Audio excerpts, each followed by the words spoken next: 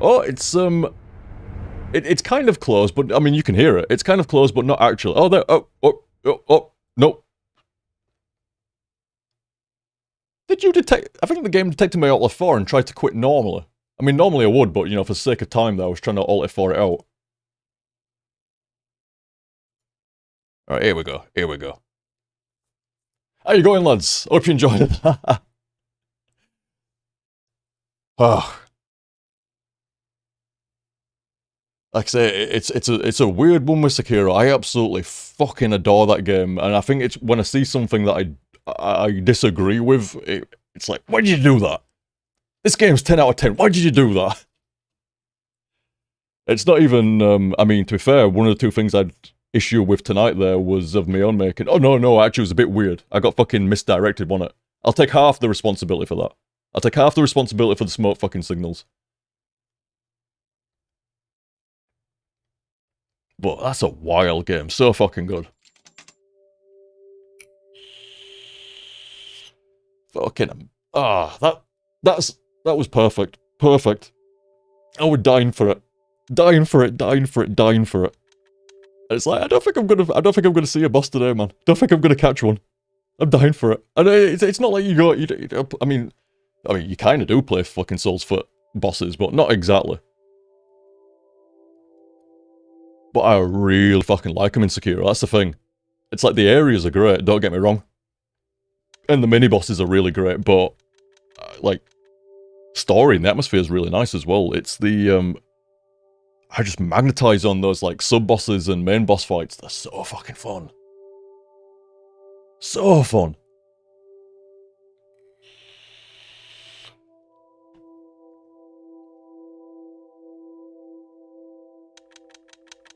Fucking Ape Guardian just pulling respect.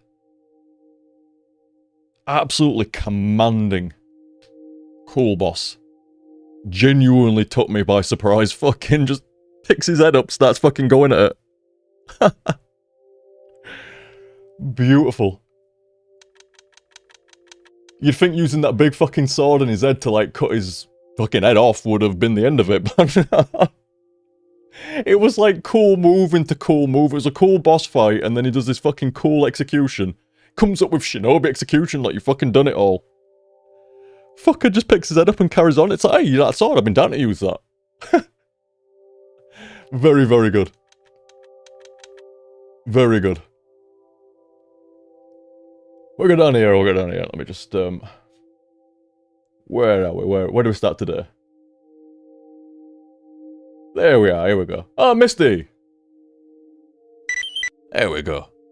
Put us into N64 section for a moment here. Misty with $5, thank you, mister. This is Senor TG, hope all is well with you this day. Not bad, dude, not bad, dude. Hope you're alright as well. Couldn't make the previous stream, oh, that was RE4, dude.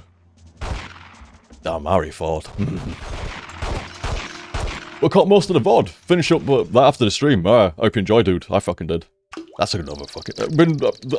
well, I'm not so surprised the AAA I've been playing recently has been good, because that's why I've picked them. Yeah, I've got to give AAA some fucking chance. If AAA ain't up in the 9 out of 10s, I ain't gonna bother.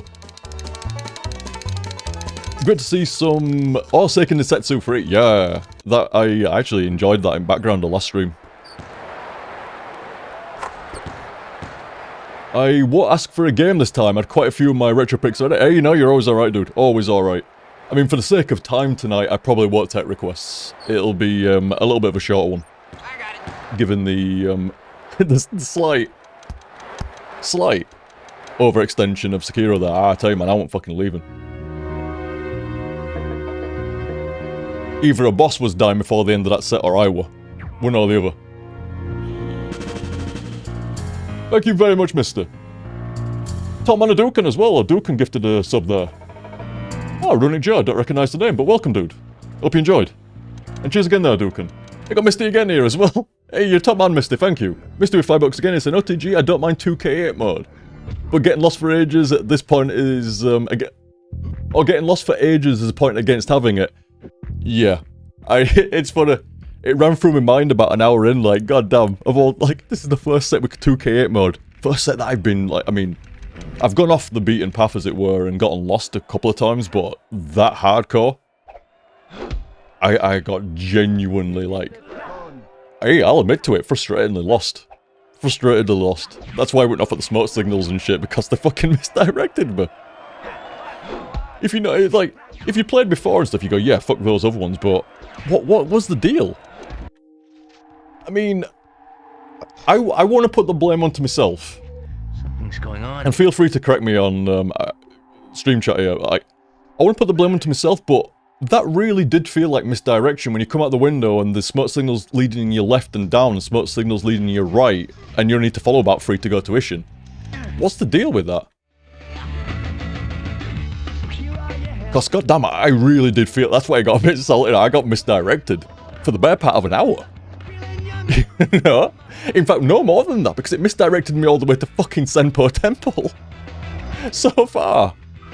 Thankfully, it kind of worked out where I could just walk back to it and save a bit of time. Oh, I see. Misty saying here, the smoke signal started at the beginning of the castle to lead up to the Shinsengumi part of the tower and then over to Ishin.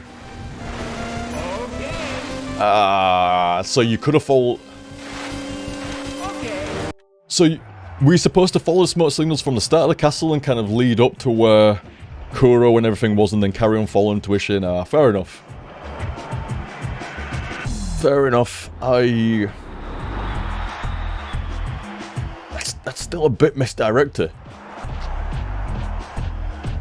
Because what if you didn't follow those signals up?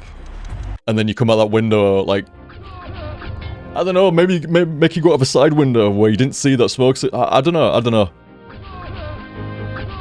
I think that's still a bit weird in my opinion, but...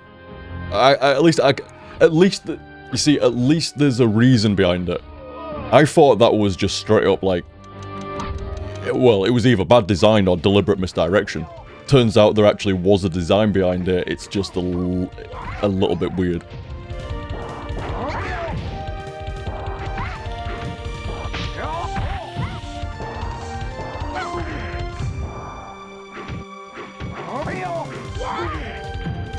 Yeah, it's a bit strange, that one.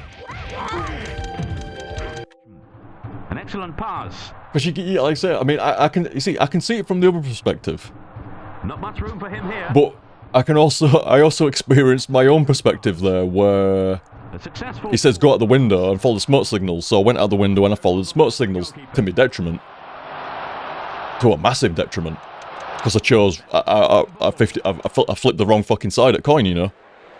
If I'd have looked right straight away and gone right, it wouldn't have been a fucking issue. But because I looked left, I followed the smoke signals that were leading up to that point. But I don't know that. You know? Maybe there was some other queue at some point or whatever. I don't know, but still. It's... I think that's still a bit weird. I think that's a bit weird. But... fair enough. Like, at least there was some design behind it. It wasn't just like... I mean, to be fair, no shit. The entire game's designed. There's fucking, you can see it everywhere.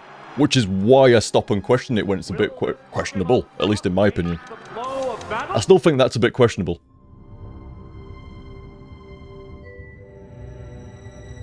I don't know. I think...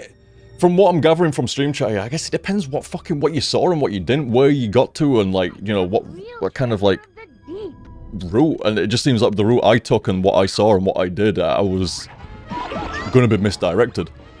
It seems like you could have done it like fucking other ways, and like, you could have followed those smoke signals from bottom of tower and not had a problem, or fucking just called heads, and it wouldn't have been a problem. But I didn't follow smoke signals up the tower.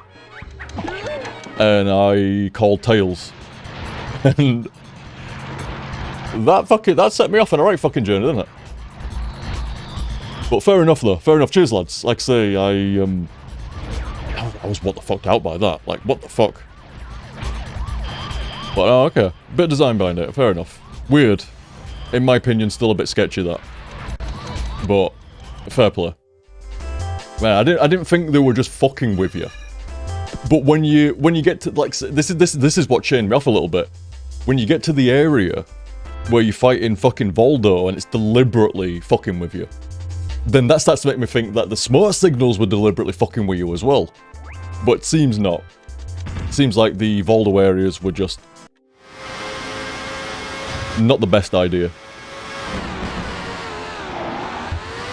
And I got a bit of a weird end. Combination of myself and slight weirdness, I think. Oh, I'll take half of the blame at least. For the smoke signals, at least half. That is a terrible looking driving game. Holy shit, I don't even want to know how that feels to control. That looks awful. Oh my god. It looks like the poor guy's just tapping a little bit on fucking D-pad and it's just, whoa, spinning on the spot almost. The guy miss is tip it so that the ball doesn't go where you expect it to go. Ball on the 20-yard line.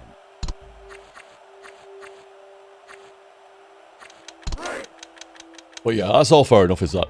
Yeah. Oh, hang on. I didn't read all of it, did I, mister? My apologies. Then again, you getting lost for an hour or more is also part of a true HTSF experience and gives moments where you break into stuff backwards. Is I love. Thank you, mister. That's pretty much what we were just saying there, wasn't it?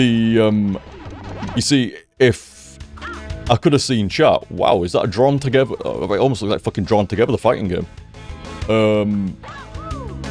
Yeah, you see, if chat had been there, I'd have spent, like, what, 10 minutes at most? Running around the castle tops and the smoke signals before I looked over at chat and going, dude, what's the fucking deal with these smoke signals taking you nowhere? At which point, yeah, somebody said, like, oh no, you're falling in the wrong way. Like, derp.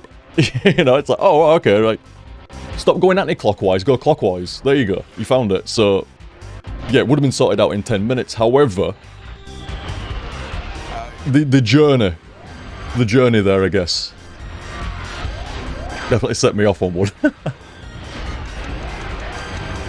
But because of that, hey, you can't go wrong with a little bit of salt here and there. Can't go wrong with a bit of salt. Added a little bit of fucking salt and a bit of a fucking journey up at the Senpo and then getting it fucking wrong some more, HTSF and all that kind of jazz, which then made me dissatisfied with the action of the set, so I carried on going. So basically double and half the set did that. If it had not been in 2K8 mode, it'd have been figured out in less than 10 minutes. I'd have just rolled on normally, it'd have been a normal set length probably. So it worked out. Thank you very much again there, mister. What do we have here as well? Hey Len, thank you very much. Couple of months of Prime from Lenny saying, hey dude, good luck with your run tonight. You know what? I think I did actually get pretty lucky. I don't think I actually said on the Guardian Ape. But what was that second shot? He looks like an hard bitch. Should have flexed some more, shouldn't I? Should have been fucking flexing like fuck. Second shot at that guy. But it was that USA. You saw the effort. Hey, good night, mister. Thank you very much again, dude. Hope you enjoyed Sekiro. Apologies for the extra length there. It's probably why you're going to bed late. Superb skill from the goalkeeper. But good night, dude. And like I say, cheers for the tips there and everything. Hope you enjoyed.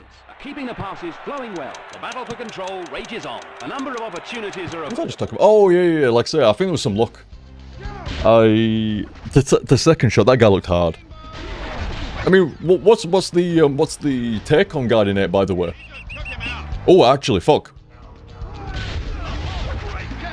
Xeris just beat me to the draw there, saying, did that ape on second try, took me 20, the bastard.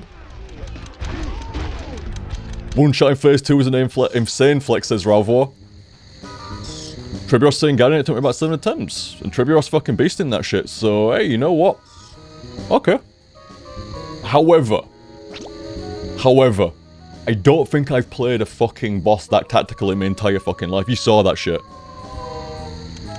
I bet you cannot find an HTSF of any Dark, Demon Souls, Bloodborne, fucking Neo, anything. I bet you don't see me take a boss that fucking carefully. I can't think of one. I don't think there is one. I went at that second stage of Guardian Ape like it was week 1 of Dark Souls. Where it's not about speed of taking down the boss, it's just about taking the fucker down. Slow and steady. Don't get hit. Just squeeze a hit or two in here and there and move back. Hit or two here and there, move back. That's the point, Zembro. I didn't trigger terror, did I? I wonder how that actually looks. It came close. One time I'm not actually sure why it didn't trigger it. It looked like it maxed the meter out. Oh, you just die instantly, says Zembro. Oh, okay. The terror is too great. That were a wild fight. To finish the set off on, to like two-shot the motherfucker. The respect he got from me is insane. He'll always be like, he'll stick in my mind. It's gonna be a long fucking time before I roll to a boss that's gonna force respect out of me that quickly. The dude fucking, you took his head off and he comes back at you. You took his head off with the sword that was stuck in his head. And the fucker stands back up, channeling the Headless Horseman, and actually wields the sword you just took out of his fucking face. That's pretty fucking respectable in my opinion. That's a guy you need to watch. And I fucking did. I think I spent like, what, 2 minutes just looking at the fucker barely doing up to him. Figuring the terror radius and other shit like that.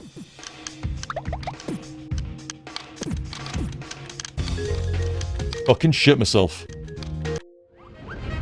It comes up with the Shinobi execution fucking shit as well, man. I mean, if the game blagging, you see, that's a fun blag.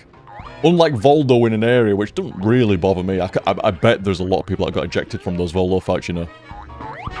I'm fucking serious as well, like, I don't know, there's a couple of bits in Sekiro and I don't know why, but it's almost like the game is trying to get you to uninstall. I don't know why. I don't mean difficulty either. You think some kind of difficulty in Sekiro would be the thing that it's trying to make you do to uninstall. It's not. It's sending you down optional routes and, like, doing that Voldo in that really obnoxious area. Like, personally, I'm alright with it. Like, it's not my fucking first rodeo in a fucking third-person game. The camera's gonna get fucking weird. It's just how it is. For the most part, you try to control it, you don't blame the camera, you try to fucking control it, you know? But what if they've come in there with a deliberate fucking idea to not let you be able to control the camera properly and deliberately scupper it against the wall? Like, that's a little bit different. How was that Earthworm Jim game, man? Like, I think I've seen some people speedrunning this or doing challenge runs or something. Must be half alright. Wow, Donkey Kong, what was that? Hey! Speaking of fucking Donkey Kong, I think I fought one of your relations fucking half an hour ago.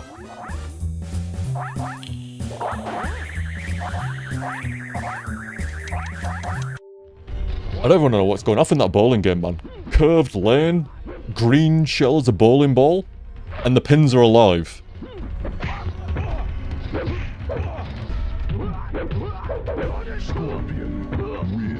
Mortal Kombat 4 Turbo. Jesus, even the camera's quick. For a 3D game, though. Actually quite fast. They don't usually play it that quick. Very nice. But yeah, thank you again, Len. Cheers for the couple of months of sub there, dude. And, you know, luck-wise, like I was saying, fucking Guardian here went down on second shot, so there must have been some luck involved in that. Hey, I'm gonna take my fucking credit, man. I took my discredit when it came to the smoke signals. Taking my fucking blame on that one. God. It took me a minute to have the words. Thankfully, I actually... I don't think I even mentioned about it, did I, man? I went fucking quiet for a minute. I actually enjoyed the kind of like character development of Sekiro talking to Ishin. Like, he opened up a little bit with that guy. He definitely spoke to him more than anyone else except for Kuro. So I enjoyed that little bit, so it offset it. So we're gonna go off. And we're gonna go off. Good job it didn't. It was so fucking close, man. I could have whistled and he could have whistled back and have heard him.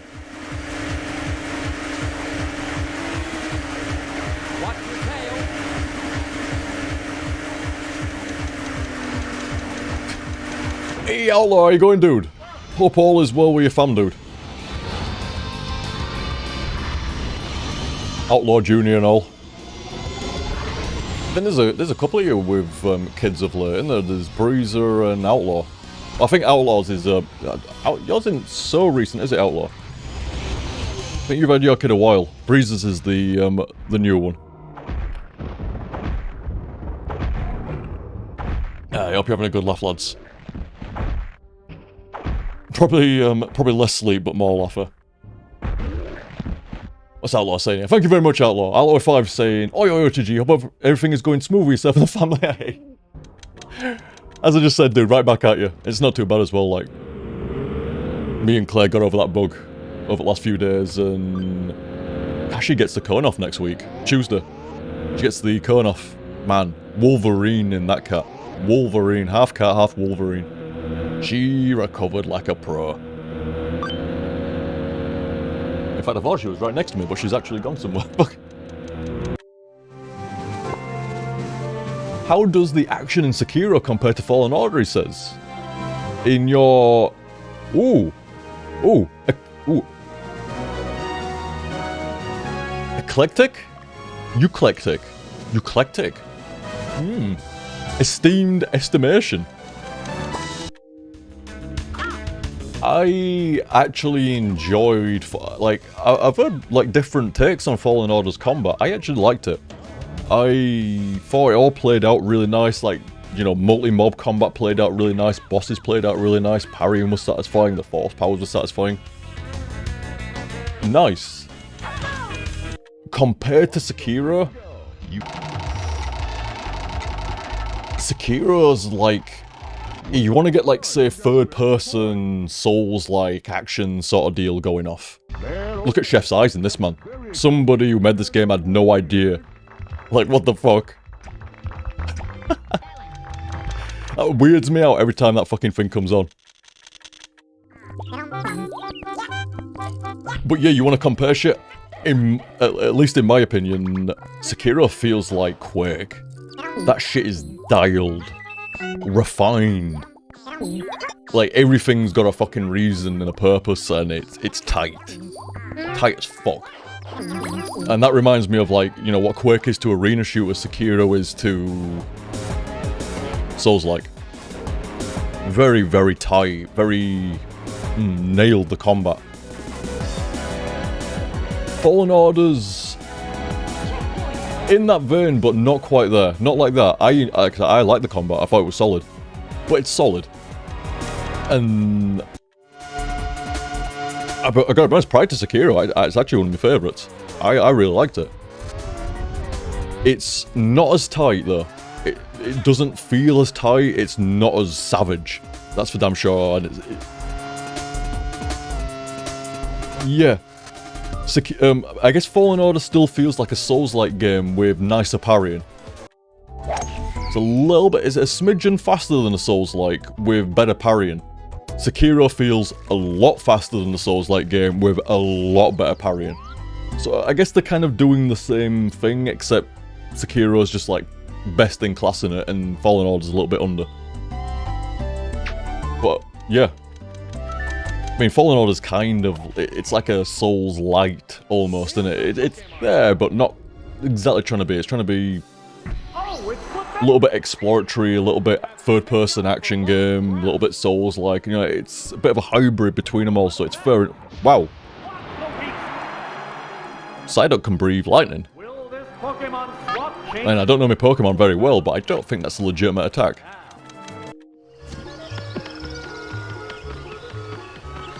But yeah, Fallen Order's solid, but I gotta give it that to Sekiro. It's just fucking tight. It's just the speed is more, the tightness is more, the abilities are more. It's just everything about Fallen Order's combat is taken further with like Sekiro, or just I don't know if it was taken further. It just is further.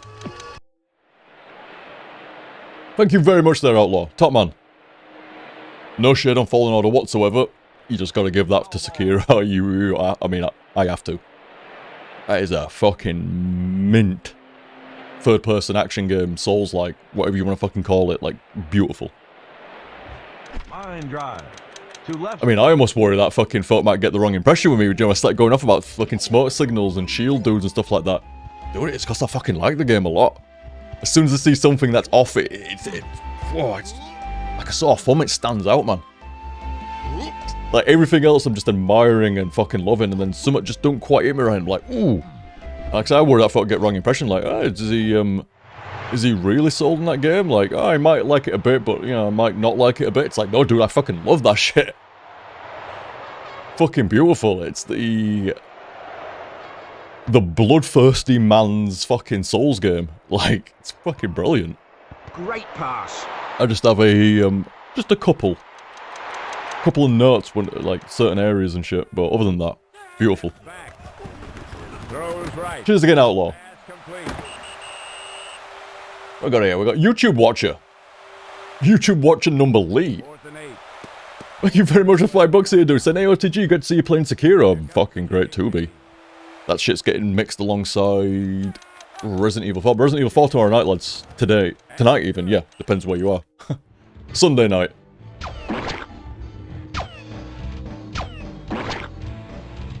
That is... There's some animations going off there.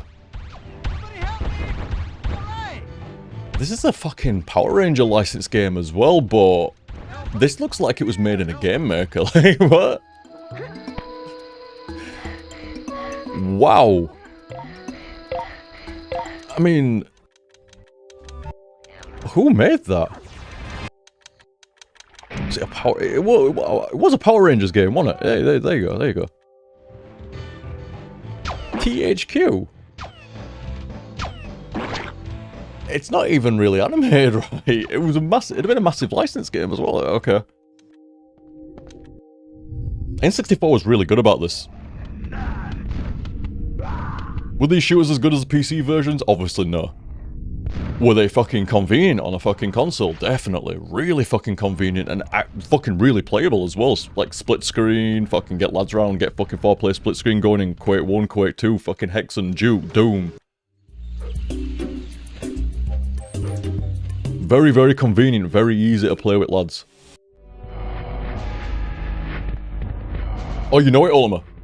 Yeah, I remember Blood Reaper saying about, you know, checking the attaché case for bonus. I didn't even see that last time. Freeze! Who are you? What are you doing here? Hold your fire! What's that, Outlaw? You've been wrestling, Outlaw Jr. to get him to go eat something other than inorganic material, god.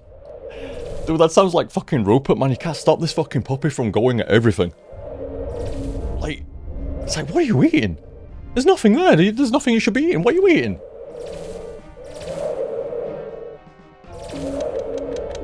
Oh! Oof. Hey, give me a sec here, lads. God, I overfucking did it, man. I overfucking did it. That's twice now. Fucking overdid it. Like, I eat in preparation for like a 4-hour fucking set. I need to be a bitch and fucking complain about that, but damn, I'm fucking starving. Fuck. Wasting away over here, man. Fuck up. What was that? I forgot what I was about to say now. Fuck. Oh, you get Doom 64 in here as well. Forgot about that. Shit. I was about to go on about something.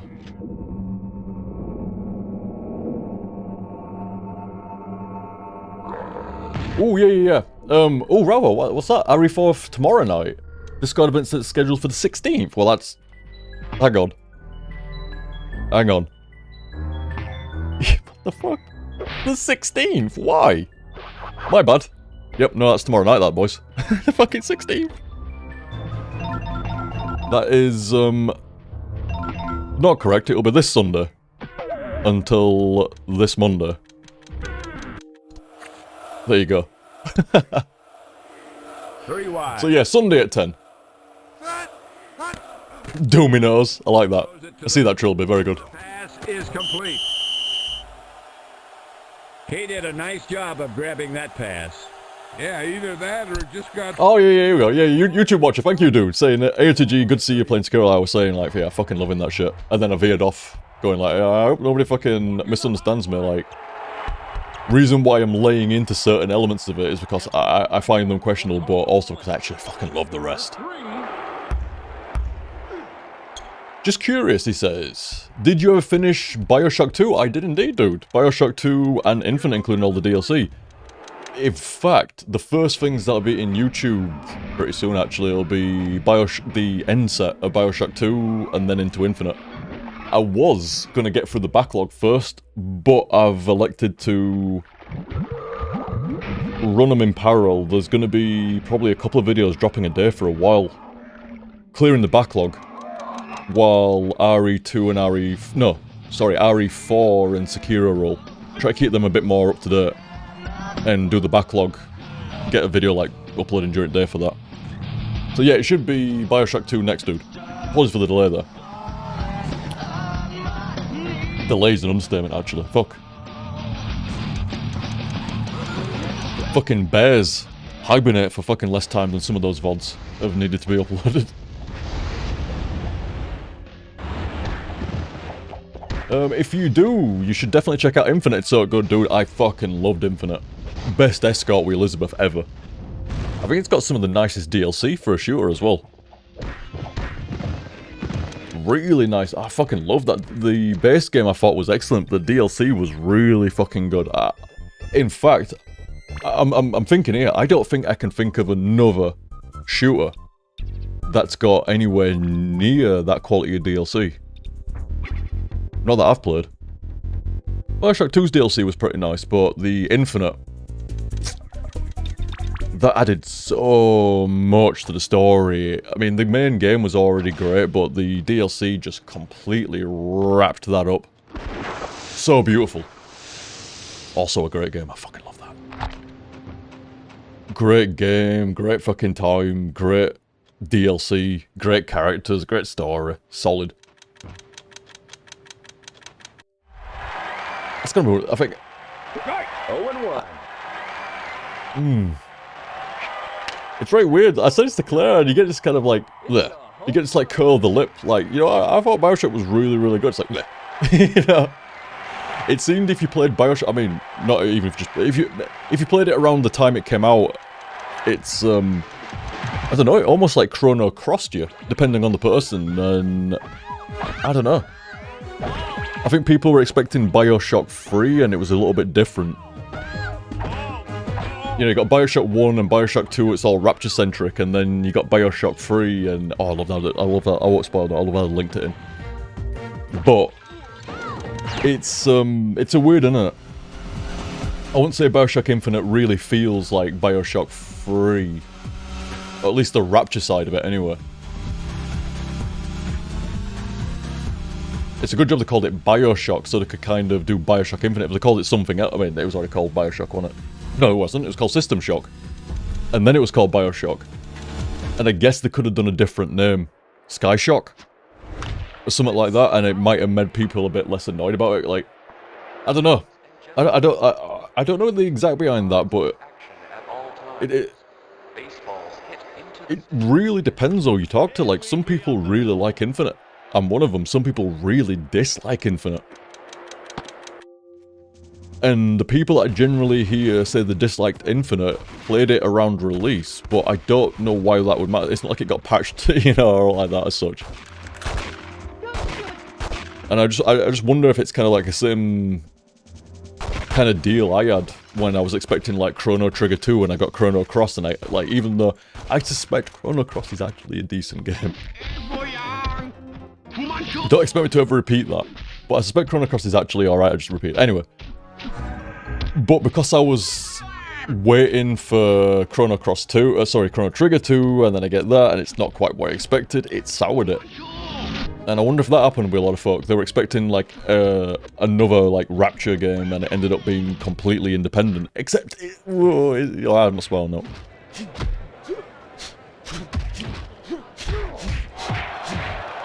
But I loved it. Great, great game. One of the best shooters.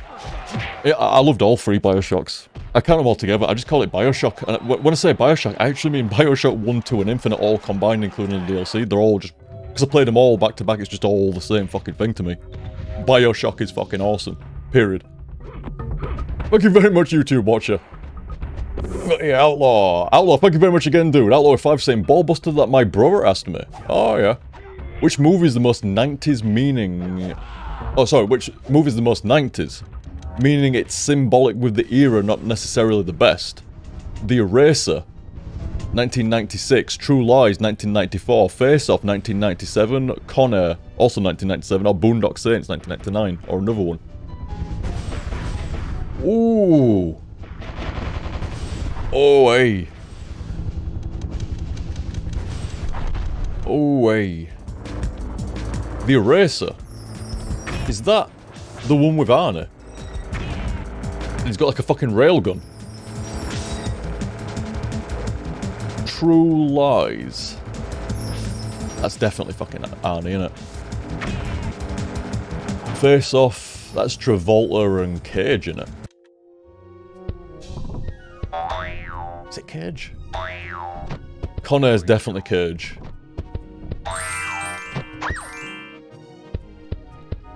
Not super savvy with Boondock Saints.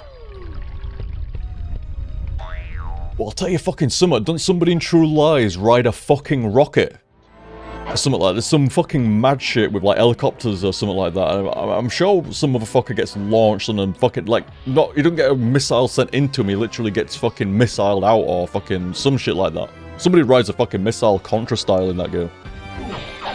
That movie, sorry. That's pretty fucking 90s to me. Anytime somebody, like, gets shot with a missile but doesn't actually explode in it and gets a fucking ride, that's pretty fucking 90s.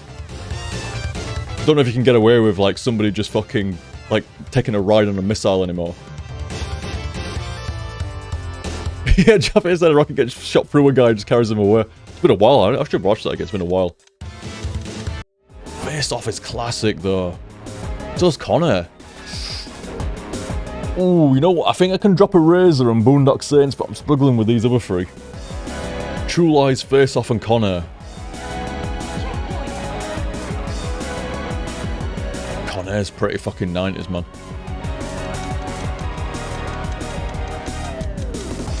I'll tell you what would be a pretty fucking 90s movie as well, Escape from LA. You gotta put that one in there.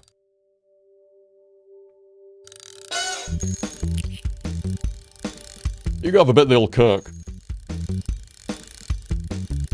No, that's fucking 90s as fuck. The way that they depict, like, post-apocalyptic fucking, you know, shit, and, like, just the way that it presents itself.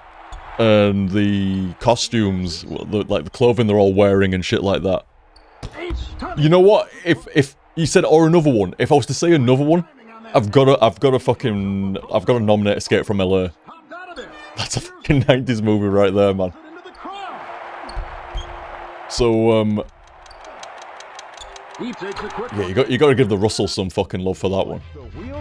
In another, like, proper 80s movie, Big Trouble in Little China. Oh my god, I think you might have to give it to fucking Kurt Russell on both of those. Like, I mean, there's a lot of 80s movies that are probably more 80s than Big Trouble in Little China, but that is a classic. First time I saw that, I was probably like 8. Not even. And that dude that just blows up and then explodes. As in, like, he just inflates. Whoop. His face is all fat and fucking... He's struggling. He's fucking blowing up, he's struggling, and then just fucking pops. It's like, holy shit, what did I just see? Crazy. I'll tell you something that stuck with me for fucking ever did that, man. Like, I can still see that perfect in my head. Picture perfect. Classic. But yeah, if you want to, like, go by, like, another movie there, Outlaw, I'd say Escape from LA. Off of those three, True Lies is kind of... There's nothing specifically in Face Off or Con Air that I can really pinpoint. For some reason I seem to be leaning into Con Air, but the fucking rocket bit in True Lies is just... That's 90s as all fuck. I mean, short of just painting some flames down the side of that rocket, you don't get more fucking 90s than that. Like, the technology wasn't there prior to the 90s, and after the 90s, it's like, yeah, we could have the technology we want. We're not making people ride rocket launchers anymore. It's not Contra. But I just love that. That is some straight-up video game shit in your movies. Hey, good night, Zemaru. See you later, dude. Cheers for watching, man. Guardian Ape, huh? Fucking Guardian Ape. There's no match for a Jedi Master, that's why.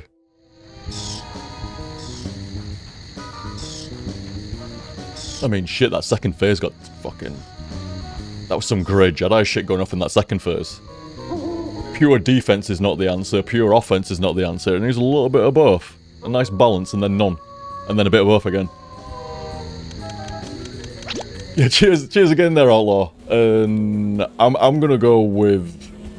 I'm gonna say True Lies, man. I'm gonna say True Lies out of there. With a secondary nomination for Escape from LA. Which I want to watch again now. Although I've got other shit on the watch at the moment. I'm going through Barry. God damn. Is NoHo Hank meant to be that funny? That guy cracks me the fuck up.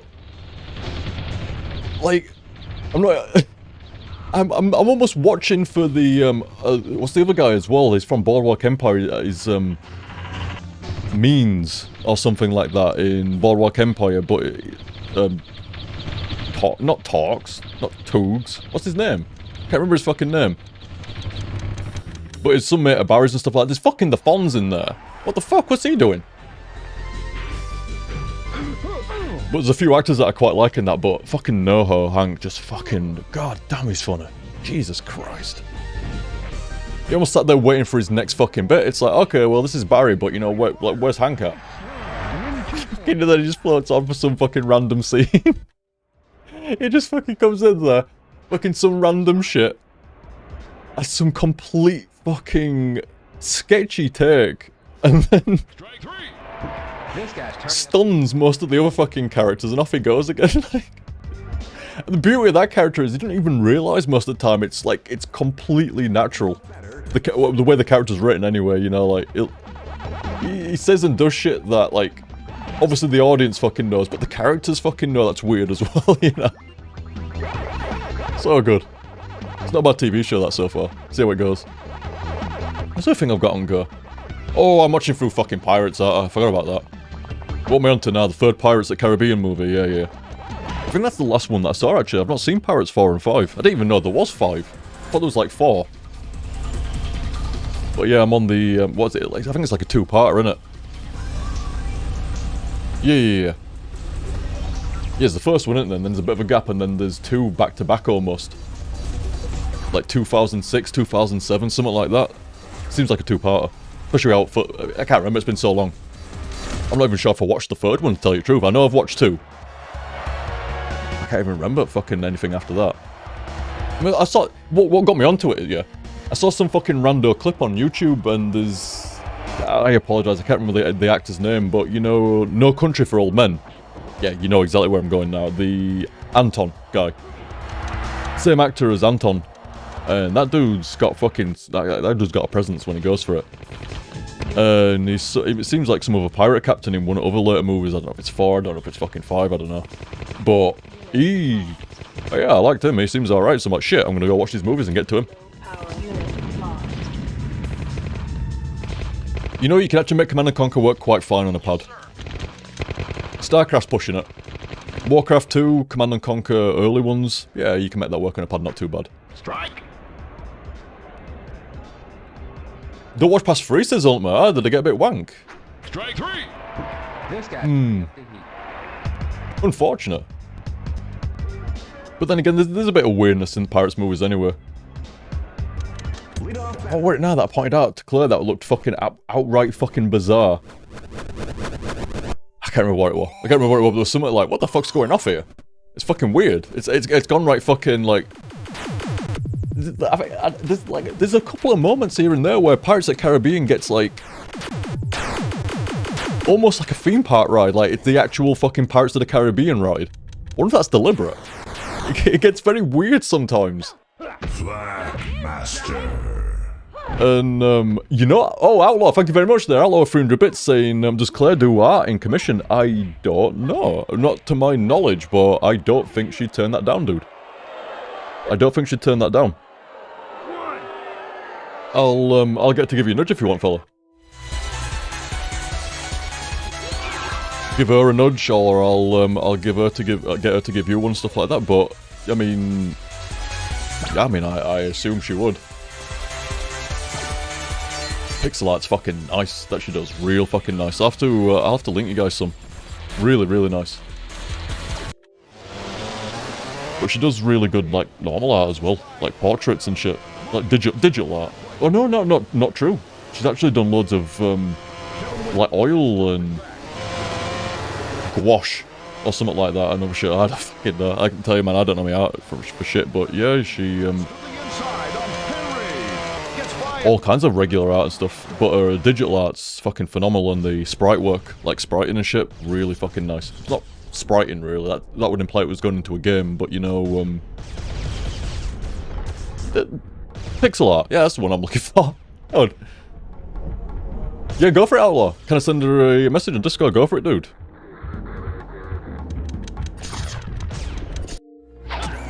She will no doubt catch that in the wee hours in the morning. I'm actually curious what you're after there as well, dude. Very curious. Yeah, she's been doing... I think I said this last set, actually. She's been... like, really clever way of using, like, Midjourney to generate, like, different random stuff. Cause, like... A cracking shot, a lightning shot. It's... I mean, I'm not sure exactly the deal, like... So, you've got, like, Midjourney, you're firing, like, prompts and stuff, and you're getting, like, pictures back, and then you know, you look at that going, oh, that's a fucking nice one, is that? And then you do pixel art of that. And this game is underway. Pretty good for, like, stoking your imagination and doing random bits and bobs. Oh! Hiya. You letting rope out or something? No, I didn't fucking hear you. Just fucking come in, are you? Yeah, she's right fucking here. Yeah, I'll always saying, do you do commissions and shit? I'm assuming for pixel art, but I was saying to him, like, your pixel art's fucking phenomenal, but you do quite a lot of other stuff as well, don't you? So, I'm just gonna shoot you a message on old Disco. No, I was saying I mean, you're up in a few, aren't you? Couple of hours.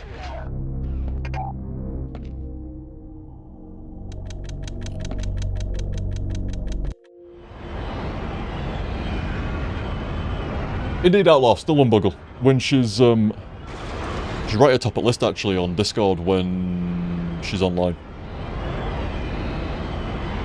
See, Claire's got some culture. She turns a PC off when she's not there, but me, I'm too fucking old school. Fucking Rupert, man, dancing in garden. Oh! He shoots!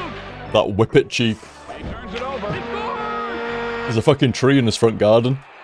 Fucking Rupert knows how to play that tree, man. He uses it like a fucking... Imagine like a hunter in a Warcraft arena. Gonna fucking hide around a column and like line of sight break you and shit like that. It's a fucking swine. So funny, that dog. I love that fucking pup, man. So funny. You never felt such affection when he slept at night and he wakes up and comes down and sees you at morning. Like, I'm meant to be in bed before Claire and Roop get up. I gotta be honest, I sometimes fuck about and stay up until they wake up, because you've never felt such love and affection from a fucking dog as when he's had a full night's sleep and he comes down and sees you at morning. Like, holy shit. That's a chunky coin, Banjo. Damn, it's a right token.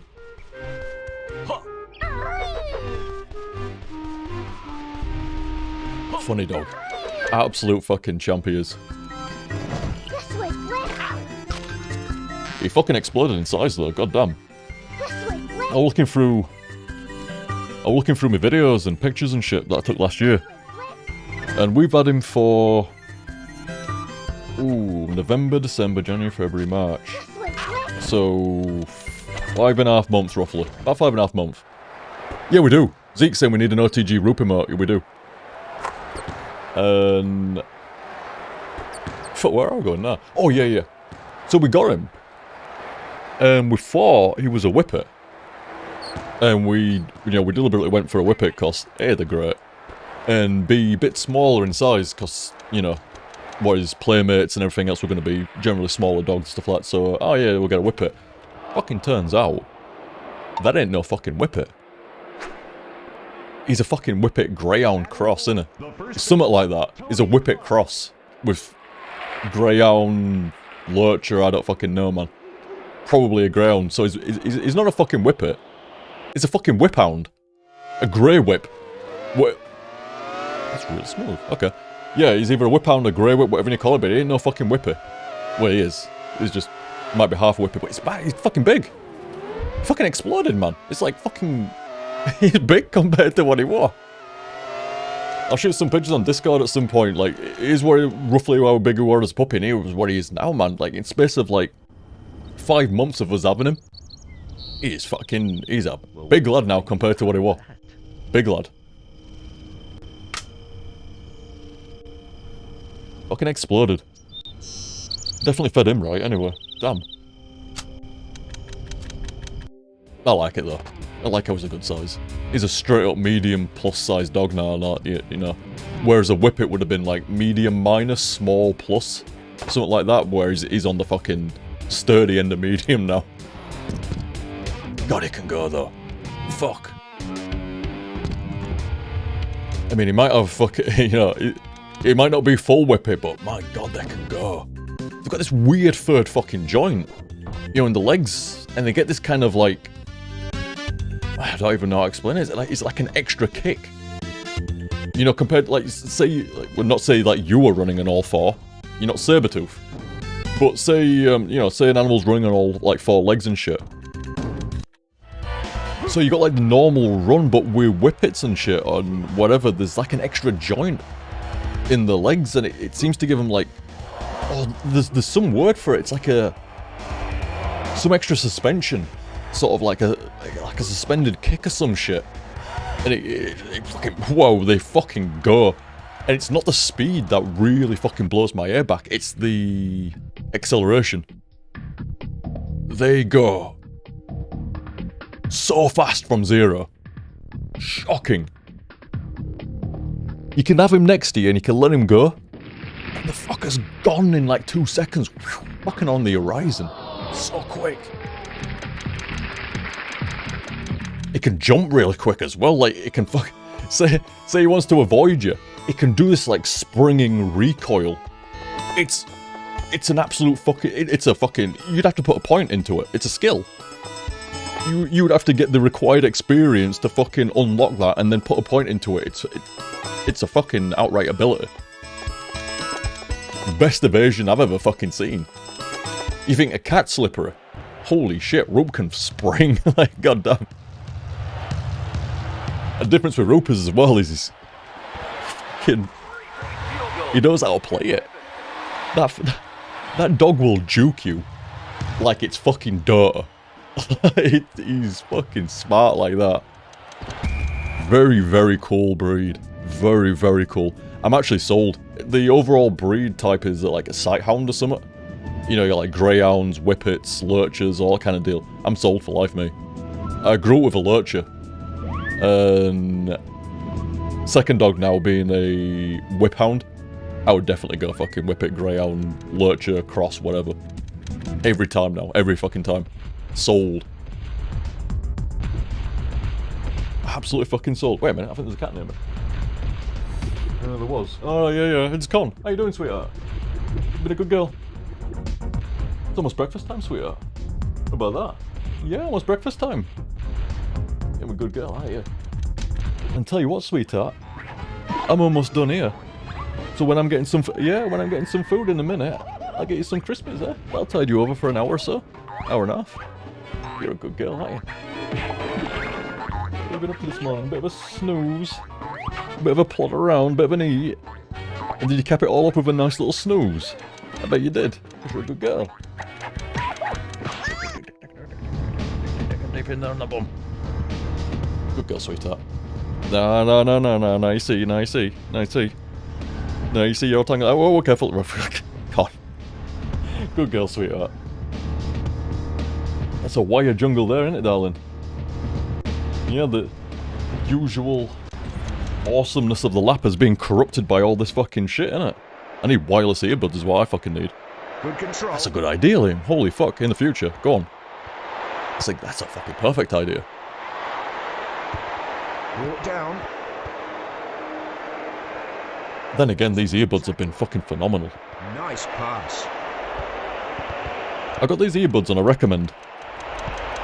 Because it's like, hey, these are awesome earbuds. And it's like, dude, they're like £10. How good can they be? They're like, nope, they're fucking, like, they're like the best earbuds you're gonna get under 100 quid. I'm like, I doubt it.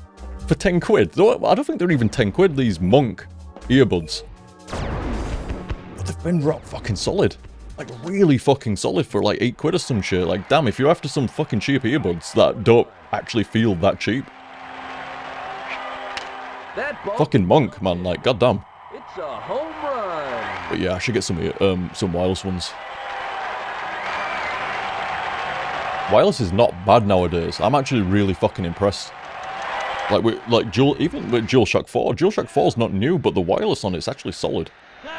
Quite impressed. Wireless used to be something that, like most people, I used to fucking... Somebody say wireless, I'd spit. Blech. Fucking wireless. What the fuck? I gotta be honest, you'd still have to force a wireless mouse on me. Wireless keyboard? Yeah, maybe. Wireless mouse? I don't trust yet. I have no reason to distrust them. I'm sure they are perfect now, but that's just old fucking headedness. Like, wireless mouse, they used to be trash. So bad. Of all input methods to have input lag on, mouse is the worst. Hands down. No shit. And I mean, some of them already had input lag, and then you've got like wireless shit just really corrupting it. God. God. I can still feel it. I can still feel it. Some wireless mouse back in early 2000s or something, when it was still really new tech. Early to mid 2000s, and I tried fucking this wireless mouse in, I think it was like Quake 3 or some shit. Oh, God. It kind of felt like, you know, you've turned VSync on in Half-Life like 2 and shit.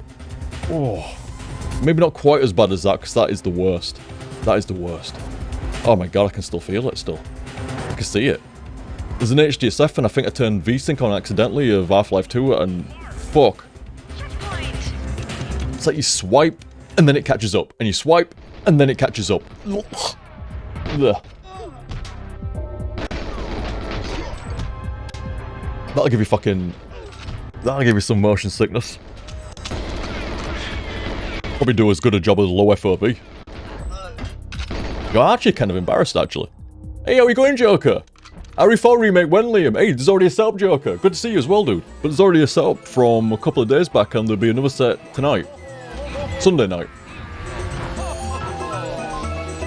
Tonight if you're in Europe, tomorrow if you're in America. Ooh, I don't know where you are on East Coast now, actually. I don't know if it's 1:15 midnight. Oh, actually, no, wherever you are on East Coast, it's going to be after midnight, innit? Wish I was on the fucking East Coast. Fuck. Robinson with the jumper. Good. I would fucking fly over there in a fucking heartbeat, man. To Camby. Probably right fucking place for me as well on the East Coast. Seems it's a bit cooler over there. A bit more natural temperature for a Brit, I would say, on the East Coast than the West, maybe. I'd probably fucking die on that West Coast. That fucking down in California or some shit. God, that'd probably melt me. Florida or California or something.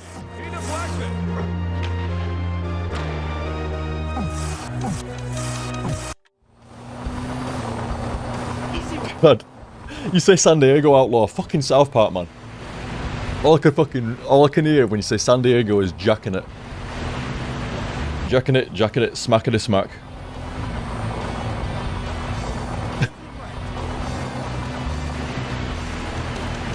Did look nice though, actually. Like, you could tell, like, you know, in South Park, you could tell, like, they were having a joke, but it wasn't really at San Diego's expense. You know, they're actually kind of quite clear, like, you know, San Diego's quite nice. But we're just using it for whatever over here and shit like that.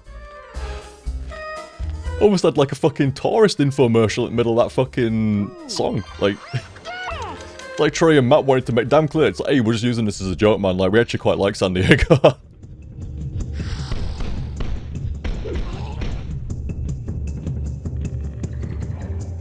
But yeah, I always thought like somewhere on the East Coast. Above New York.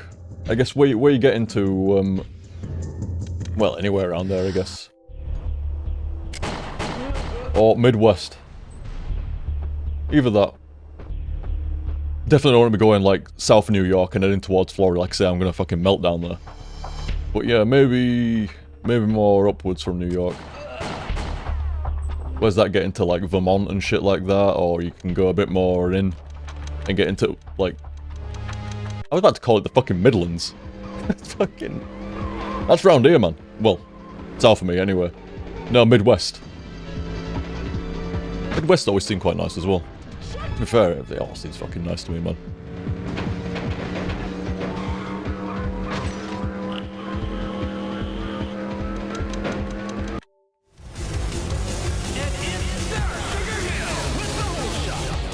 What's that? Joker? Vermont, Maine, Massachusetts. Ella reckons Vermont's beautiful as well. Yeah, I've seen a few pictures of Vermont over the years. Like, generally seems quite snowy, quite cool. Like, probably doing me alright around there. I always thought, like, that it looks like that with Colorado as well. I ain't super fucking savvy, man. I've had much love for America since I was a fucking kid, and it never fucking waned. It actually got fucking stronger over the years. But, yeah, I've had much love for America since before I even fucking went there. And, obviously limited knowledge though, having not actually lived there, you've only got limited knowledge, but yeah, every time I always see Vermont, it looks quite snowy. Kind of like Colorado and shit like that. Like snowy for fucking, what, 10 out of 12 months a year or some shit.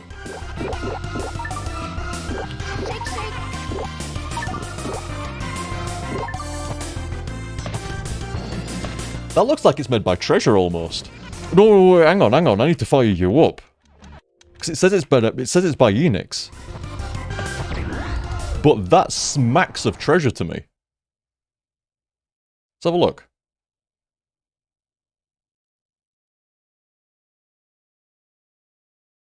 Ah, can you not see the N64 emulator? What the fuck? Why's that?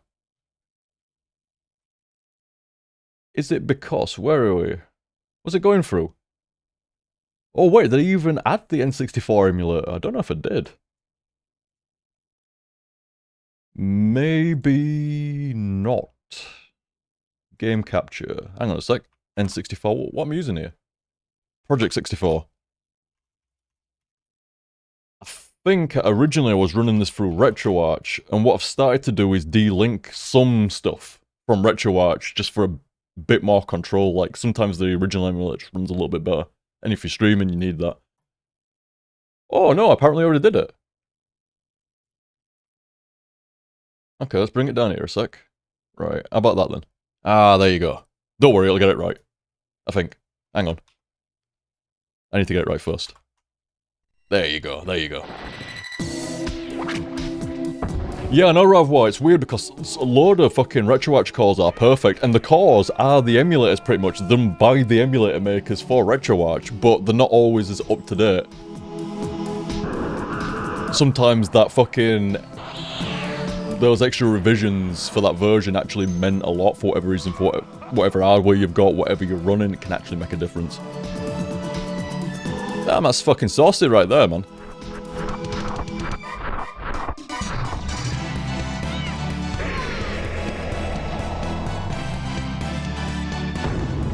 Yeet!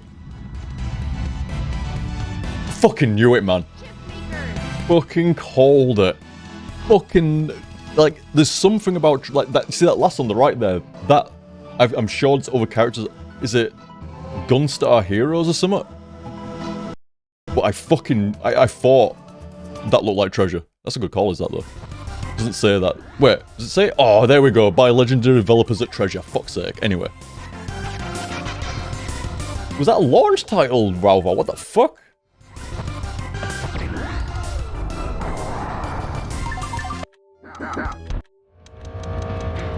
Oh, I'll tell you what tempts me for South of America. Not South America, but you know, like down near like Louisiana and all that kind of jazz. The food. Ah, they look like you got some fucking nice food down there.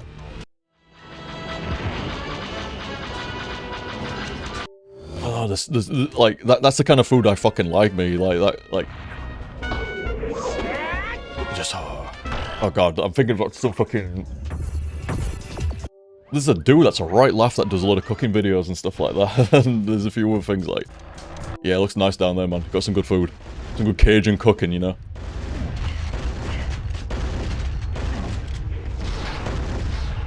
Oh, Rabos, I need to drop down to Louisiana and get you some boudin. I mean, that's why they got good fucking cooking down there, and it's like, I'm not quite 100% on that, but there seems to be some French element to that kind of area, like Louisiana and some of those southern places, stuff like Cajun stuff. Like, how did that happen? I mean, it's already kind of strange, like, how did so much French get into Canada? But some of it got into the South of America as well, like, weird. How did that happen? I think the fans will be getting...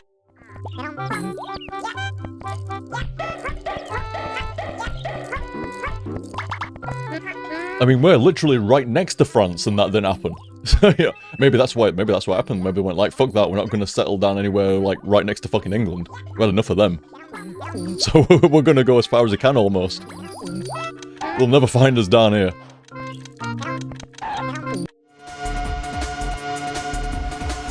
Hey up, is this the weird steering looking game? Where you kind of like steering left and right on the spot? Oh, I don't know if it's as bad as that other one. It's kind of weird though. Joker saying, what weird dude, and he was bringing gator meat. That shit was the bomb. That sounds fucking awesome. That sounds fucking awesome. I mean, I'm actually a fucking, what do they call it, a flexitarian nowadays. I generally avoid meat unless, for whatever reason, you know, it's fucking socially or, you know, I'm snagging a pizza and there's no fucking, no normal ones or all that, so yeah, fuck it, pepperoni's alright or whatever, like, but, you know, generally. You know, like, if I had the option of, like, say, some corned beef in a sandwich or some fish, I'll go for the fucking fish. But I think it comes with a flexitarian, like, you'll eat meat if it's like, if it's on the fucking menu, or you have to, or it's, you know, whatever and shit. But generally avoided. Tell you what I won't avoid though, fucking no gator meat. Fuck, like...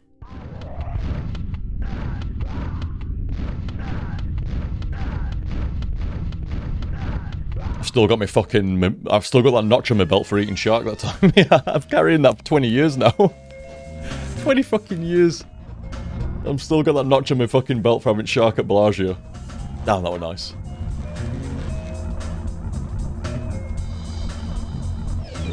What was it like? Can't even imagine. Can't even imagine.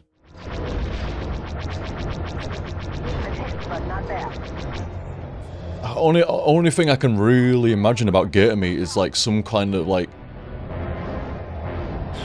It's obviously gonna be, you'd think it'd be quite strong for whatever reason, but I don't know why I think that.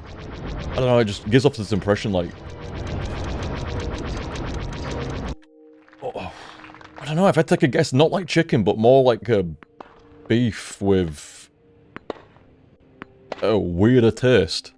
Love 40. Well, I don't even know what the fuck I'm talking about there. But shark was very much like fish with a really oceany taste, and I don't know, I imagine like gator to be like kind of more beefy with not a swampy taste, but you know, like some watery, you know, you can tell it's been in water a lot of its life and shit, something like that. You prefer gator over shark, do you, Joker? Oh. But now you have got me fucking tempted. Rattlesnake or kangaroo chili, says Ulmer. I gotta be honest, lads, I'll fucking try out. Within reason, I'll try out once.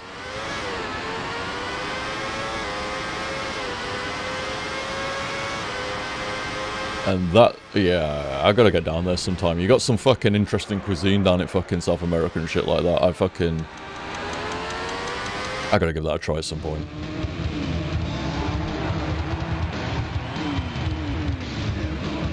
That's a barricade, mate. You don't want to be going over them.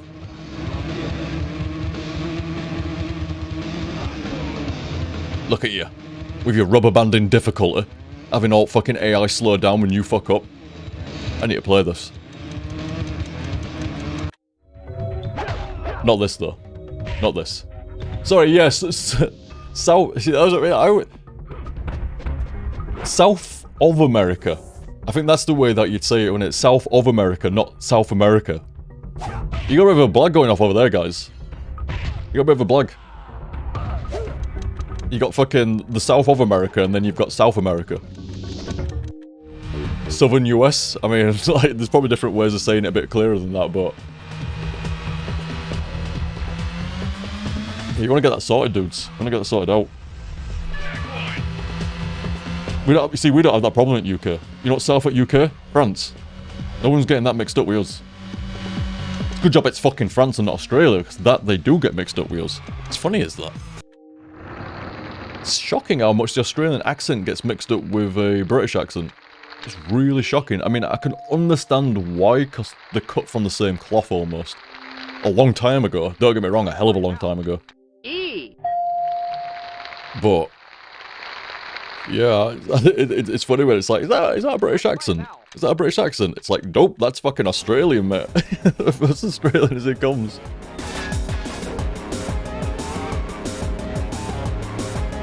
Is that an Australian accent? It's like, guy, that dude's from fucking East End or some shit. Like, especially when he's pulling out like, oh fucking, hey, fancy a Ruby Murray and shit. Could I borrow an 8 and centre from you? Like, what? Oh, no worries, mate. I found a skydiver in my pocket. Like, what the fuck's... what are you talking about? That's definitely not an Australian dude. Hey, you. Pikachu. Whoa, what was the add-on for the N64 there? Hang on, where are you? Where are you? A microphone voice recognition unit.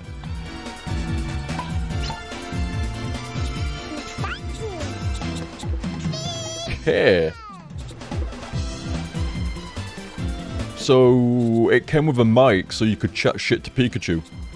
Give him some proper Xbox lobby experience, you know, fucking Call of Duty era. Whoa, that's a fucking deep hit. Jesus Christ. They all are.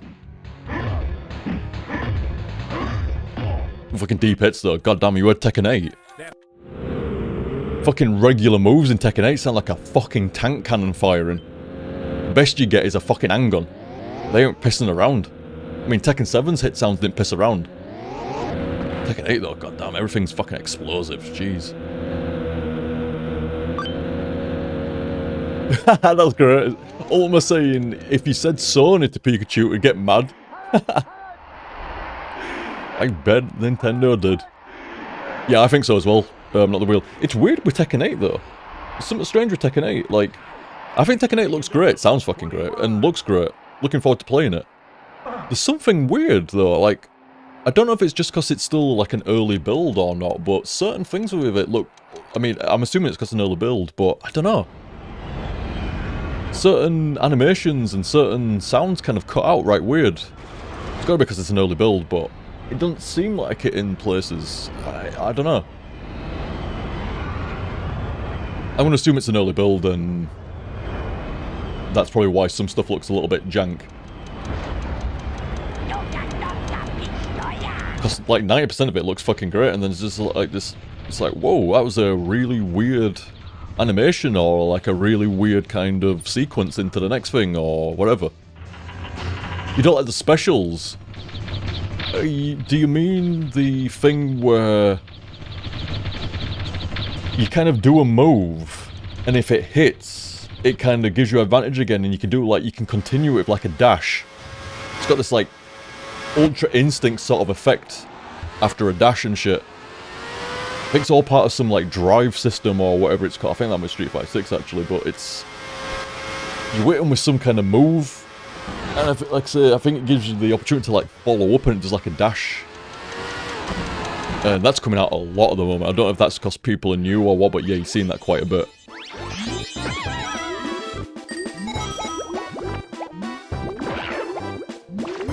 I bet it's hard to swim in a dress with a shark in the background.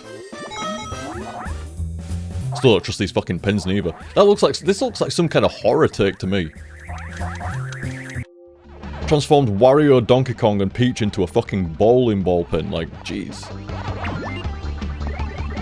I swear down Nintendo snuck that shit in. I mean, they did. All the fucking dildos in Mario Galaxy and all that kind of jazz, and there's a few other weird, sketchy fucking things. Hey, they're having a laugh, leave them alone. Legit don't mind Nintendo doing that. As long as it's not too fucking bad, you know, bearing in mind the arcades games, but, you know. Oh, it's Clefairy! It has to make up for lost ground. Did Clefairy ever really get it done? What the weak? Will this Pokemon swap change the flow of battle? Now. You know, there was massive fucking hype for Pokemon Stadium coming out. I remember that fucking back in there. Hang on. Like, this shit was, like, super hyped. This was gonna be, like, insane. I didn't actually play it. I'd gone back to I think I went back to the PlayStation before I saw this. But there was a lot of hype around Pokemon Stadium coming out, and I don't even... From what I gathered, it wasn't that great. It was... From what I gathered, anyway. Don't know if that's true or not. But I think they took the rough idea, didn't they, and made... What is it? There's a Pokemon fighting game. Last generation. Pokemon Colosseum? No. Maybe? What was it called? Pokken, that's it! Thank you, not the wheel. Pokken, that's the one. Yeah, I think they took the rough idea of Pokemon Stadium and actually made it into a proper fighting game, and... For the most part, I think people that played that were fairly happy with it. Like, you know, it was a Pokemon fighting game. Seemed to have quite a few tournaments for it. People seem to like it a lot. Didn't play it myself. I think I tuned out of that generation of consoles at that point.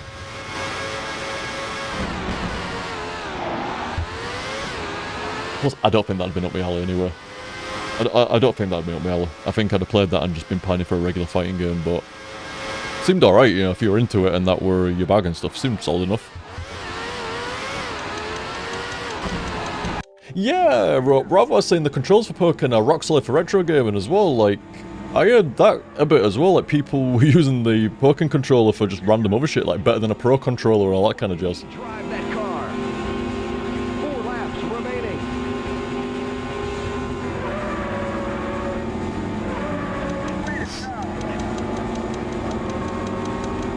Wait, is it? I was saying, is that using fucking... Is that using a D-pad or a stick to control? Cause fucking racing games on D-pad outside of Mario Kart, no thank you. But it might have been using a stick there. Should have been. It's not named fucking 64, it should have been. Lock in.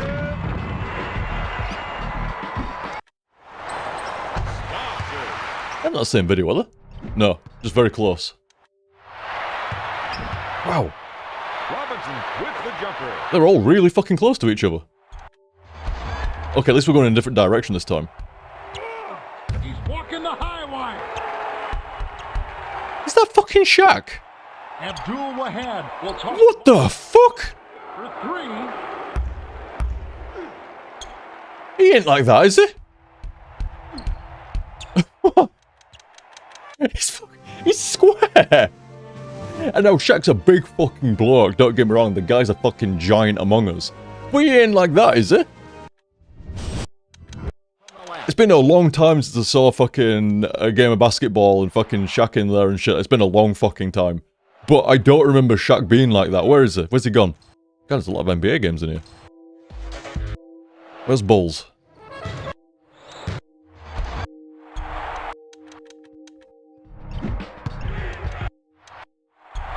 I've lost it now. Here we go. He's walking the high wire. Abdul Wahad will toss the ball in. Oh yeah, my bad. That's not the Bulls, is it? It's fucking Lakers. My bad. Fucking hell. Did he used to play for Bulls? No. No, he's always with Lakers, hasn't he? Fuck, I mean, like, hey, you have to give a fucking Brit a bit of slack. Here's a Pokemon change. God, that guy was massive. Jesus, fuck. I mean, I know he's big, but he ain't as wide as he's tall. Jesus. It has to make up for lost ground. I mean, how big Shaq is it? Like 7 foot or something like that? Just over 7?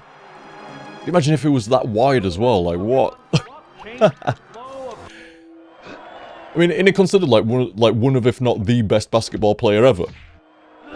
How good would he be in that? I mean, he was already fucking phenomenal at fucking, like, so it's been a long time. Last time I fucking checked in, dude was like the fucking best of the fucking best. Like, just owned it. Like, not only great at the game, but obviously naturally gifted for the fucking stuff. Who's the other right fucking, not the wheeler is saying, Shaq started playing for Orlando Magic, won his championships with the Lakers, and won with Miami Heat, and then he played one more year in the Celtics and retired. Who was the right fucking popular guy that played for Bulls then? So there were always like Shaq on, I guess, with Lakers, and there was another one that I always thought of with Bulls. What's his name? God, I mean, I'm having to think back.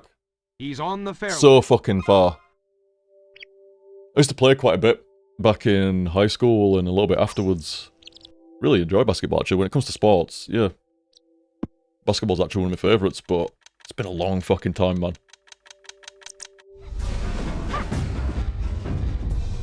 Oh, it might have been Rodman. Might have been Rodman. I was thinking of. Is that with Bulls then? Yeah, it might have been him. Oh, Michael Jordan as well. Yeah, of course. Fuck me.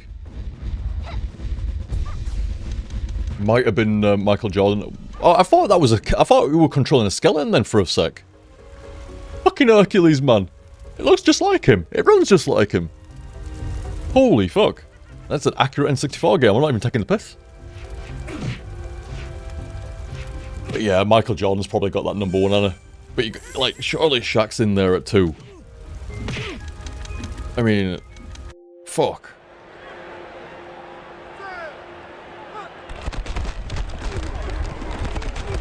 Seven foot's fucking monstrous as well. I don't know the dude's exact height, but that is some monstrous fucking height. I mean, I'm 6'2". I consider 6'2" to be... Once you start getting up to like 6'4", it starts to get... The world was not built for you. You know?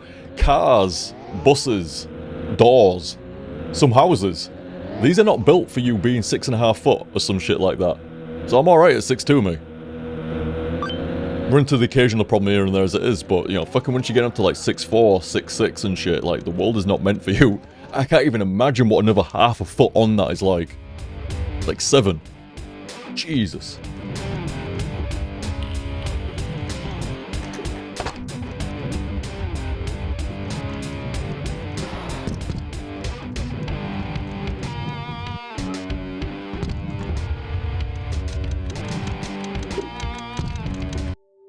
Shows you didn't know the wheel. Oh, that's another name as well, yeah. Not the wheel saying Kareem Abdul-Jabbar. Wait, did I say that right? Anyway, you know. Was technically more successful than Shaq. Shaq was a monster of a player and could have technically been the best player to ever play, but he was so naturally gifted he never applied himself. Still one of the all-time greatest and stuff like that, you know, definitely top 10. That's the fucking ones you need to fear, innit? It's not the naturally gifted guys. They'll do well. But it's the ones that really apply themselves you need to fucking watch out for. And if they've actually got some fucking gift in there as well, then that's what makes those top fucking 5 people, you know.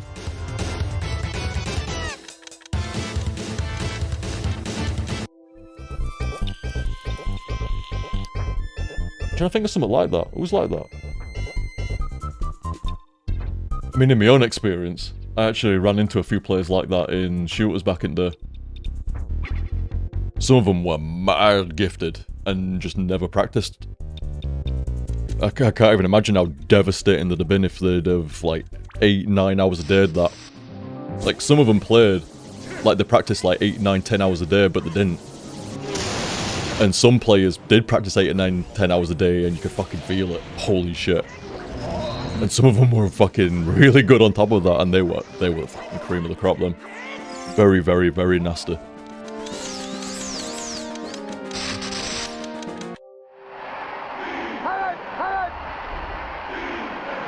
But it's actually surprising the amount of people that you didn't detect any natural gift on or anything like that. They weren't naturally devastating with the aim or the way they moved around or anything in particular. But the amount of practice they'd put in would just hone the shit down like perfect, and then you put them with a good team and like, yeah, off they go. Some naturally great players weren't always the best teammates either. They were trying to excel solo a bit too much. Ran across that a couple of times. Where, like, individually, they would lay siege to you. But in a group, not as much. Not as much. They'd not quite gel with the unit as much. More of a solo plan going off with a secondary with the team sort of deal. But damn, they could fucking frag. You can't take that away from them. They could fucking... They could stack points. But sometimes you needed like, you need to like retake areas and, you know, recontrol items, and it could be difficult.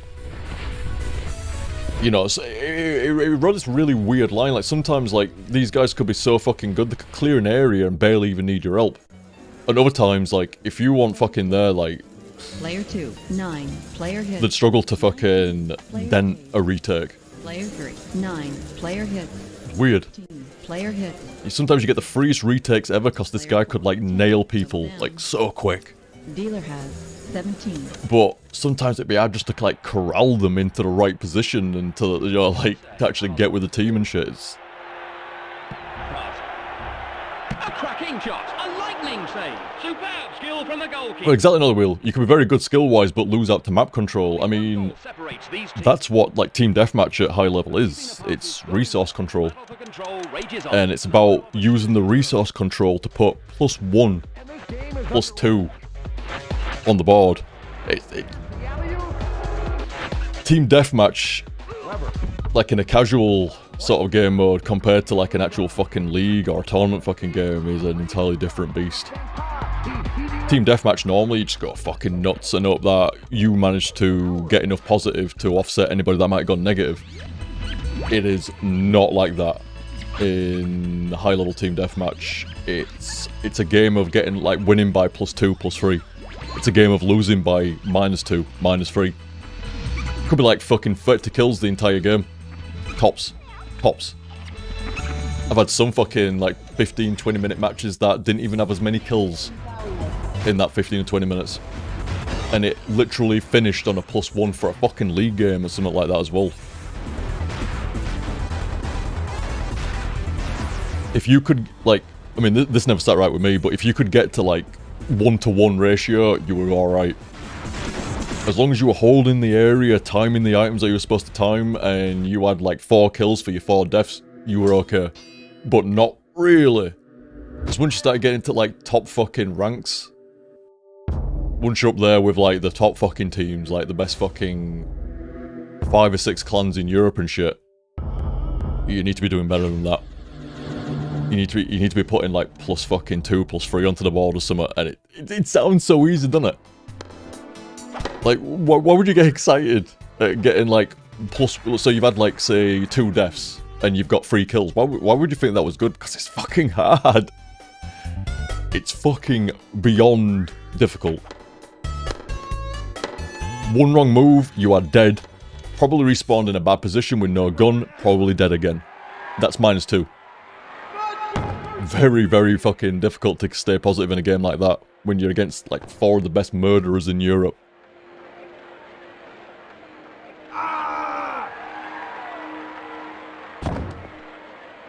And we did accept, I mean, we had some fucking good players, like really good players.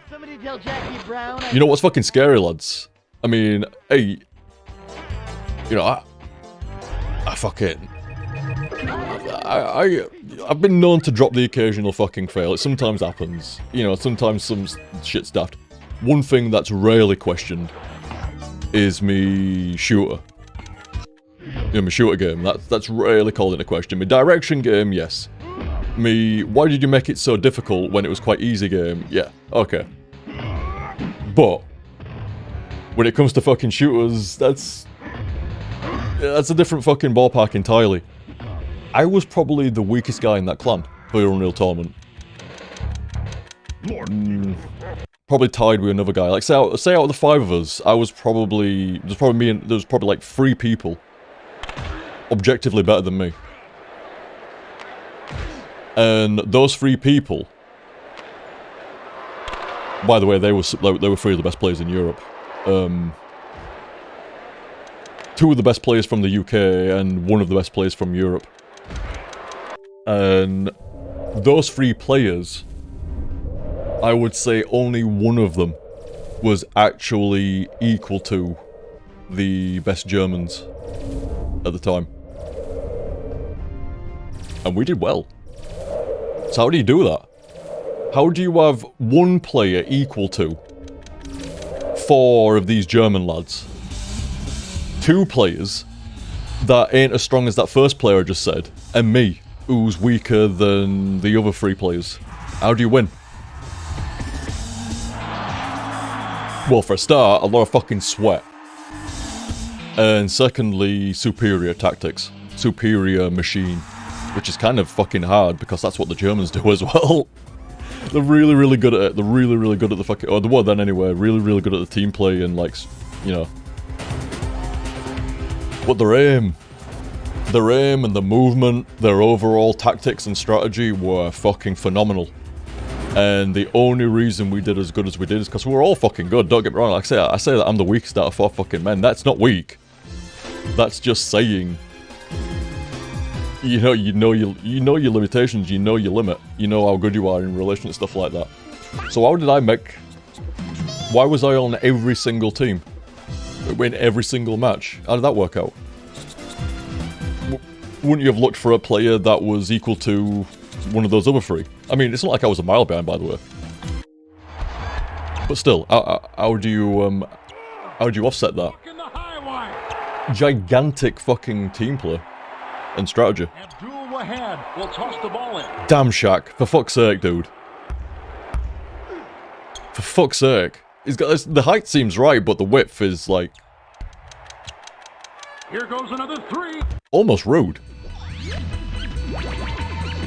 But yeah, where I excelled was, it was a couple of things. First was team play.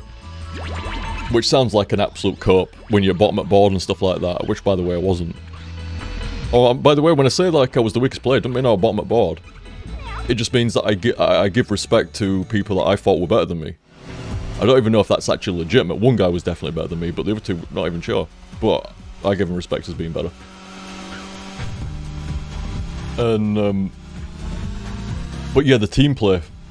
I would give everyone weapons. I would give way for shield, health, everything. So you would basically batter what I considered to be superior players. So I'd send me weapons and concede armor and shield and armor and shield actually, it's UT, and health to the rest of the team. It's kind of like you'd call it like an anchor without the cope. It was a genuine anchor. You would hold areas, you would time items, you would call fucking players, you would look after your fucking team and hold them. And that's where I did really fucking well. Really fucking well in Unreal Tournament. Just anchor the team. Keep them fucking solid. Keep the strats fucking going. Call the repositions, the retakes and shit. Time your item. Give up your fucking guns and your weapons. I had to deal with whatever I had to fucking deal with. Like, you know. Like, by the way, there's no, like, weapon stay or like that. Like, when you pick a weapon up, it's on a respawn. So... weapons were a resource. So your guy respawns next to you. And you've got a sniper rifle, lightning gun. Lightning gun's like a sniper rifle in Unreal Tournament, unlike Quake. You toss that, you drop the weapon to him. Shield belt's about to respawn. Do you take it yourself? Nope. You call your guys in to come get it. Anchoring. Not sitting at the bottom of the board, not doing particularly well, you know, you die and then start spectating, and then, you know, go, well, you know, I'm the anchor and stuff like that, you know, I'm not meant to have an IKD. Not that kind of cope anchor. A genuine fucking anchor. And I think that can be just what we're saying about, you know, like really, really gifted players and stuff like that. I think that can be difficult to get out of them. You can't get a really gifted guy who knows he is. It can be difficult to get that kind of, you know, like team play, like self-sacrifice. Like my ratios were slight. Hey, I was positive. Every single match I ever played, I had a positive ratio. I never went negative. That's enough. Sorry, actually I did two things well. I did the team play anchor role really fucking well, and I stayed positive every single game. Not even the best players in that team could say that. Every single game I was positive. Every single match. And that's not easily fucking done. And when you've got an anchor that can give everybody else on the team resources. I won't take the shield, that's for you. I won't take the health, that's for you. Oh yeah, you're going outlaw. It's oh, welcome back, should I say. It's Unreal Tournament back in fucking days. Sorry. My apologies, I've gone down fucking memory lane about fucking league days in Unreal Tournament and shit like that. But yeah, I anchored well. Giving everybody shield, armor, health, weapons. And I stayed positive. Not like, well, yeah, actually fucking, you know, like, mentally stayed positive, yeah. But also, you know, ratio-wise. And it's not easy. When you're fighting the best players in Europe, and you're giving away all your advantages, all your extra shield, all your extra good guns, all your extra fucking ammo and shit like that, and you're giving it away to your team, and you're still staying positive against the best players in fucking Europe, yeah. I fucking flex that shit to enemy fucking days. Very, very, very difficult. You could lose a stone of weight from sweat in a single night playing fucking some of them games. I can still see a couple of corners. I think I brought this up quite a few times over the years, like German flat cannon. I can still see a couple of corners and me going around those corners and not living. Terrifying. I remember that map. It's probably the only time and the only map where I have been genuinely fucking terrified to go around a corner. Every time this fucking game, it must have got me like doesn't sound like a lot. Getting killed 3 or 4 times in a fucking match that's the same way. That does not feel good. Yeah, better than that. Problem is, the Germans, man, they were really good. Like, really fucking good. MTW back in the day, and Fnatic's not German actually. Fnatic was French, at least originally. SK were really good as well back then. I don't know if SK is still around or not. I don't think MTW was around anymore. But yeah, going around those corners and just eating point blank primary flak, which if you don't know the UT weapons, the flak cannon's like a shotgun with a projectile. Like, imagine a shotgun being shotgunned by someone, except the pellets are shrapnel shards that go very fast and very damagingly into you. Not fun. It's also got a secondary fire which shoots out like a grenade of flak. Also not fun to get hit by. Hey, Unreal Tournament victim, thank you, dude. My bugs from the Unreal Tourney victim. Back in those days, OTG was a demon. Yeah, that's right. He only stayed positive by doing immense trash talk, which made my friend burst into rage-induced tears. Yep, he was a bully for sure, just like an EQ bringing trainer members right into a bunch of noobs. Crushing Kappa. Thank you very much, dude. That's the thing as well, like, I do consider myself a fucking demon back in the day. It's just honest respect that there were people better than me. I mean, hey, I'm saying I was best in the fucking world. I'm just saying at that time, in that place, We were definitely fucking best clan in UK and second in Europe. And we should have been first. We should have been first. Sketchiness in that match. Sketchiness. Not from the other team, neither. That's not what I mean, anyway.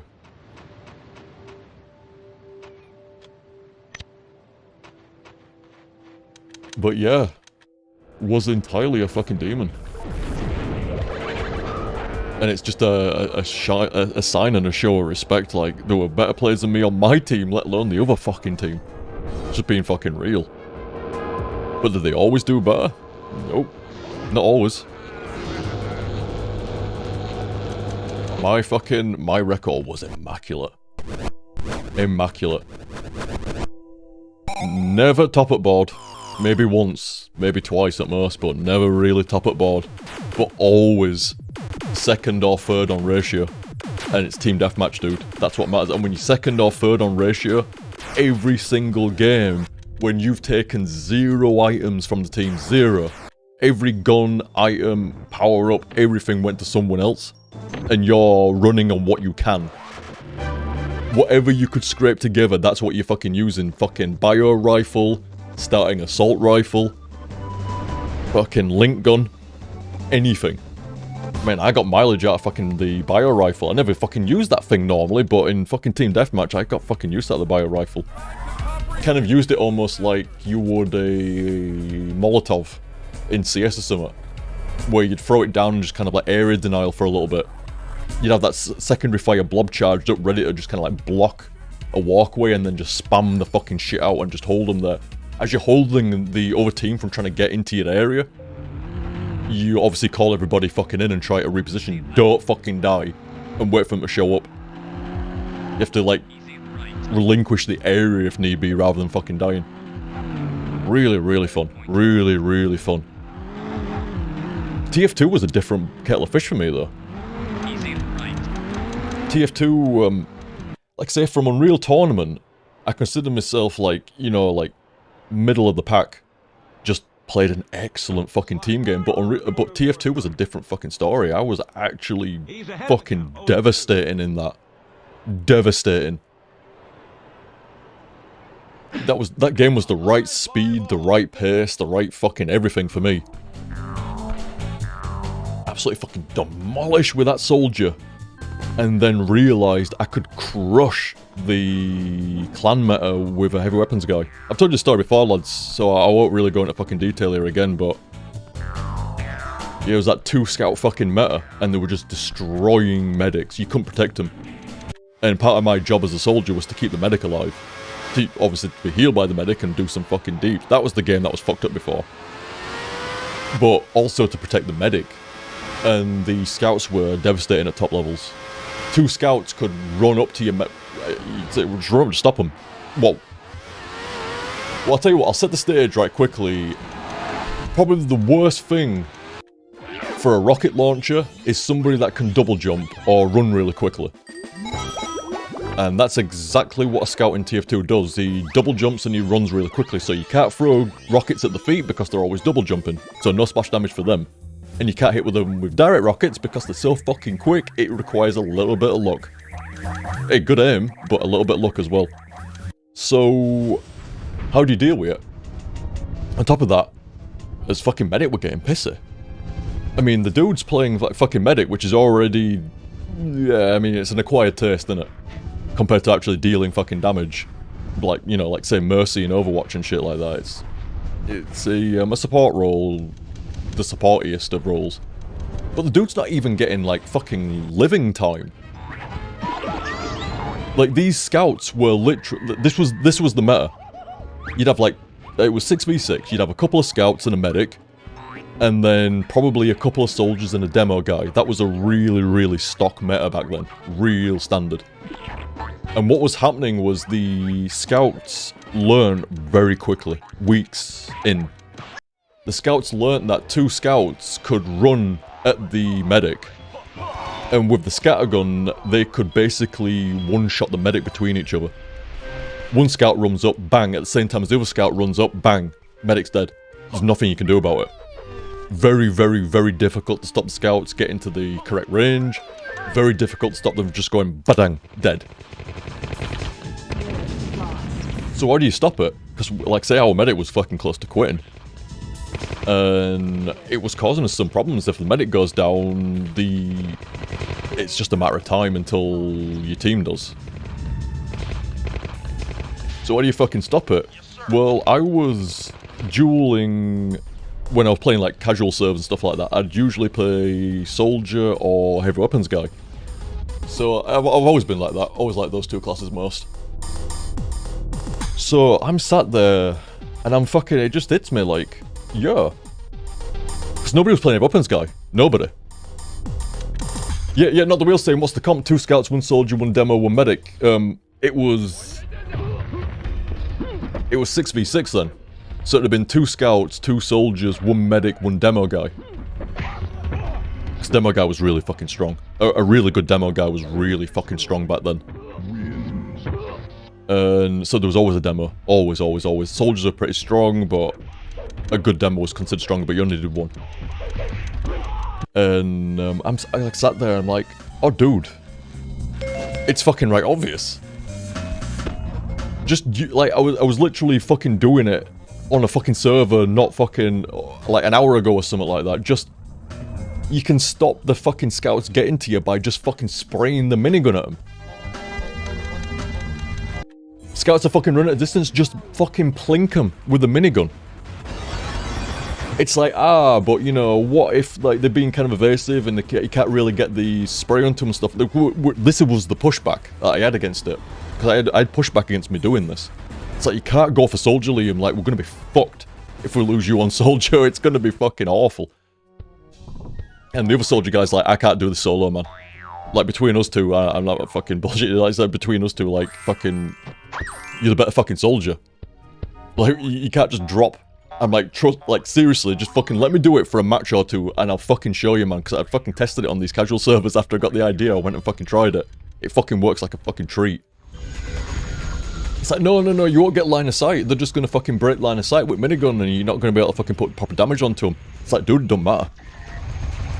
What you're doing is, you're plinking them at long range, so they've only got low health. So by the time they're getting up to you, they ain't got much left. Like, half a tank, 66% of a tank. So you pull out the shotgun, dropped. So these scouts have gone from a free game, like, you can't stop them, rockets just whisking by them, fucking pipe bombs just whisking by them, just complete whiffs. And they get up to the medic and splat. They went from doing that. So this, to begin with, they had no idea. Like I say, this was fucking new meta. No one brought an heavy weapons guy to clan matches, no one. So I'm like, give me a try for a couple of fucking games. Give me a try. And these scouts had no fucking idea, man. No idea what had just been done. Game had just been changed. They got no fucking clue. So they're just running out like fucking normal, just doing straight fucking lines and double jumps and trying to be all jukey and shit like that. And I'm just spraying them the fuck down. Like, to begin with, I didn't even need to pull out the fucking shotgun. They literally got minigunned at range to almost no health, and they can either continue and die or fall back. And the fucking medic just starts being immortal. They can't get to him. And the ones that did get close, you pull out the secondary shotgun, and even though it's a secondary, it's devastating. I could do more damage to a fucking, like, the scout scattergun is actually really close range. Its ideal range is point blank. But the secondary shotgun isn't. Secondary shotgun's more like short to medium. You can definitely plink a scout with a shotgun. Or you could then anyway. So, yeah, I mean, I'd rock around corners with the shotgun out, or pre-spinning the minigun. And it'd just devastate them. I'd jump around the corner, pre-spinning the minigun, brrr, dead. But you could have done that before, that once a free, but jumping around the corner with the shotgun out, because you're too slow. You're too slow, Liam. Like, if you're going to be on an heavy weapons guy, you're not going to be able to keep up. It's like, I fucking shall. It's like, you can't keep up if you're going to be running around with minigun and, like, spinning up and doing this kind of shit. It's like, yeah, but what if I run around with a fucking shotgun? Until I need the minigun. You know? Also, what if I'm such a fucking aggro bastard that I'm not catching you guys up, you're catching me up. I'm the one that's fucking breaking them. I'm the one that's fucking, I'm the tip of the spear over here. I'm fucking leading the charge. I don't need to catch you guys up. We all form, and I lead the fucking charge. I don't need to catch you up. So that's not an issue. On top of that, I'm moving as fast as you guys are almost with a fucking shotgun out. Jumping around corners, just one-shotting fucking scouts. Bang! Get fucked. Because I started, like I say, they were getting sprayed down by the minigun originally, and it was giving them fucking issues, so they started trying to be a bit more clever. They'd take, like, water routes, side routes, fucking higher up routes, more sneaky routes, trying to get up and into the medic, but they had no idea. I only had 2 fucking objectives. Push forward and take the capture points, and protect the medic. So, I mean, that's a really easy division of thought. If I ain't trying to capture something, I'm trying to kill something. And if I'm trying to kill something, I've got that fucking shotgun out. Unless it's at a distance or whatever, or I can feel like I could spray the fucker down. Jumping around corners, spin the minigun, jump around corners with shotgun out. It just fucking devastated him. Devastated him. It needed a hit scan answer. You see, it was a really simple problem. It just took me a fucking little bit to figure it out. Like, when you look at it in hindsight, it's a really, really simple problem. You know, the scouts were too slippery to be hit with a projectile, so you needed a hit scan. Nobody played scout, not a very good pick.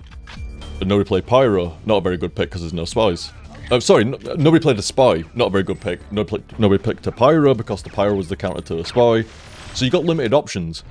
Take a sniper. Not really, we needed somebody with heft.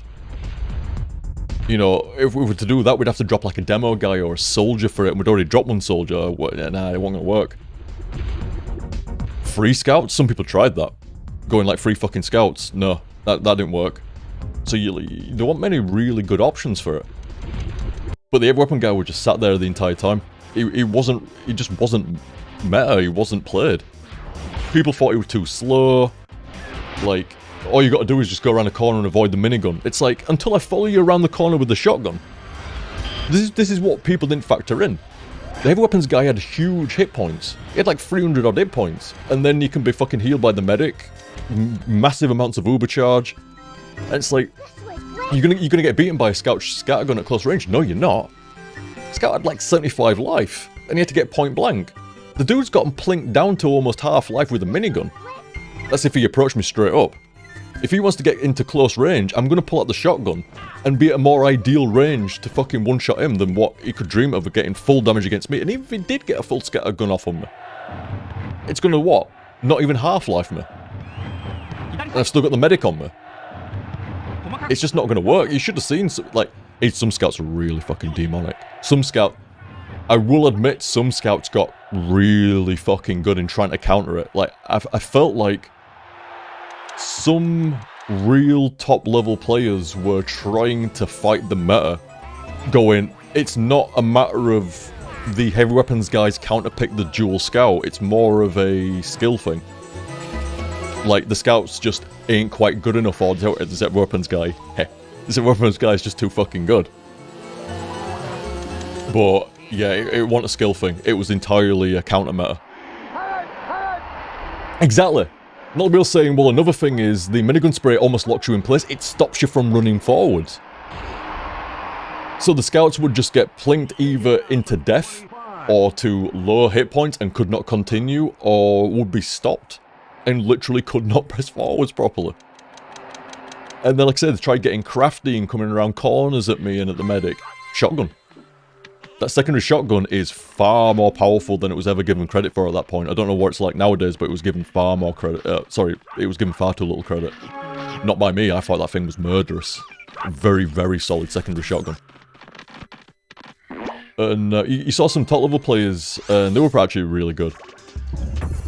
You could jump on a heavy weapons guy's head and stay there as a scout, and you could actually jump back off it. So they jump onto your head, and it's actually quite disorientating to shoot someone who's directly above you in a shoot. It seems like it'd be right obvious, wouldn't it? Just turn upwards and shoot. It's very difficult, because let's just say the heavy weapons guy's head is a platform, it's almost big enough. Well, say he's on the front end, like the face end. He's stood on you, like, stood on your head. Game fucking weirdness going off over here. If he's stood on your head and you look right up, yeah, you're going to be able to shoot him. But if he moves backwards, and you move your aim completely upwards as far as it'll let you move upwards, you might not be able to hit him. Like, the aim might lock and you need like just like another 10 degrees, 15 degrees more backwards to be able to shoot him right, and they were good at it. And the dance literally on your fucking dome, forwards and backwards. Very, very precise, very, very fucking skilled. And some scouts could do a good job like that. All that did is made me just fucking be extra fucking careful. But it got me a couple of times to begin with. You get sneaky motherfuckers that would, like, they take the damage on the way to you, but they just about manage to double jump and get on your head. And it could be strange to get them off. Like, stranger than you think. It sounds like such an easy thing to, like, sort out, and it's actually harder than you think against a good player. I don't even know if you can still do that nowadays. Throws it to the middle. The pass is complete. He did a nice job of grabbing that pass. Yeah, either that You see, there's so much little nuance to this. It really is a beautiful thing. Like, I'll always claim that as like such a cool little meta shift. Completely, like, that was a problem that I wanted to solve. And, hey, to my credit, no one else had. And it broke the clan meta for a while. They tried it. Other teams started trying to drop a scout and bring a heavy in, or drop a soldier and bring an heavy in, like what we did. I had passion behind mine. Because that fucking meta was my baby. I had fucking passion to make it work. And a lot of years with heavy weapons guy and chain gun and all that kind of shit. It's my fucking favourite type. I love fucking rapid hit scan. Rockets and rapid hit scan. And they just couldn't make it work. I mean, we had a good team. Like, we had a great demo guy, great soldier, couple of fucking evil scouts, great medic. And a heavy weapons guy that was determined to fucking make it work and make a statement along the way. And we wrecked. We fucking wrecked. Real fucking good team, that. But, as Not the Wheel was saying here, nowadays I think it's a solid counter pick is heavy, but I think soldiers got a lot better over time and can generally answer the heavy very well. You see, you just reminded me, that was part of the pushback as well. They thought I wouldn't be able to stop the scouts, and I'd be too slow for the team. Now, it turns out I was completely able to stop the scouts. Fucking as many as you could throw at me. And I wasn't keeping up with the team, I was fucking leading them into the fucking breach, man. But, you've just reminded me, there was another bit of pushback. What's stopping, like, you know, while you're spinning up the fucking minigun and you're there, like, you're fucking spraying shit down. What's stopping a soldier or two just from, like, decimating you? It's incredibly easy for a soldier to hit a naval weapons guy who's spinning up and just sat there fucking, you know, spraying. Very, very easy. Like, you can move a little bit, but you're almost immobile. You know, in early versions of TF, you couldn't move while firing. If you spun up the minigun, you were locked on spot. That was difficult. That was quite nice. I think, did they add that in TFC? Or were you still locked on the spot in TFC? I'm not sure. Either way, it was a nice, nice to be able to move with a minigun. I think it might have been TF2 where you could move, actually. I'm not sure. But yeah, there was thought that you would get rocked by rockets and pipe bombs and shit. And I went, alright then. And like, what do you mean? It's like, well, you were saying I'll get rocked by rockets because I'm spinning the minigun up and shooting and stuff like that. I won't use the minigun when there's a lot of soldiers around. Like, what? Then you're just gonna get fucked? Oh, like, we're not gonna have the damage roll like that. It's like, we'll see. Wow, Elmo. Okay, you are picking some up. Okay, but yeah, if they had a lot of a lot of soldiers and a lot of demo guys, and they felt like they were good, I just deprioritized the minigun. I am not fucking kidding. I was like the least heavy weapons guy ever sometimes.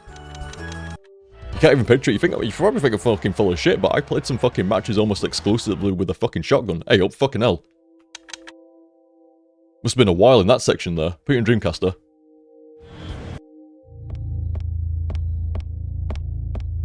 But yeah, very, very fun. very cool to break the clan scene for a bit there. It's a shame. I mean, it broke it the entire time I was there, and then unfortunately the clan disintegrated. Same old shit with clans, man. Somebody has a problem with somebody else, it factions the fucking guys. You end up with a fucking split clan, it folds. Unfortunate. That's like fucking 3 out of every fucking 4 clans is that shit, at least in my experience. They always try to get me on a fucking side as well. It's like, I'm not getting involved with your fucking arguments. Especially at that time it was like the 3rd clan I'd seen, well, almost collapsed. I'm like, dude, no. I've seen this before, man. Like, look, I know you've got fucking beef with him and he's got beef with you or whatever, stuff like that, but you can't drag me into it. Because it's just gonna fucking split the clan. It did anyway though, didn't it?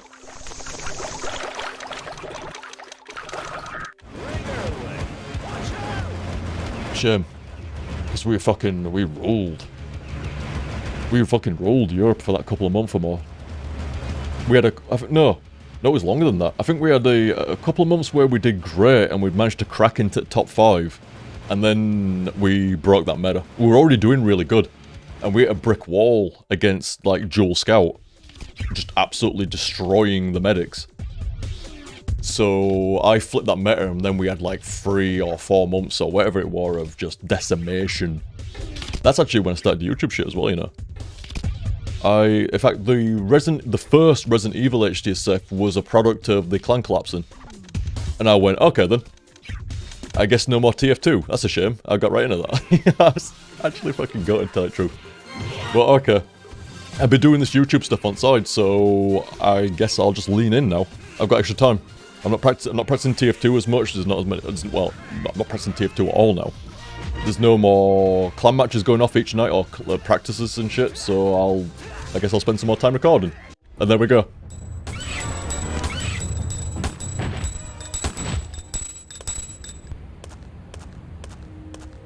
Damn shame though. Damn shame. Cause I fucking like. There was a split in that clan right down the fucking middle, and it basically put fucking... I mean, how many were of us? I think there were 8 of us. 6v6. So you needed, like, at least 7 people, if not 8. And it sent about 3 people on one side, 3 people on the other side, a guy that was too new to really have much of a say in one way or the other, and there's me. And they wanted me to almost, like, split decision it. And I'm like, dudes, no. Outright fucking refused. It's like, no, I ain't got a fucking horse in this race, man. I don't want to fucking know. Like, I mean, one side was right. One side was right. But at the same time, what started it was favoritism.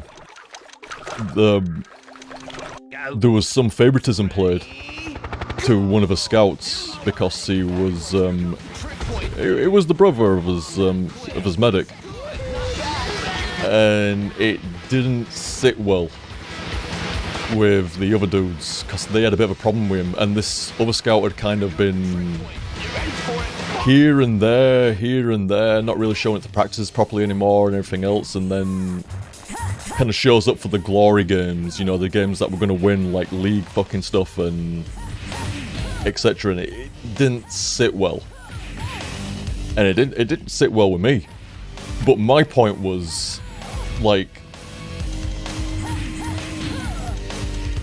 I mean, my point was, it shouldn't have really happened, but at the same time, like, it's fucking done now. And if we go on about it, it's just gonna fucking collapse us. I didn't agree with the decision at the time. We shouldn't have dropped that guy for the dude and stuff like that. I made my fucking point. But I also made a point afterwards. It's like, look, fucking arguing about it now, it's fucking done. You know, like, this is really gonna fucking sort no. Don't fucking, no more favoritism, but you know, like, that's it. Like, next game, next match, next day. But it poisoned the well. It really didn't sit right with rest.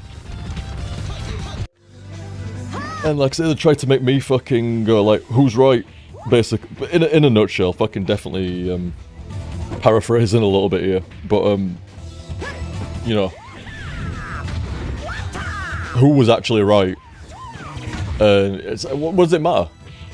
What does it matter? Like, I remember talking, it's like, it's like, you think I'm right, don't you, Lee? You think I'm right and stuff like that. It's like, dude, at this point now, it doesn't matter, does it? It's poisoned the fucking well. And you got half the fucking clan at the other half of the fucking clan. And I'd be amazed if we get another game, and we didn't. We fucking didn't. They went at each other, and they went at each other, and when they couldn't get me to fucking go, like, basically say, oh, you're right, then they went at each other some more. Apologised to me, and quit. And that were it. Damn shame. Damn shame. Tragedy actually kind of was, originally they wanted me to lead the clan, and I didn't want to. I wanted to focus on getting better at the game, not organising clan matches, and that was a mistake. It's a shame. Would have been easier to get better at the game if the clan had stayed around there. Yeah. How are we to know? How are we to fucking know? Damn shame. Cause I got on, I mean, this is what I'm saying, like, I got on well with all of them. All of them. All great guys. Every single one of them. Got on really fucking well with, I think that's why they wanted me to run it as well, but... Nah. But there's a weird mechanic that sometimes ends up with, like, this happens in guilds as well. It's not just a clan thing, it happens in guilds. Where the guy that leads it might not be the guy that's most respected. The guy that's most respected might have turned it down and just gone, well, you know, I'll kind of like... second in command, if you need an hand, gives a nudge sort of shit. But it can create this really weird... like, resentment among some fucking guild members and clan members where the guy that's leading them isn't the guy they want. It's like the second choice. And then second guessing begins. Then the leader will start to get funny. And start to throw down a bit of attitude, and it starts to, again, poison the well. And then you'll start to get this, like, insurrection forming. You know?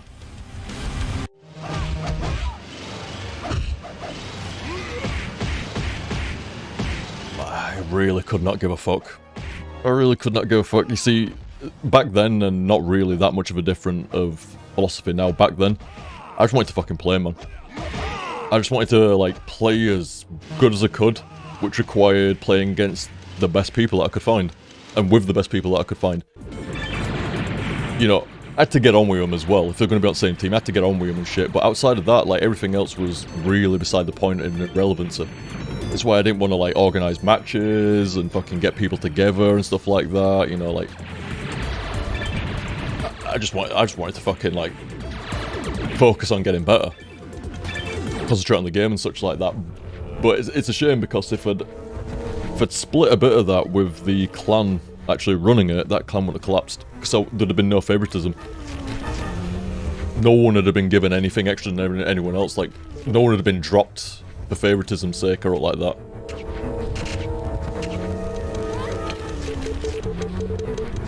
That wouldn't have happened. The dude would have been like, how come he didn't sub out that guy? He's newer. It's like, yeah, but he's been around for every practice, man. He's been around for every practice and he was booked in to play that night, whereas your brother's not been around for every practice and wasn't booked in to play that night. It's just a matter of what's right, man. And that'd have gone down fine. That'd have been fine, that. It's like, you know, I kind of want my brother to play, but yeah, okay, that's fair, innit? That's how that'd have gone down. If it had been me throwing down the command like that, that's how it'd have gone down. But because the favoritism got played and it was from a guy that, like I say, was leader, but I like the other half, not even the other half actually, a lot of them like I say, they wanted me to do it and I just, should have done. Never mind. Never mind. Well, no, not never mind. Yeah, it was actually fucking, that fucking bothered me, did that. I loved the clan and I loved the game and I enjoyed the fucking glory. Damn, so much of it. I mean, that was early days as well, like, real early days, like, nobody gave a fuck. Like, when I say glory, I don't mean we were bathed in, like, trophies and fucking, you know, interviews and all that kind of shit. No, I mean just like the victory was the glory. You know, a game well played with fucking good lads that you'd fucking worked for against another fucking good team. That was the fucking glory. I didn't need all else. I was quite happy with that. Yeah. I have a very, very simple and quite true kind of mantra with competitive gaming. I give a fuck about the points. It's entirely about the fucking, the win and the loss and the development of your game. I'll lose fucking 10 games back to back if I felt like I got better off them. And I couldn't give a fuck about winning 10 games back to back if I didn't. I mean, it's a bit different when you're up at the high levels. Yeah, you want the win. But outside of that, no, I'd rather take the fucking 10 losses and gain. Until you get to a rank match. And that's a bit different.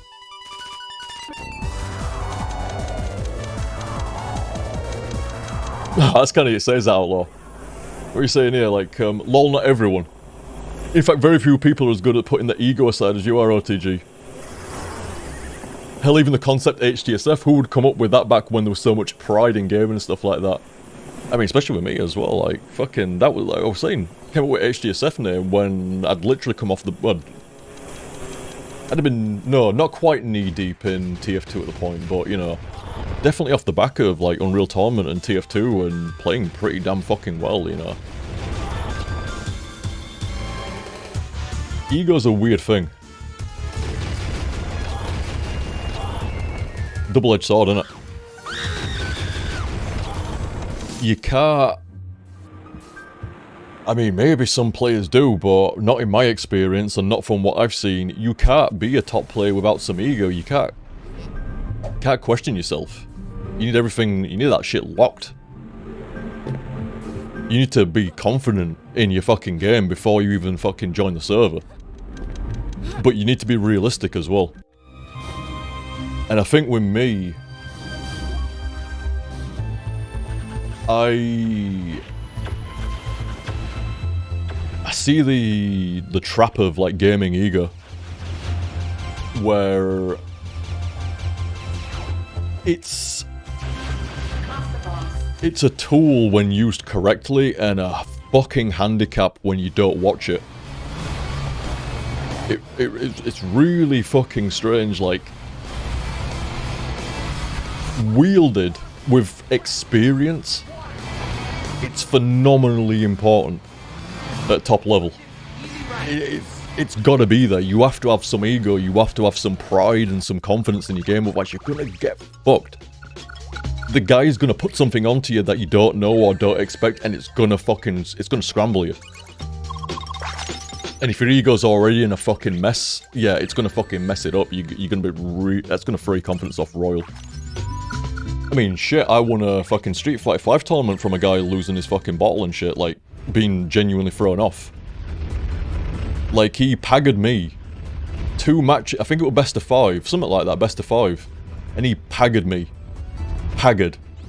Absolutely fucking wrecked me 2 matches back to back. And I took like a tactical pause between match 2 and match 3. And really fucking gave myself a minute to kind of think about what were going wrong and what were going right. So roll into match 3 and just play almost entirely different. Completely different. I mean, you see it during HDSFs. Like, there are different gears that get applied. Like, sometimes the Bloodthirst is insane. You see him how go at some fucking bosses and some enemies, man, like... It's fucking beyond aggro. And other times it's quite fucking tactical, and fucking other modes in between. Sometimes quite fucking faily as well. Like I said, there's different gears for different occasions. Sometimes they're deliberately set, sometimes they're just clicking up by whatever. But... yeah. Oh, Triburos, was that you during Strive that said that? I've been looking for who said... Somebody gave me a comment during... We were playing Guilty Gear Strive, and I think it was against you, and I'm not sure if it was you. Somebody gave me the best compliment, and I think it was you, Trib, and thank you. You know, you actually gave me I veered off at the time, kind of like what I'm doing now, my apologies. The best compliment that you could ever give to a blind playthrough. Actually just a gamer in general, in my opinion, but more subjective on that, but in my opinion, very objective when it comes to a blind playthrough. The best compliment ever. It's sat with me since. It was something along the lines of, like, the speed that you adapt is fucking scary. Something along those lines, like fucking, not verbatim there, but you know, like the fucking adaptation speed is fucking shocking. Not so much that I was beating you, because no, I wasn't, but you could see the level up through every round of every match. It's like, it's coming together more and more and more and more and more. At quite a rapid pace. And there is no, in my opinion, no fucking Dreamcast section, dude.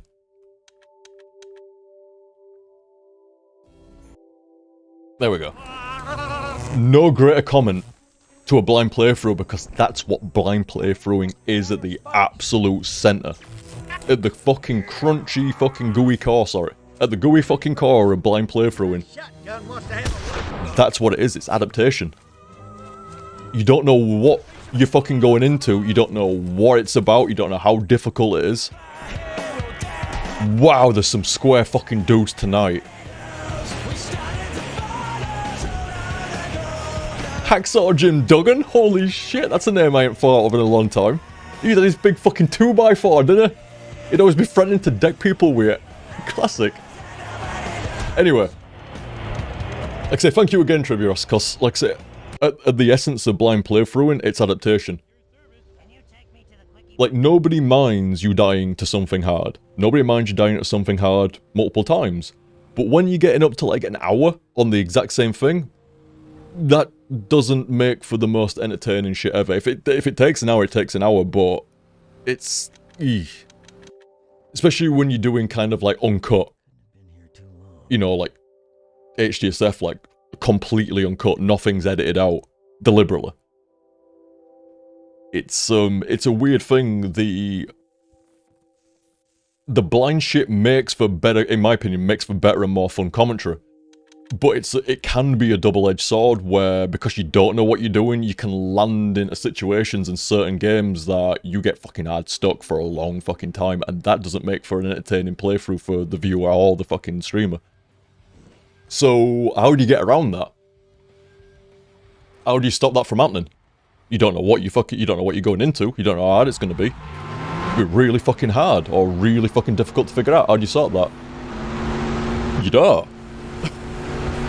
Unless you want to cheat. Fucking start reading up shit beforehand, watching videos and fucking shit like that, and then feigning fucking ignorance. Boo. Not cool, bro. Not cool. Set it to playthrough, not a blind one anyway. Like, the only way to solve it is to cheat. But there is something you can do. It just takes a long fucking time. And it could be in you naturally, or it could not. And you might be able to train it, and you might not. But in my opinion, it's what makes a truly great blind playthrough. The speed of adaptation. If something's hard, you need to get up there and get it done. You play it 7 out of 10 normally, that requires a 9, you better fucking ratchet up to that 9 as quickly as possible. Something you got stuck on, you don't know how to figure it out, you better fucking figure it out as soon as possible. Example, earlier on in Sekiro. Not with the bosses, not with the genuine normal fucking stuff. But with the direction of where to fucking go. And you're getting hard stuck for quite a fucking while. Now that's a bit of an exception, because that was actually me completely fucking up. That's not the best adaptation right there. But how do you make that right? Well, you have a bit of a fucking laugh with it, don't you? You have a bit of a fucking laugh with it. And figure it out as soon as you fucking can. If you can't figure it out fast, you better fucking make it as fun as you can along the fucking way at least. A better example there would be, like, say, you're getting stuck on a boss for like fucking an hour or something, and you just can't. You just really can't. I mean, what if you've got like 2 or 3 hours for that stream, for that set? And you've just like dedicated what, half of it? Cricket! You dedicated like half of it to a fucking singular boss fight. No. So you need to fucking train the adaptation. But you get it automatically just from fucking years and years and years and years of blind playthroughing. It might be in you by default. In me, it is. I know it sounds funny, lads. I'm actually quite a fast fucking learner. Based on the HGSFs and everything else, I know. I've said before, man, I was top at fucking class in school and shit like that. No one's ever gonna fucking believe me. You know, top 3 for fucking school and shit like that. No one's ever gonna fucking believe me because it just doesn't track, does it? It doesn't fucking track. Roper! Hey, you buddy. Hey, you puppy. Good morning, bud. Yeah, hello, who's my puppy? Who's my morning rope? He's my good boy. Get in there. Hey, you buddy. God, he's so smiley and happy. Hey, you puppy. Blah, blah, blah. He licked me on the mouth. Fucking hell. Hey, you pup. Hey, you're my puppy. He's a dancing dog. He's a dancing dog. Oh, is it fruit time? Hey. He's my pup. Best time of day is this for me. Hey. So smiley in the morning. He's got these fucking tired eyes, like all smiley and happy looking eyes, and this fucking smile on him, like goddamn. Anyway, like I say, thank you very much again there, Tribios. Like I say, you said that months back, and that stuck when we did that. That was actually a really, really nice compliment. Like I say, for any fucking gamer really, but for a blind playthrough, literally #1, man. Like, I would actually put good commentary and good gameplay under good adaptation. Because you could have the best commentary in the world. It's difficult to cover an hour and a half on the same boss fight in the same area. You could have the best gameplay in the fucking world. And I guess you just absolutely crush through shit, but again, like, it's kind of hampering. I mean, like, just one-shot every single fucking thing in the game. It's more of a speedrun at that point than a blind playthrough. It's just not going to happen. Best fucking gameplay in the world ain't going to get you through a game, like, perfectly first time through. What the? I mean, it'll get you through Guardian Ape in 2 shots, but you know. My partner! Hey! Well, that's exactly what I was just saying, they're not the wheel. Gameplay with no adversity is kind of boring as well, so... Yeah, it would get rid of the hour and a half hard stuck on a boss, but your commentary and your playthrough would suffer a little bit. It's like, there's a lot of little moving parts with blind playthroughs. Is that an AVP strategy game with predators and shit?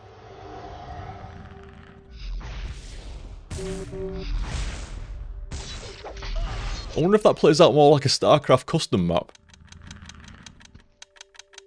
Weird. But yeah, like I say, if you ask me to fucking lay out what's like the 3 most critical elements to a blind playthrough, fucking adaptation, commentary, and gameplay, obviously.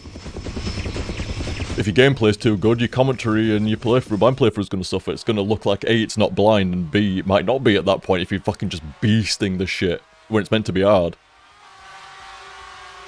Commentary's phenomenal. It's not going to cover an hour and a half of the same boss fight. People are going to get bored. You're probably going to get a little bit bored. It's actually, I mean, it shows you as well. I've had boss fights in the past that have taken over an hour, not been able to do them. Gone away for 5 minutes, come back, first shot. And that's not just me either. I've seen that on other fucking playthroughs and shit. Like, it's really, fucking really common phenomenon. I think it's something to do with your, it's some neuro shit where your brain can't really properly, especially if you get really deep over and over and over and over and over again, your mind gets into a loop and it doesn't actually figure the solution out. And if you give it a break for 5 minutes, off it goes. Kind of like when you're sleeping and it figures shit out. Shocking how effective that is. You might notice me, I've used that in the past before. I mean, it's been a while since I've used it, but if I've ever been stuck on a really hard, like, let's say Guardian Ape, if he'd have really gone at me, he'd have had a break for like 5 or 10 minutes, and I'd have come back again, you know. It's funny how often that works. Really, really effective. But,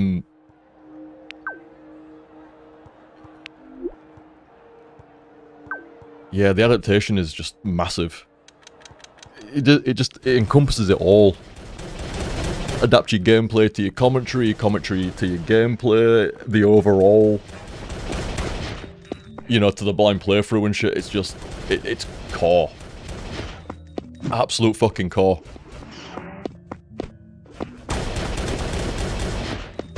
Whatever it fucking throws at you, you need to fucking figure out so quick. Not like, you're not trying to speed run it. You're not like fucking go and stuff like that. No one's expecting that. I'm not trying to put that down and no one's expecting that to come out. But at the same time, you gotta like... Oh my god, it's gonna be an 8-hour guy again, innit? So I'm looking at the fucking clock down here thinking it's 2.5 hours. And I'm like, wait, that can't be right. I did more than that. Sekiro, yeah. Because I stopped the recording and started the recording and going... Oh, fuck me. That ain't happening tomorrow night. That ain't happening tonight, lads. I'm telling you fucking right now. That ain't fucking happening. Hopefully. I don't think so. But yeah, really, really important. Hey, come here! Especially if you're kind of like... You're like... If you're going to be kind of like random... and... deliberately... trying to have fun with the game. I know it's like an obvious, isn't it? Like, oh, did you try to have fun with that game? Like, what the fuck? You know what I mean? Like, you say this is a great game, by the way. I got mileage out of this with people back in fucking day, man. Holy shit, this was on the Xbox so much. This is just like a party game collection. There's some really fun party games in this. I would fucking love to play this for you guys. I have plans for the future. It's a ways off.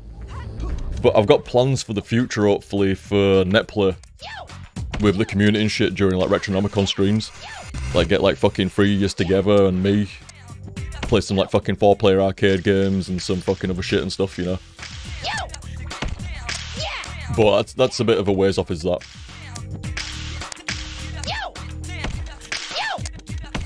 But Fusion Frenzy with some fucking stream, oh, that'd be great, that. Fantastic. Yeah, a lot of little nuances that go into a blind playthrough. I used to take the piss real hard back in the early days. You know, it's like you get the question every so often, like, oh, what's the deal with like blind playthroughs and what's it about? And it's like, dude, you literally just fucking hit record and just chat some shit down the mic. It's actually a little bit more than that. For the longest time as well. I've only really started to kind of give respect over the last few years. And I think the majority of that respect is... I think it takes a certain kind of dude to do that over a really extended amount of time. I think a lot of respect comes from that more than all else. Because like I said, I mean, to be fair, that's what fucking playthroughing is in a nutshell. In a jokey nutshell anyway. It's turning on the mic and chatting some shit while playing the fucking game. But... yeah, over decades, in very specific styles, in very specific ways. Wow, is that how you play American football? I didn't know that.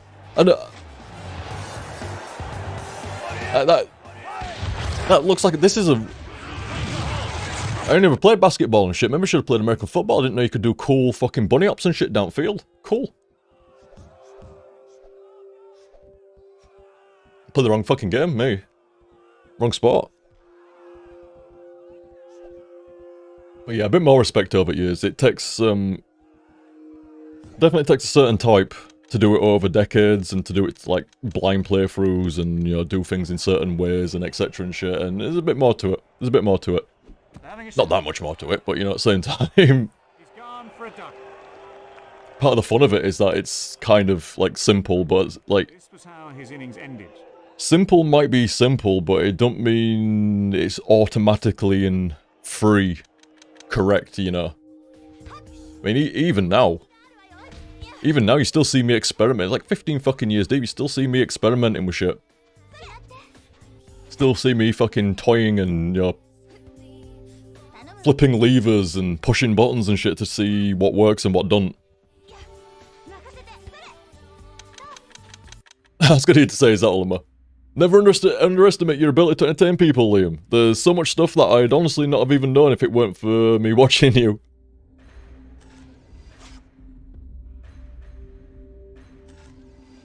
It's actually fucking shocking the amount of shit. You know, like, I actually fucking laughed out loud on an exam back in fucking day. I ain't done an exam anytime recently.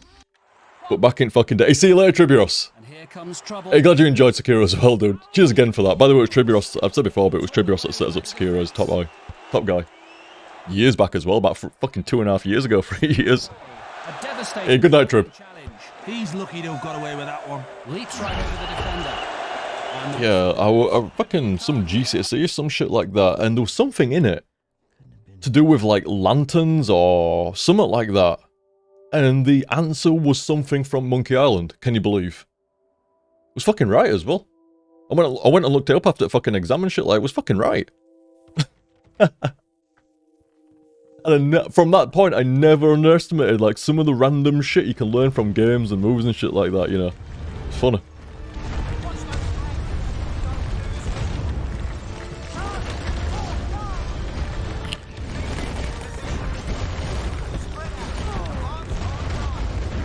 Yeah, one day though, one day. Do some video on the form and function. An entirely unofficial official guide to blind playthroughing. Something like that. Ooh, Acid Dead Freeze was pretty nice. You got shotguns by default. I remember this. I think in the one after that you get a submachine gun by default as well. Big boys, huh? Head's still the same size, but you know.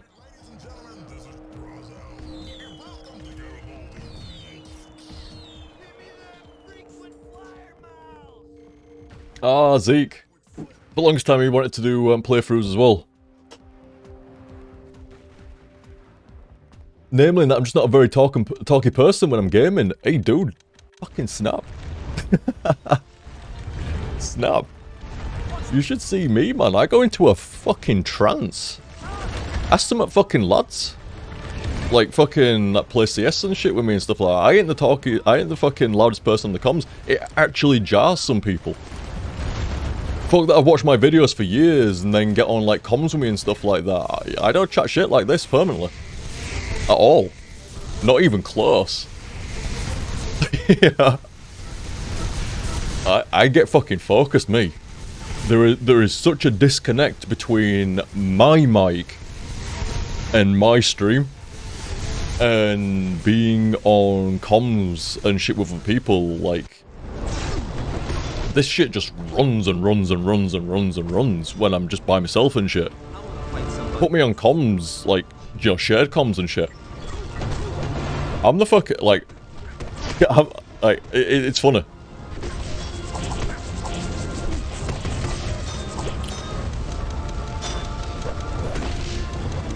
I'm the guy that's probably concentrating on the game the most, which, like I say, it stuns people a bit.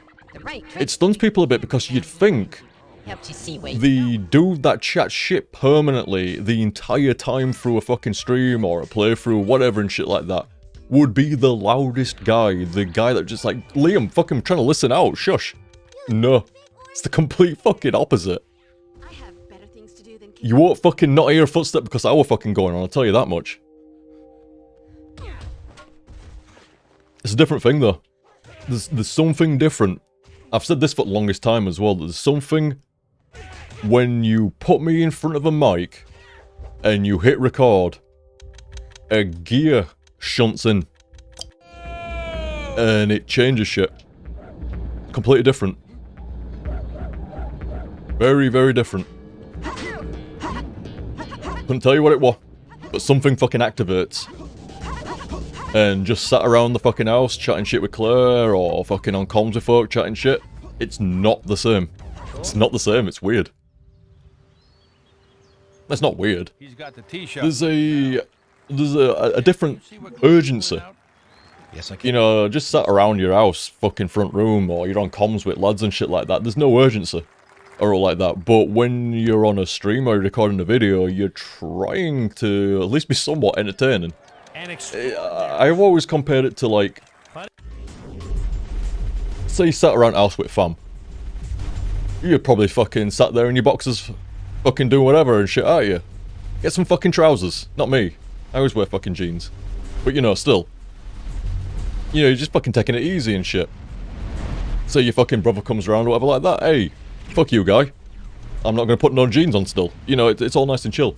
But say some friends come around or whatever, and you know, now you're in kind of like a hosting role.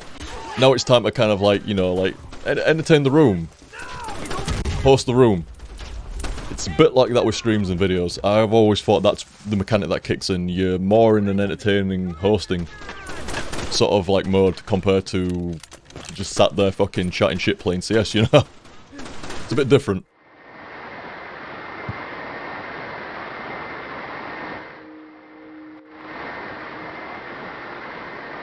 It fucking should be as well. No, you don't want to be just fucking chilling out playing a game with someone and then they're just literally doing a fucking playthrough on comms, man. Jeez, like... What the fuck? You're giving a fucking running commentary down fucking Discord. Like, right, I'm gonna run corner now, lads, and stuff like that. I think there might be a guy around here, but I'm not quite sure. Like, I'm just gonna have a quick look. Oh, I don't know about that. Oh, shit, fuck no, actually, get back round corner. Fuck, like, what? Can you imagine? They'd be like, Liam, shut the fuck up. I don't blame him. I would not fucking blame him.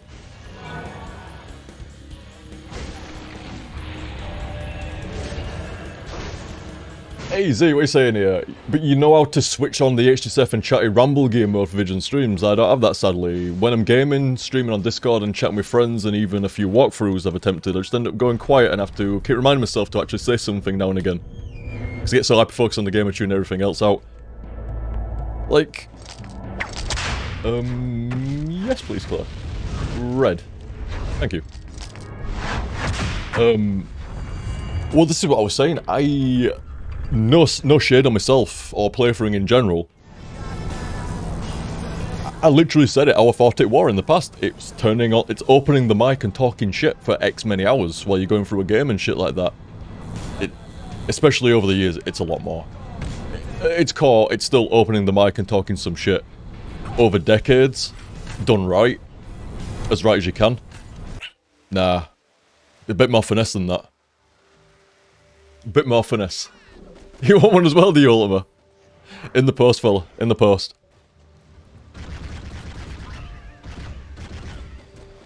It's funny. This was in me from day one. Which is really... It's like... I fucking... I found love so early in my life. You know, with games and shit like that. And this shit was in me from then. And long before I was even a teenager, I was no fucking stranger to like sitting there playing a game with fucking, you know, with friends and shit and just, same as what you do, you know, you just chat on, but damn I would chat. You know? And it just grew and grew over fucking years and YouTube rolls around. And I didn't even think about it, it just kind of tapped into that. Without even thinking about it, you know. It was right. But even then you can see it, that it still took fucking practice. A lot of practice. Over fucking years and years and years. It might be in you to chat some shit by default, but it's not in you to talk to an answer machine for hours at a time, almost, you know. It's a lot nicer with fucking stream in that regard, I'll tell you that much, but, you know. People can run into kind of like answer machine problems, especially in early days where, you know, like, say, you're talking to someone absolutely fine, but say you have to leave a message. It's right, stilted. Not me. I leave the best fucking answer. Hey, nobody leaves an answer machine message like I do now. Because it's just normal, isn't it? Fucking mum said to me, fucking, what? It sounded like you were having a good time when you left that message or something like that. What were you doing? It's like, no. It's like, I don't know, you sounded like, yeah. It's like, no, I'm just fucking master of the fucking answer machine message now. It's like 15 years of basically talking to an answer machine while fucking recording, you know? Becomes like second nature, it doesn't seem stilted or out to me anymore, it just seems normal. Funny though. Funny how it works out. I firmly believe anyone and everyone can have some fun with fucking playthrough, and there's no doubt about that. Like, it's core, it's turning... Oh yeah, hello, thank you very much, dude. Oh yeah, I'm sorry, dude, I'm not too far off going. These Retronomicons are the best damn ramble setting ever. A beer, some OTG and a bit of time. Man, this is a lot of fun. It's a great format. Oh, good to hear, fella. Good to hear. And thank you so much there. Like, I feel bad because I'm literally, I'm about to bail in the next 5 or something like that. Hey, cheers for fucking conversation points, by the way. God damn, I fucking jumped at them. Fuck me. I think somebody mentioned something about fucking TF or clan stuff or whatever. I fucking launched on that one. Yeah, you don't want to set me off on fucking playthrough fucking theory. Jesus. I go off.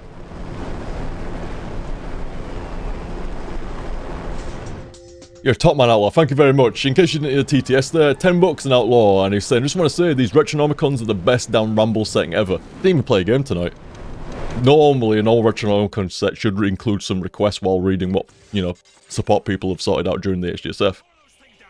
But tonight, it just sat on here. A beer, some OTG in a bit of time. Man, this is a lot of fun. It's a great format. I'm glad you like, dude. I'm glad you think so. I was still testing, like, 2K8, and it seemed alright. I mean, Sekiro was baptism of fire for 2K8. I think everybody was happy with Resident Evil 4 being, like, full blind. And then it hit Sekiro tonight with the smoke signals and shit, and everyone's just like, oh my... Well, I don't know about everyone. I think it's, like...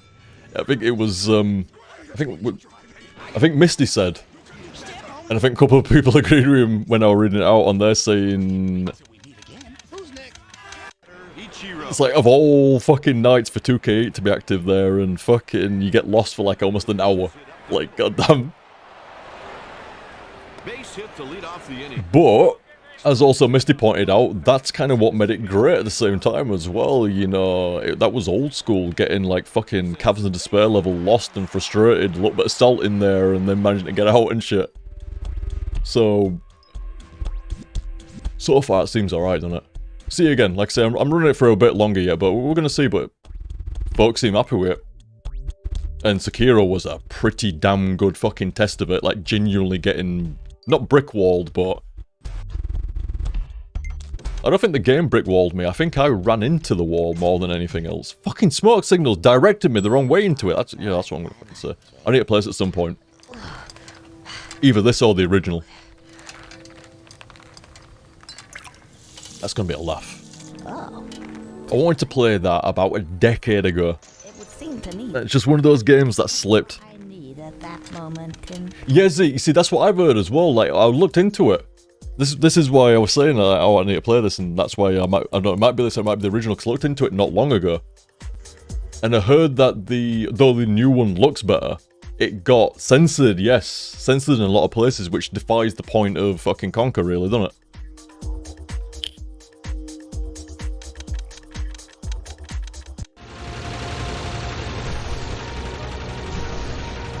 But yeah, if you want my take on 2K at the moment, I like it. Don't get me wrong. I tell you something, lads. I don't think very few times when I've been streaming an HTSF have I ever kind of reached my hand out to be held. Very few. You can count them on one hand and probably have fingers left. I'll admit, during that first hour of Sekiro tonight, my hand was out. Like, I need an adult, please.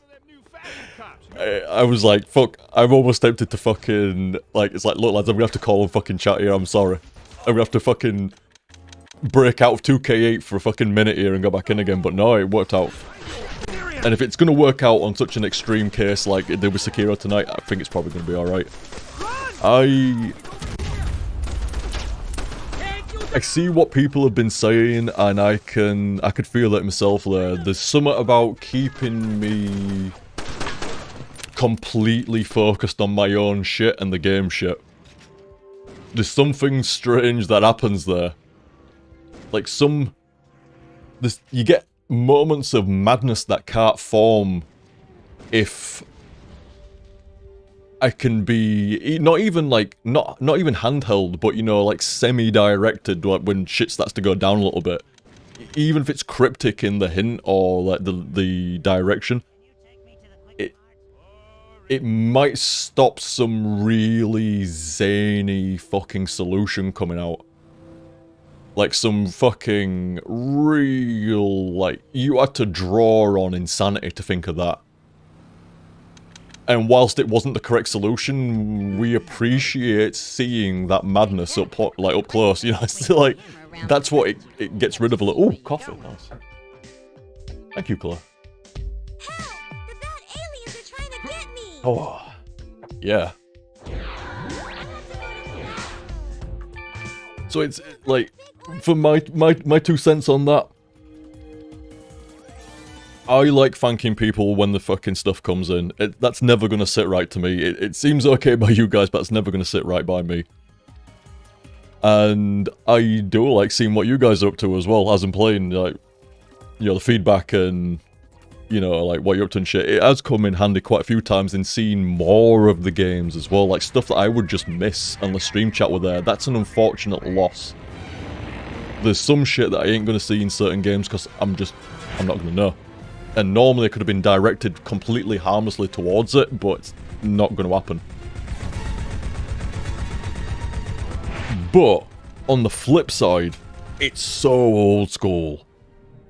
It's already over 2 sets, it's creating kind of old school moments of misdirection and lunacy of, like, solution and everything else, and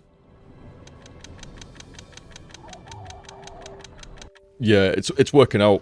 It's working out. I don't think there's really a hey puppy, he's a good boy. You are. Yum lum lum lum lum. Oh, it's a fighting dog. It's a fighting puppy. No. You wanna wrestle? You wanna fucking wrestle this puppy? Fucking dancing dog. The fucking dancing dog. Chew me, little puppy. I get these fucking. Oh, pull me out the chair.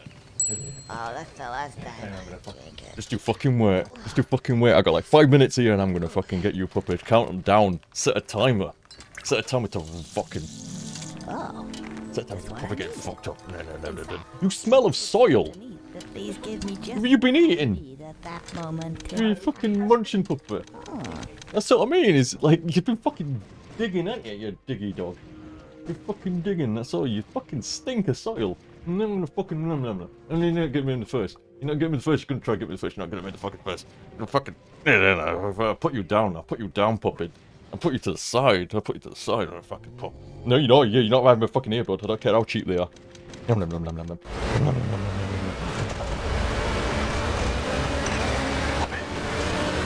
Row. Puppy, I shall get you your marquee in a minute, you. Oh, I said the word. I'll get you it soon, bud. I'll get you soon.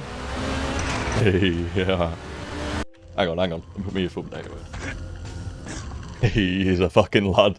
So funny. Except, I fucking seriously look forward to like 6 or 7 AM.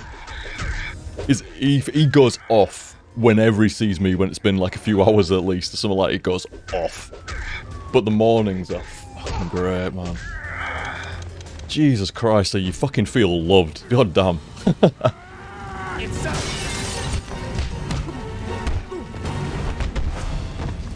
Ah, Zeke. That's not only a great idea, but...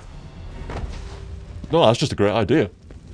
Mayhaps a future HD says if you keep up side A and side B sort of thing, you could try having one 2K8 mode and the other stream interaction mode. Now, I briefly touched on something about this on Resident Evil 4, I think it was after, on the Retronomicon, saying...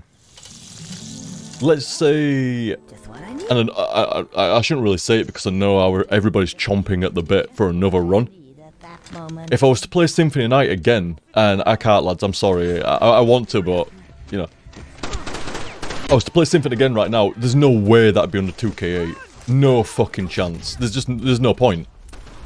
It's not even close to blind. I mean, I think some of Symphony of Night is like tattooed underneath my eyelids. I can fucking see fucking everything to do with that game almost. Can't remember where to go, but I can fucking remember it.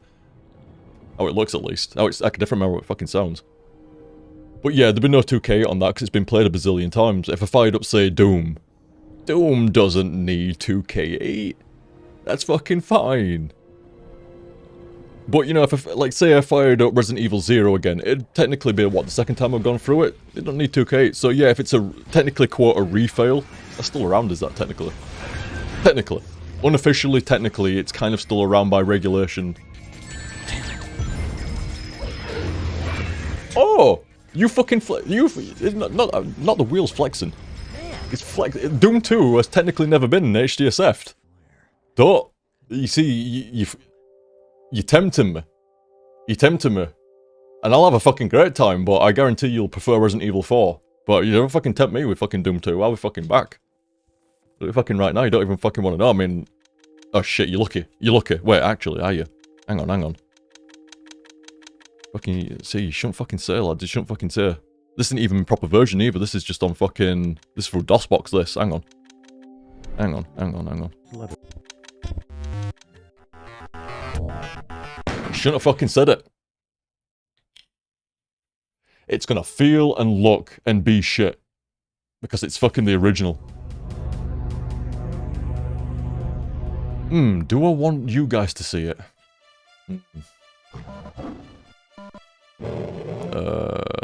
D-box. I guess. Fuck. Hang on, drag him down here. Go over there. Full screen for you.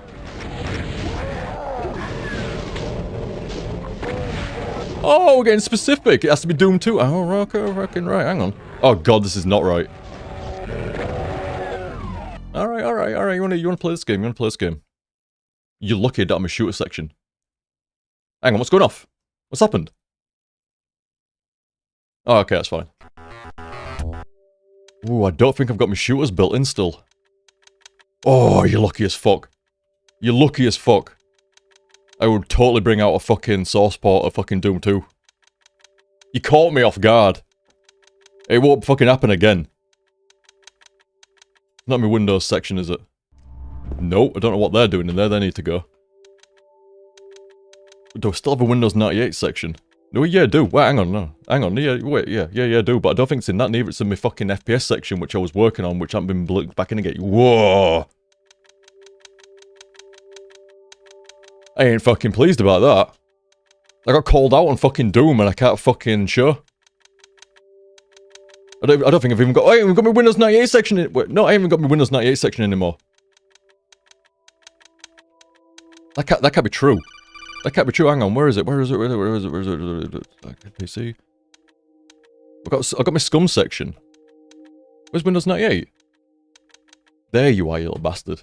Oh, this is fucking cool, by the way. And I ain't fucking, like, it's not done right yet. And this isn't what we're looking for either, no. But I gotta fucking... This is brill. This is brill. I don't even know if you'll see it right. Oh, Tesco's, thank you very much, dude. Oh, look, I didn't even shut it down proper last time, so I had to go through ScanDisk. Fucking amazing, like, fucking nostalgia. Oh, it's been daylight saving time since the last fired it up as well. Oh, yeah, fuck it. 10 past 7, yep. I don't know what date it said there, but fuck it. This is fucking great, man. So good. It doesn't work correctly, unfortunately. I'm gonna have to go in there and basically gut the fucker out and do it myself. No! Windows key E did not work in Windows 98. But you have to fucking install it and everything. It's fucking great. Like, it installs so quick because it's kind of installed into itself. But this is weird. What this is basically, it's making a Windows 98... It's like you've got a Windows 98 partition for every game, almost. I'll explain better in future, don't worry about it. I've been going too long to fucking explain shit like that. But either way, you install the game like you would in past, except it's like... It takes like fucking 2 fucking seconds to install a game that used to take 20 minutes. Like, whoa! Blows my fucking hair back. Looks like shit in Windows a little bit, but once you're in there, it's fucking great. You got sound. Hang on. Oh, you got sound. Very good. Oh, I've got my guy there. He'll do. Nah, I'll make you a new one. What do you want, a rogue? Not asking.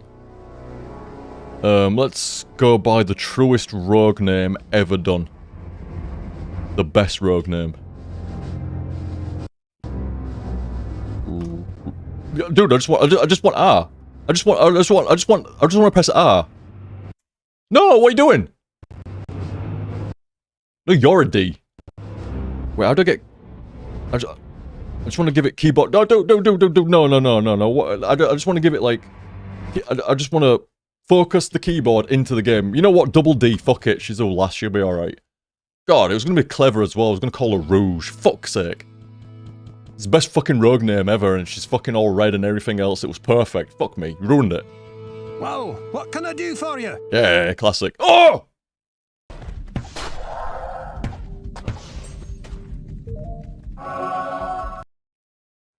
It's 8 hours, boys. 8 hours, and 5 of it was Sekiro and shit, and Guardian Ape twice. I just want it fucking remembered. I just want it fucking noted, like, you know, I might have fucking failed to launch Diablo, but I did get Guardian Ape down in fucking 2 shots, so...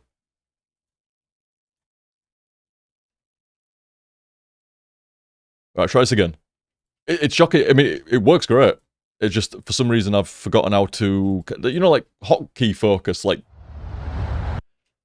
So only the emulator would get the keystrokes, where at the moment, if I type in shit, it just goes like, oh, you want a full screen, you want to minimize, you want to fucking load another game or something like that. No!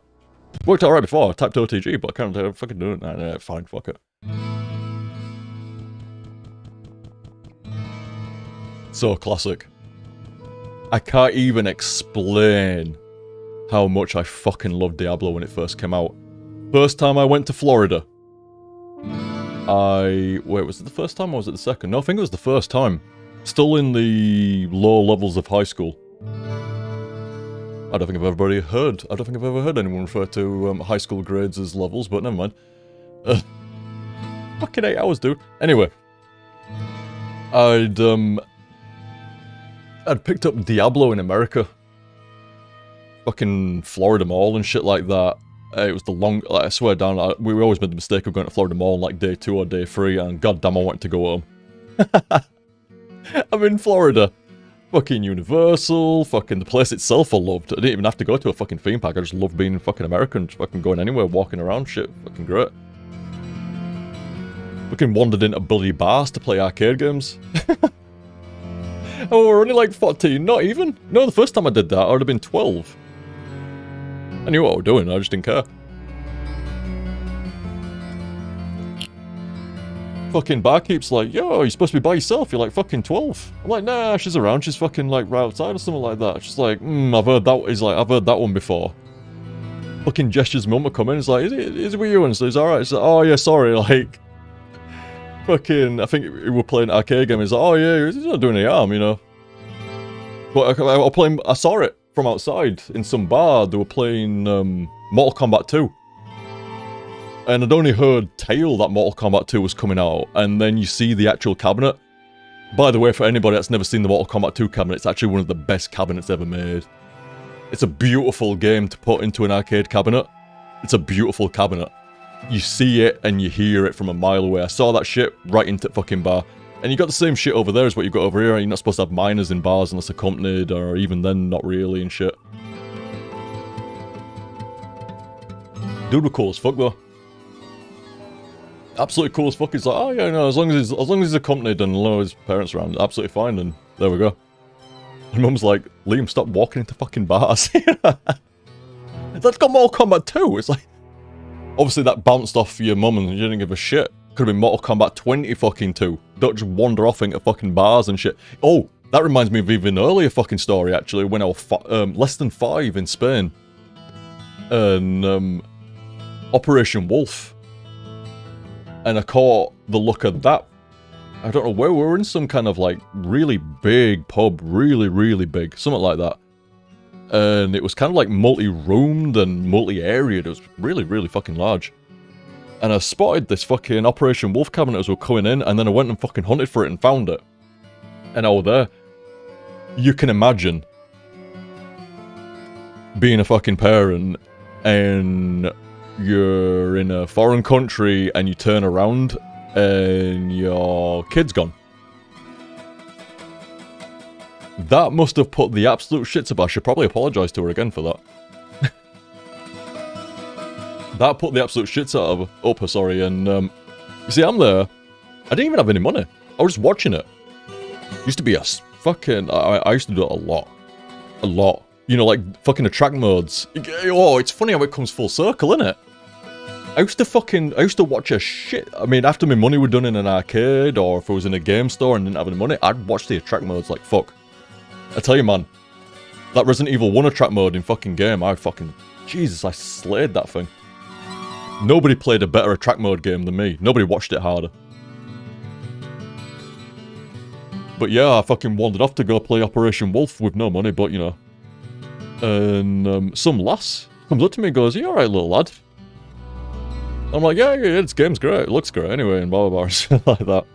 She's like, "Are you by yourself?" I'm like, "Well, no, my mum's somewhere." You know? She's like, "I bet she's really, really worried, you know, and, you know, should go see her and, you know, make sure she knows where I am." It's like, well, yeah, alright, I guess. You know, you don't think about that, do you? You're fucking like 4 or 5 or whatever it was. Fucking mum, man. God damn. I can still see it now, 35 fucking odd years later. Jesus Christ, pale as a sheet, and, yeah, I suspect most people have seen this look on the mother at some point or another, where it's a combination of relief and sheer fucking annoyance. Some weird hybrid of the two, where they couldn't be more relieved and they couldn't be more pissed at you at the same time. And that was the look. Funny. I remember her name as well, Teresa. Why do I remember that?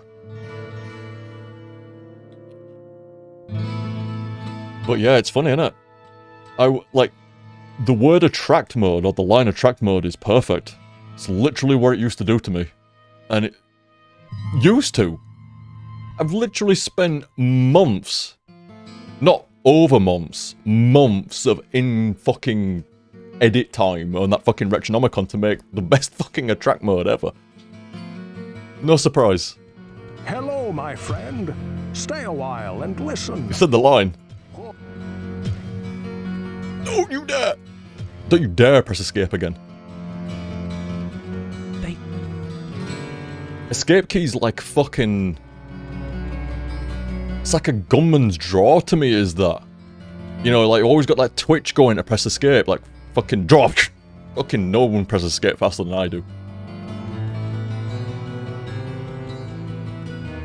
Yeah, funny that, I made myself laugh a little bit with that.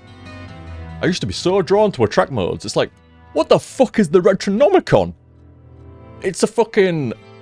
It's a museum of retro preservation under an attract mode. What do you mean, used to be fucking drawn into that shit? It's fucking still am. Crazy. The sanctity of this place has been fouled. Oh, speaking of crazy, I am. Believing it that long before reading your tip there, Tesco's. Thank you very much, dude. My apologies. I don't know, what did I go off on? Fucking attract modes and getting lost in different countries. Well, I didn't get lost. I knew where I was going. It's everybody else that lost me. I didn't get lost. I knew exactly where I was. Where I needed to be.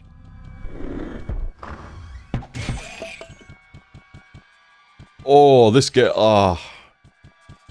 Brought this back from fucking America and I could not believe it. Could not believe it. It's like... It's so fucking satisfying, dude.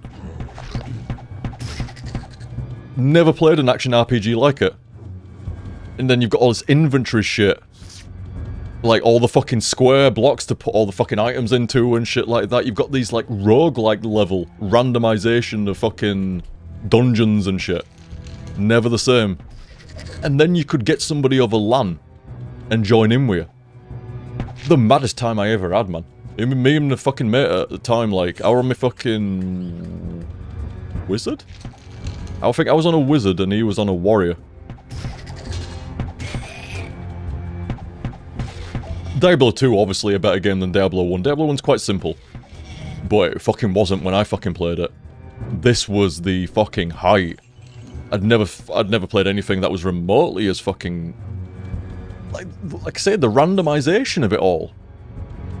Like, everything randomized. What enemies you fight, the dungeon layouts, what loot you get, everything. It was just like, wow, what the fuck? And it looked awesome, it sounded phenomenal. This was like... This was Blizzard Prime. When Blizzard had the best CG fucking scenes, when they had the best graphics, when they had the... Well, not always the best graphics on Blizzard. Always the good graphics, but not always the best. What they used was done with artistic fucking grace. It's not always that they had the best graphics, it's what how they fucking used it. Their cutscenes, however, were the best. Unquestioned. But it's kind of like Warcraft syndrome, you know? Warcraft was, even when World of Warcraft came out, wasn't the best looking MMO. But what they did with it made it look the best MMO. But yeah, this is Blizzard Prime, where everything looked, sounded, felt, played great. I believe more dexterity for me. All of it. Do not press escape again, man. I need to not. So good. Well, you've got the same 5-year period of like Warcraft 2 into StarCraft and like Diablo and oh my fucking god. And you got like StarCraft and Diablo, and then it starts to go into like Warcraft 3 and then World of Warcraft and shit. Blizzard had some fucking games and they had some talent back here. A lot of talent.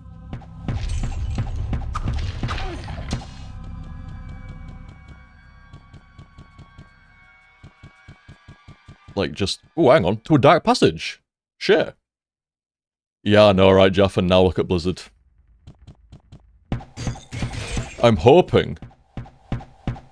You did down there, mate. I'm hoping... Hey, I didn't think so. I'm hoping for a Capcom level... sort of like comeback. Never quite as good as where it was in the original days of their greatness. Don't get me wrong, like Capcom will never fucking reach that. Not like fucking Mega Man, Resident Evil, fucking... Like, I was telling this to Claire only over a fucking few days back. Literally through the Retronomicon. And you can just see Capcom's Mega Man, fucking Resident Evil, the Street Fighter and the fighting game sort of stuff. Like, they had a good ride to 16-bit off of the arcades and shit, but when 16-bit, even the 8-bit stuff, but 16-bit fucking blew them up. And 32-bit Resident Evil, boom! Capcom exploded every generation. They exploded prior to 8-bit, during 8-bit, during 16-bit, during 32-bit. They did amazing. I struggle to think of another company that exploded like what they did. They just rocked every fucking generation. And then they started to fall off a little bit. And then they really fucking dropped off. But they've been doing alright recently. They've been doing alright. I like to give them a bit of fucking cred. The RE remakes have been solid. Monster Hunter, from what I played, solid. Hey! And... what's the other one they've got going? Oh, well, Street Fighter 6 remains to be seen. That remains to be seen. But I mean, even Devil May Cry done dirty. A lot of shit was done dirty.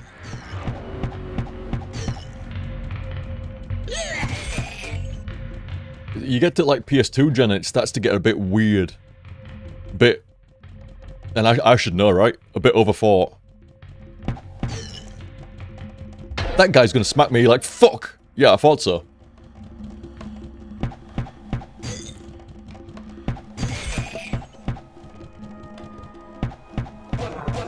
But yeah, it stands to reason, you know, it's still like Mega Man syndrome where you had it right to begin with and then you overthought it and corrupted it. No!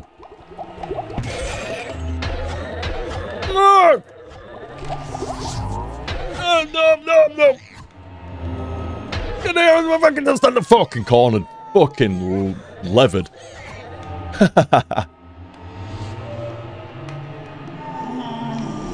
But yeah, you know, you had it right to begin with. And then you kind of, in an attempt to make it better, and I also do know about this, in an attempt to make it better, you corrupted the core concept of it.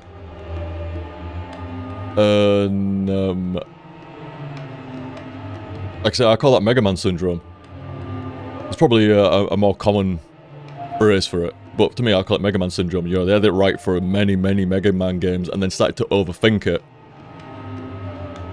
Well, yeah, it's no surprise that the company that made Mega Man would probably be the greatest example of it. Street Fighter EX is a serious outlaw. Good man. Saying Street Fighter EX3 is a criminally underrated game. All the Akira games are actually underrated, like Fighting Layer. Akira's who made Street Fighter EX and shit. And they also made their own fighting game called Fighting Layer. They're actually really fucking good fighting games, really fun. Like, really good. Shame they just never gained traction. And... yeah, I saw that as well, Ralvo. Fighting EX Layer also getting some major updates. I mean... I hope they had some kind of crossplay or something to it, like, fighting games without crossplay nowadays, I really don't agree. You're kind of relegating two platforms to die, and the remaining platform to not be as healthy as it could be. So definitely, yeah, you need cross-platform. This section, by the way, ignore the aesthetic of the Windows 98 section. It definitely needs sorted out royal. It needs a lot of shit sorting out in here, actually. I need to go through it and fucking rip a lot of shit out and sort out the Windows 98 emulator and they all need the meta info, I need the 3D boxes, the stories, everything I need to come through here. Also needs playing. No One Lives Forever. 1 and 2.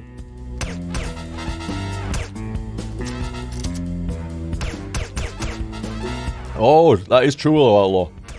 I was saying, I wonder if anyone had a harder fall off the map than Konami, though.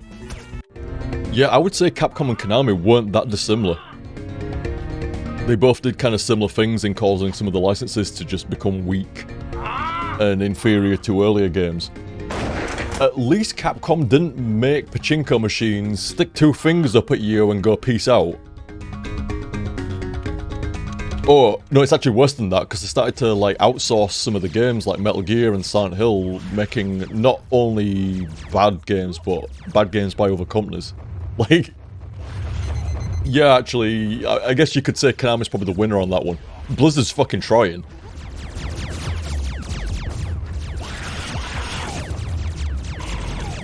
Oh my god, I am sorry, Tesco's. Tesco's with $5 here. My apologies, dude. It says that the tip came in just now, but it didn't. It was like fucking 40 minutes ago. My apologies, dude. Tesco's here with $5. Say, oh, TG, come down. We have a special going on gift cards for various streaming services. By the way, have you heard of this dark fantasy video game based show on Netflix?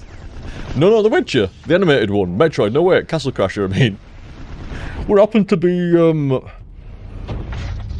it wouldn't involve no Belmonts and... Oh, Claire's not seen that still, have you? We need to watch that. Castlevania, yeah, it's a good fucking anime, that. I don't know, like, you don't think that's gonna be, do you? Yeah, like, you want... Oh, yeah, here we go, it's an anime, Castlevania. Ooh. That's gonna be, that's not gonna be done right, is it? Oh, it's by Netflix. Oh, come on. Come on. You didn't give it a chance. What? That's actually fucking good. Damn. I thoroughly fucking enjoyed Castlevania. All 3 fucking seasons. Was it 3 seasons of it? I think it's 3 seasons. I enjoyed them all. Oh, they're doing a Rondo of Blood anime. Get the fuck out, Jeff. Yeah, I'll look forward to that. Did not know that. I thought they were doing something else for Castlevania, but I didn't know it was going to be another animated series and not Rondo of Blood. Okay.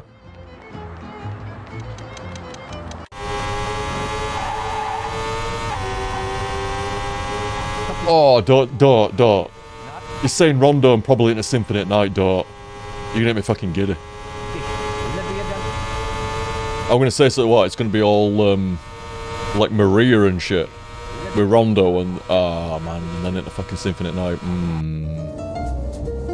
We're gonna do Age of Alucard a little bit to it, Wait, how's that gonna work?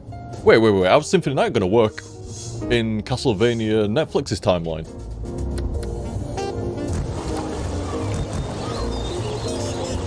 We're gonna bring him back again? He seemed pretty fucking pissy about that. I don't know, like, wait, how did it end with Dracula? I mean, I guess you could still fucking, yeah, I guess, yeah, I mean, like, Sage, that's how it works in games, stuff like that, but he seemed extra pissy in the Netflix fucking anime about it. It didn't seem like, I don't know, I can't really picture Dracula sat there with drinking wine and then throwing the glass at you. You know, I could see him, I could more see him on Reddit complaining about it like, am I the arsehole? And then he goes off about being resurrected again, even though he's clearly stated that he doesn't want to be. Last time I was resurrected, fucking ended up being part of my fucking wife. Not a great experience, they keep fucking doing it. Tell them not to, end up killing them, somebody else comes along doing it. Am I the arsehole? Okay. Consider it. I don't know, it's just like... Oh. I mean, yeah, it's fair enough, I don't know, I think because there's been more, like, character development in a way, like, just how fucking pissy he was about it and shit, like... Okay. I can't see him sat there chilling out on fucking throne anymore, drinking wine or like that.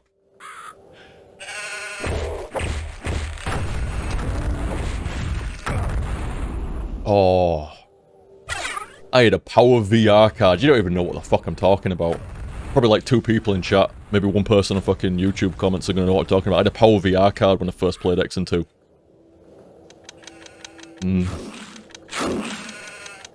Going from software rendering to fucking 3D acceleration, oh.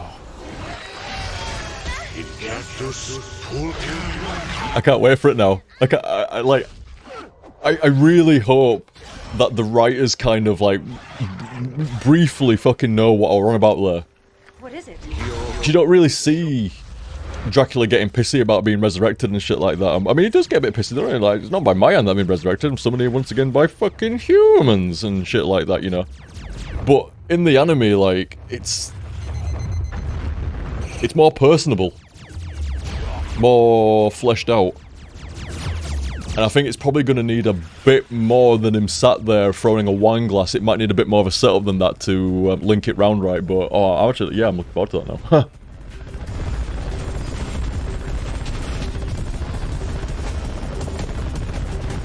Oh, Outlaw. He's saying, what a PC setup you had back in the day, that stuff was so expensive. 99% of any money I could beg, borrow, or... No, not steal, but you know, the expression. But 99% of my money that I had up to about 22, 23, so from a kid all the way up from my teens, all the way up into my early 20s, almost up to my mid-20s, 99% of my fucking money went into something gaming related. Hardware, software, something like that. I estimate I've spent more money in the first 25 years of my life, either via me spending it or my parents when I was a kid and shit like that. I bet I've spent more money in that first 25 years than what the vast majority of gamers ever fucking will in their life. Even with inflation. A lot of money. Maybe not a PC, like, super fucking hardcore enthusiast, you know, like, every time a new graphics card comes out, it costs like $1,500 or some shit, they're on it. Every time a new CPU comes out, it's like $2 grand and shit, they're on it. Yeah, maybe not someone like that. A bit more, well, just a bit more of a mortal, I guess. No, I'm off as well, Ultima. Hey, good night, dude. Good night. And don't worry, I'm off as well. But yes, Tesco's, and thank you very much again, dude. I've heard tale of this, the supposed anime. The supposed show. Might have to check it out one night. Actually looking forward to other ones now as well. I thought I'd heard they were doing like some other Castlevania thing, but I didn't know for sure if it was an animated thing or not. Top man, Jeff. Go for the eyes, go for the eyes. Oh, aye, that Power VR card was like better part of 300, maybe 250 quid or something. Bloody expensive. Bloody expensive, but I'd saved. I used to save for a better part of a fucking year sometimes. This was before a graphics card had come out. So yeah, I want fucking rich. And like, say fucking a Voodoo 2 drops or something like that and they're like fucking 150 quid. I couldn't afford that. Not out of nowhere. So I'd end up, you get wind in a PC mag. Like, yo, this, Voodoo 2's coming out fucking September 1999 or whatever and shit like that. And like, oh shit, it's January. I might might start getting, so I'd save me fucking money a little bit here, you know, like 10, 15 quid a month or something like that, save it on side, get it built up. My granddad were a fucking top guy. He'd generally put some to it, and there you go, you know. Very, very, very cool fan when it came to that. Very, very cool. You know, like you get some fucking, you get some folk that say like, oh, you know, parents weren't right supportive or whatever like that. God damn, I had the exact reverse experience. Dad, mom, granddad, fucking anyone, they were fucking super fucking like, they set me up big time. Big time. Mad fucking love for them for that. They didn't spoil me, but I had a lot, you know. I had a lot. We were like, I mean, at least when I was growing up, we were like old school mid-class. You know, mid as mid gets. Mum had a good job and etc. and stuff like that, and you know. And, yeah, we were about mid-class. Don't even fucking exist. Politics, fuck that. And, so we did alright. Not rich, but not broke neither and stuff like that. So I did okay. I did okay. And they did a perfect job. Absolutely perfect. I wanted, which I think is probably a good thing for a kid. You shouldn't get every fucking last thing you want. It'll make you spoil and soft. But it's not good to fiend and not have anything either. They did such a good fucking balance in that, because that's tricky. How do you make your kid really fucking happy? And, oh, that made me real fucking happy. You could fucking, goddamn, you could fucking see. And then you couldn't see because I'd be gone forever. Almost until I'd run out of that game, and then, yeah. And, oh my god, Rube, fucking give that bum a rest, Jesus. Fucking hell.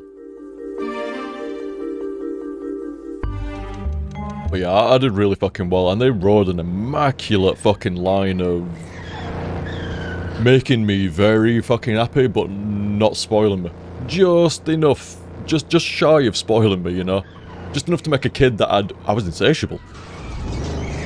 Yeah, with fucking games and shit like that, you'd stack them up. You've got 10 games, Liam, but it's not 20, is it? You've got a good PC. Not the best PC though, is it? You could not sate me. Insatiable, like... Get Medieval, never seen this. Looks like Gauntlet. Anyway, for a kid that could not be, like, the fucking game first could not be slaked. Even with the best games from the 90s and shit like that, always wanted more. I mean, there was always fucking more good games, that's why it was the fucking 90s. And they did awesome, man. So fucking good. How to make your kid so fucking happy and not spoil them in the process. That is not fucking easy. Not easy. They fucking did it though. I wouldn't say I was spoiled as a kid. But I didn't go with fucking out, I'll tell you that much neither. Like, fucking very, very lucky. Told you a story before, I know, where I fucking ended up with some 2-speed CD-ROM drive, fucking 16-bit, sorry, Sound Blaster 16. Big old fucking creative bundle. That was like 300 quid back in fucking, what, 1994, 95 or something like that. Fucking dear. Ridiculously expensive. It's like 300 odd fucking quid or some shit like that. It's like, how much will that, Liam? Says my mum. It's like, god damn, it's like 300 quid, mum, thanks. Like, I can't even, like, can't even. It was like fucking 3 Christmases, that shit. Can't even. Oh, that's a game. Heroes of Might and Magic 3. And she's like, no, it won't 300 quid, were it? I'm like, well, I can, the price is right there, it's £300. She's like, yeah, but it's not. When your dad asks, is it? It's not £300, it's £200. I think they'd gone nuts. It's like, Moira, what you doing? You can't fucking get him something like that randomly middle of year. Like, what the fuck? Yeah, it's like 3 fucking Christmases is that shit, what are you doing? But she's like, look, it's a fucking real fucking special treat, and you know, I know you really fucking want it. That's gonna sort you out, right, innit? Like, that's exactly what I want. It's like, yeah, I mean, CD drive, so you can play out fucking CD games and shit. No CD drive. sound card so we can actually hear proper sound, not beeps and boops. Yeah. That's the same pack that came with Beneath. That's why I got a soft spot for Beneath Steel Sky. That's what came with it. Along with a bunch of other games, X-Wing vs. TIE Fighter, Beneath Steel Sky, X-Wing vs. TIE Fighter, Theme Park, Syndicate, some other stuff. Also came with a couple of joysticks. It's fucking amazing. Oh, Jaff. Oh, I bet you fucking love that. Jaffa City, and I remember my uncle randomly showing up and giving me a Dreamcast and about 80 games. Fuck.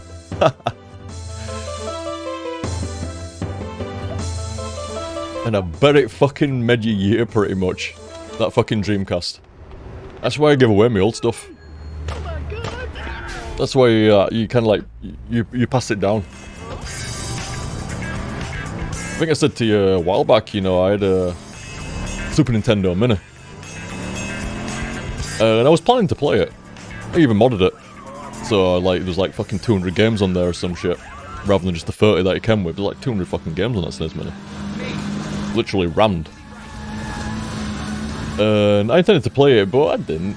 Because PC fucking gamer, man. Even when I'm playing fucking Super Nintendo games, still fucking play them on PC.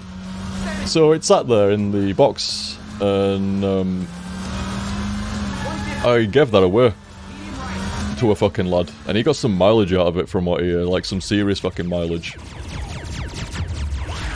And I think I'd rather it like that. To me, it was a collector's piece, and I could have sat on that for like 30, 40 years. Probably turned a fucking nice profit 40 years from now, even with it being modded and shit. Best way would have been to get it and just not open it, but you know, we've been a Nintendo thing and blah blah blah. But I don't know. Every single piece of old console or whatever, I've generally passed it down to some kid or whatever like that. My mum put me onto that. I think I had a PlayStation, and she's like, "You play that PlayStation in your PC a lot, don't you?" And I'm like, "Yeah, pretty much just those two." And she's like, "Well, this kid Jonathan, like, you know, I think you don't play Super Nintendo right much. You got a lot of games. Like, I think he'd probably enjoy it. Like, would you mind? Do you want to like give it to him?" Like, yeah, go on. I mean, I'm not on playing it anymore, and hey, I love my Super Nintendo, loved it, and I could have kept hold of it just for the fucking nostalgia and the fucking love of it. But even when I mean, how old were we? But when that happened, like 15, 16 or some shit, and it just felt right. Like, yeah, go on. I want some other kid to have as good a time with those games as what I did, and I know they will. They're timeless. That's why I know they'll have as good a time as what I did. It's the same thing fucking happened with Super Nintendo. The Super Nintendo Mini, sorry. Same thing fucking happened again. Could have sat there, waited and saved it for nostalgia and my own collection stuff. But saw a kid that could actually get some mileage out of it and wanted them to experience great game. I wanted them to be as educated as what I was when it came to games. To enjoy genuine greatness. To be given a benchmark for what's trash and what's not. What's genuinely great gaming and what's just fucking shovelware. And I suspect that's exactly what it did as well. You play a lot of fucking Super Nintendo games and shit. You'll start to see games that don't look very good, or don't sound very good, or don't play very well. It's like, hang on. This came out last week, but yet it's inferior in every way to something I've got on that Super Nintendo Mini. That's what I'm after. I want fucking little dude to check every piece of shit that's trying to get money out of him. There's a glove in here.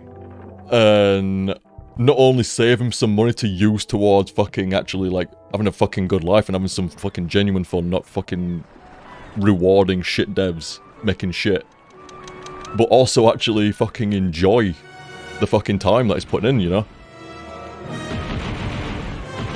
Save lads some fucking money to go towards actual fucking stuff you want as a lad. Go out fucking drinking or fucking summer, you know, fucking find a lass, I don't know, fucking buy a car, you know, wherever fucking floats your boat, but don't fucking give it to a dev that's trying to fucking milk crap out of you.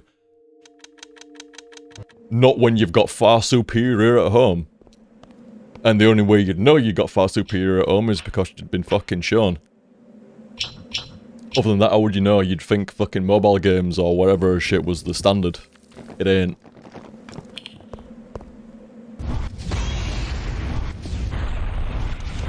And that's all beside the point, almost.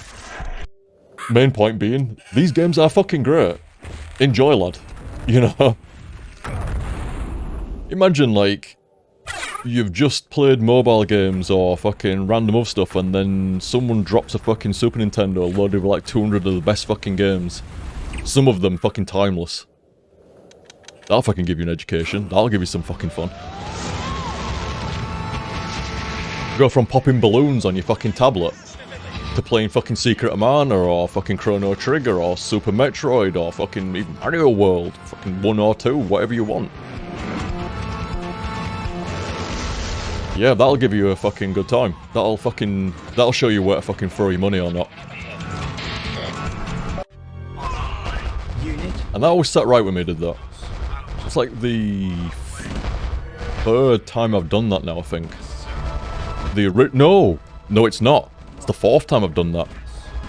5 if you include PCs, but not really. I've handed down my Super Nintendo, my PS1, my Super Nintendo Mini. What's the other one? The N64? No, the Game Boy, that was it. Yeah, Super Nintendo Mini, Game Boy, PS1, all got handed down to kids.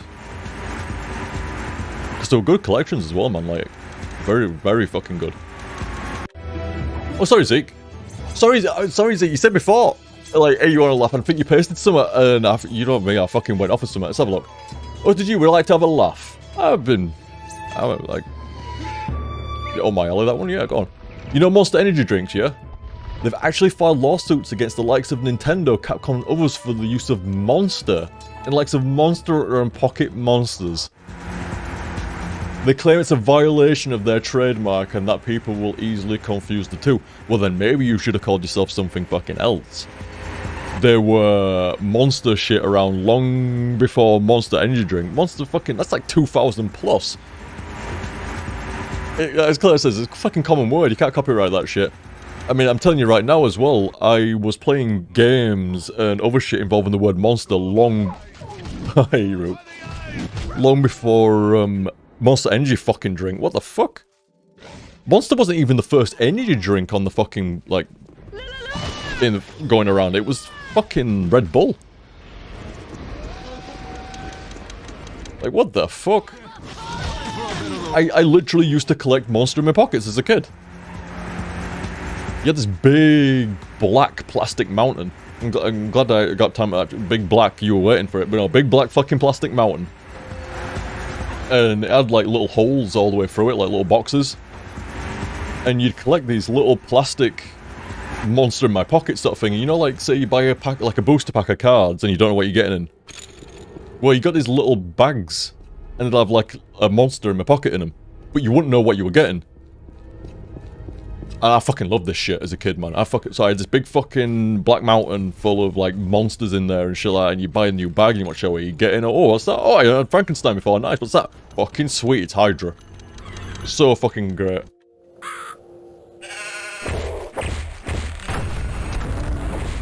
It was kind of like a little loot crate sort of thing, yeah. Like, it was great. I loved collecting that kind of little shit as a thing, as a kid.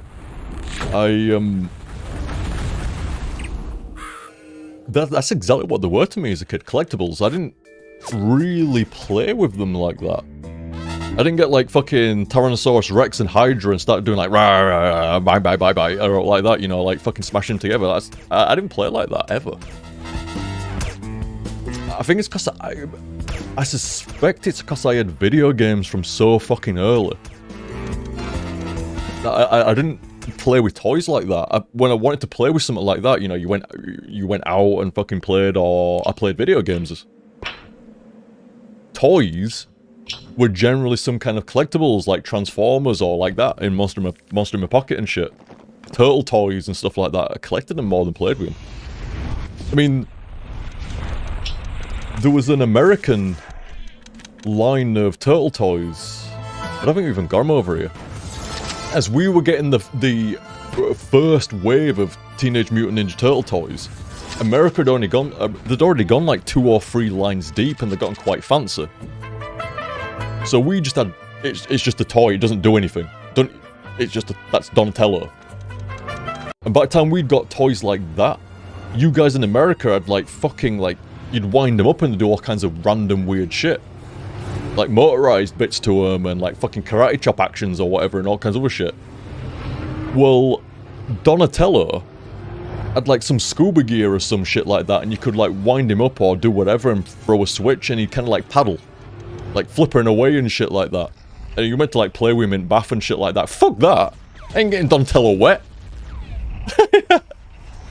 I am not joking. That fucking Donatello toy never saw water. Not once. He got put on the fucking shelf with all my other fucking turtle toys and admired. And it's like, flex, I got him. He's mine. I own him, he's mine now. You fucking, I know he's a turtle. I'm not like, we was like, but, he was a turtle. Nope, not fucking, that shit did not get played with. It's not even like I wasn't planning to pass them on, like collect them and then sell them, or they didn't remain, they weren't in the package. I took them out of the package. I wasn't collecting them to sell them or all like that, they were mine. But they weren't going to be fucking damaged by getting played with. Ah. I still remember fucking showing some kid a Transformers toy. He fucking grabbed hold of it, twisted the fucking arm off it, and to this day, I like, oh, it's okay, Rupert, she's only going to the toilet. Roop goes bananas if Claire leaves. Let's see if we can, go on, do your best performance. Oh, I don't know, I think you get a bit more fucking mental than that normally. No, I don't care about you nibbling me. What do you think, Roop? You can't bicycle kick me, you puppy. Bicycle, you want to wrestle? Right, you want to fucking wrestle? Come on then. Come on, fucking do it. Come on, you think you're right hard now because you're like fucking 8 months old or some shit. Come on, fucking have you. Come on, you fucking little bitch, you little fucking whip out. You fucking sniff. I can hear that. I can. Oh. You just. Rupert, puppy. Dude, UFO. You just fucking took a chunk out of my fucking windshield. Ah, you fucking bit back. You fucking. Let me mouth. Let me fucking mouth. Nah. No, fucking right. You think it's over? Someone just fucking gun, Rupert. Fucking look in the mouth. Whip it fucking leg. I still be balls. Wasn't meant to do this in the first place. Game over. Game's done.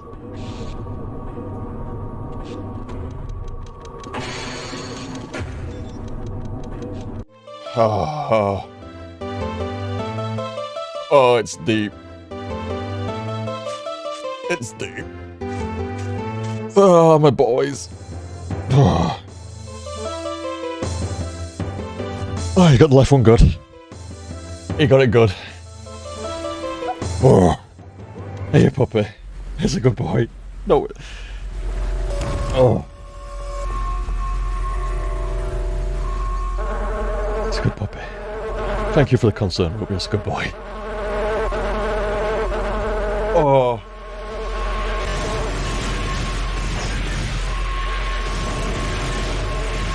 Oh, you sit down. You sit down now, bud.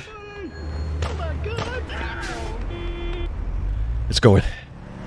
It's passing now. I think the worst is over. I think it's alright. Fucking hell, Rope. I ain't been hitting the fucking... You're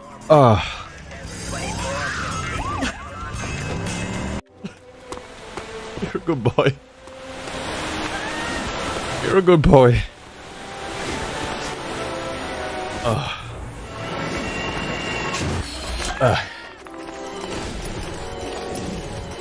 Just be... One sec.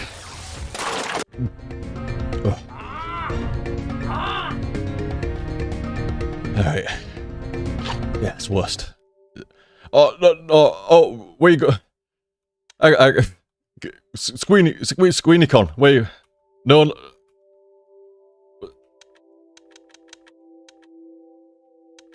There you go. Random.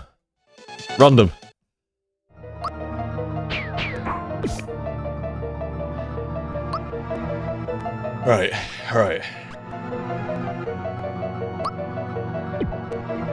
Oh, I've got a tale to tell Claire. When she's back. Hang on. May as well tell you it both.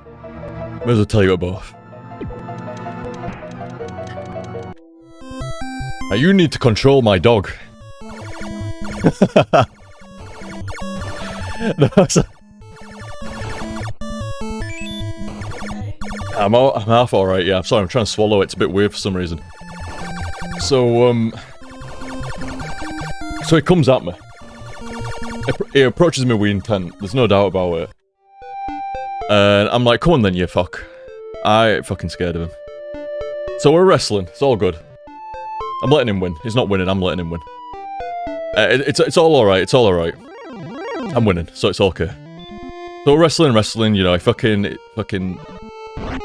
licks me in the fucking mouth again, but you know, what are you gonna do? And we're having a wrestle, it's all alright. He takes a fucking snap at the mic. Oh no. Takes a chunk out of the windshield with accuracy. I can't even explain. I'm not even mad. It was so fast and so amazing. So, like, you know, you got, like, mics and, like, you know, whenever you see, I guarantee, lads, if you've watched, he pulled the fucking earbud, why do I sound different? He pulled the earbuds out of my ears. Hang on, let me pull myself back in again here, hang on. No, you're alright, it's funny. I guarantee you've seen this mic. It's a Shure SM7B. If you see that black mic that literally 9 out of 10 streamers got because I did, it's that one. And I did the fucking research. I spent so long looking for it. And when, you know what? Fucking if it's good enough for Howard Stern, it's good enough for fucking me. It took me fucking months of research to fucking buy that mic and figure it out and everything, what was great. Fucking everyone just fucking, hey, Liam's got a Shure. Fucking, we're all gonna get one now. Anyway. It's exactly how it happened, I don't care what anyone says. But yeah, you've seen the mic and it's all like, you know, same as most mics, they've got like furry shit over the fucking top of it. And it turns out it's not very whippet proof. It turns out that they can take like a real fast snap and take an absolute fucking chunk out of it. I mean, I ought to do it right now, like, but yeah, It took like about... It took fucking majority of an inch squared. Out of the fucking... Hey, Silver Nightwing says hi, Claire. Says it's hoi, or something like that, I don't know. Something along those lines. But yeah, he took an inch square out of that fucking windshield. Like, yeah. He, see, I'm not even mad, that was impressive. I tell you, man, they're quick. He just went, bam, and just fucking... He just fucking got it, man, like... So fast. Unbelievable.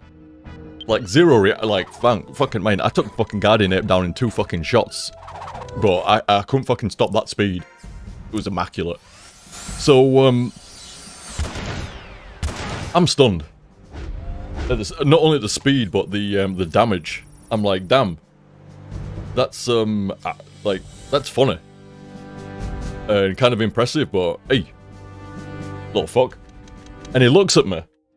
And look at him. And he looks at me. And look at him. And he knows I'm about to fucking get him. And I know he's about to get me. And we fucking clash. And he stands right on my left boy. Full weight.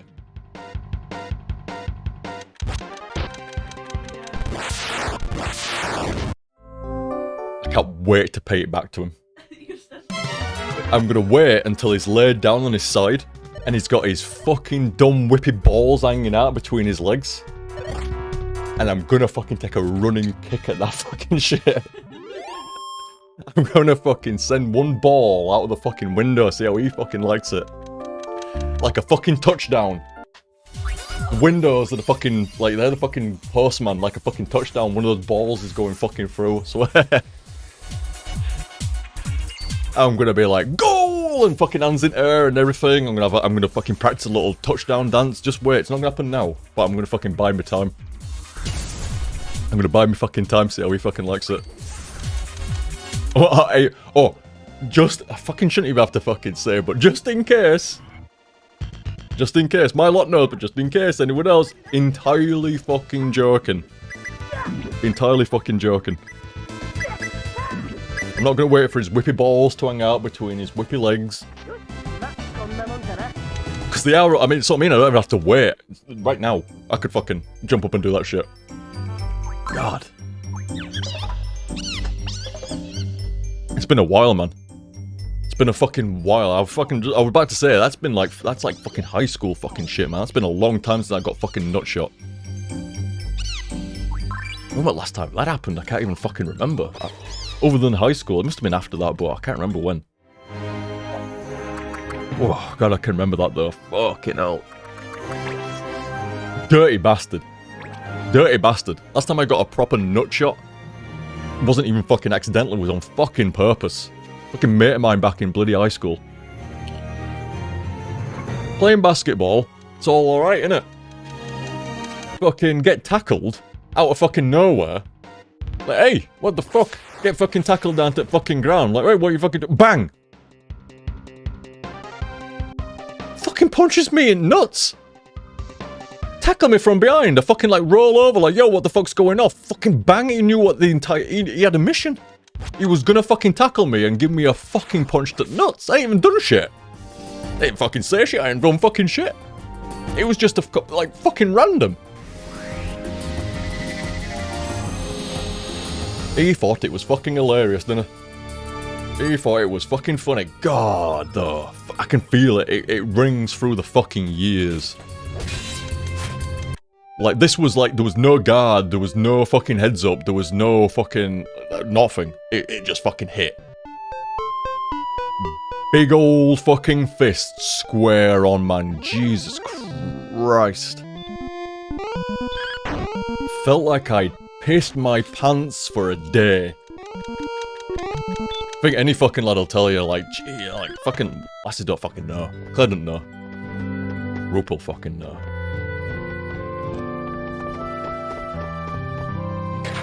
Yeah, it makes you fucking, like, a real nasty nut shot will make you feel like you fucking pissed yourself. Real nasty one.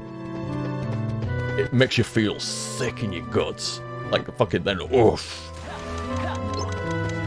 Oh, you see that little lady fox? How you going, by the way? It's like, why do guys do this to each other? You see, that's the fucking...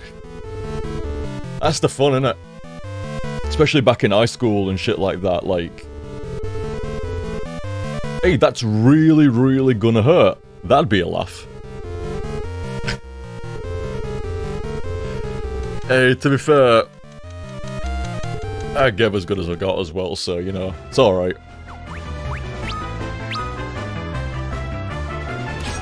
Hey, like I say, we fucking did some daft fucking shit for the sake of having a fucking laugh.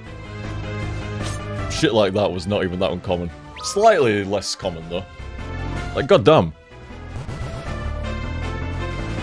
Out of nowhere. One minute you're playing basketball, next minute you're fucking flying over backwards like, hey, what the fuck? Turn fucking over. Bang, right in. Where's fucking punch? I can still feel it now. I fucking, like I say, it rings through the fucking years. What can, I mean... Ah, there were another fucking thing that went around for a while. We had some really stupid setup. Where some dude would say to you, what's a really nasty place to live? Or something like that. And be like, well, you could say whatever, or I don't fucking know. And then he'd fucking smack you in the fucking dick. Bangkok. Amazing, right? Fucking amazing.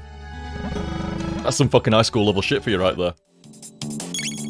Because you'd be stood there like going, huh, where is a bad place to bang? Bangkok. It's like, fucking dude, down you go.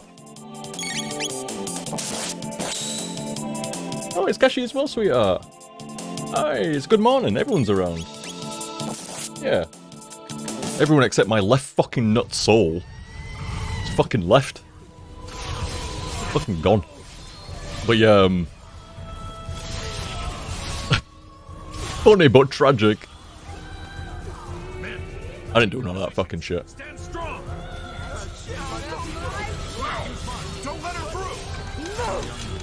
To be fair, I didn't really want my hand to feel another man's balls back then, but so, you know, like...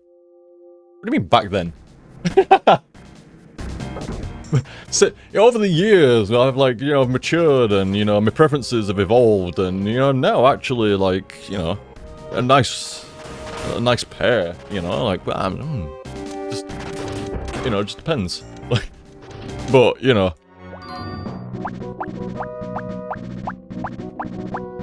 It was like, there's some kind of weird logic that goes off in an all-boys high school, where literally the most innocent thing, like, I mean, like I say, this is old school fucking, like, this is back in 90s, by the way, lads, and stuff like that, but the, in an all-boys school, like, almost the cardinal sin is to be perceived as being gay.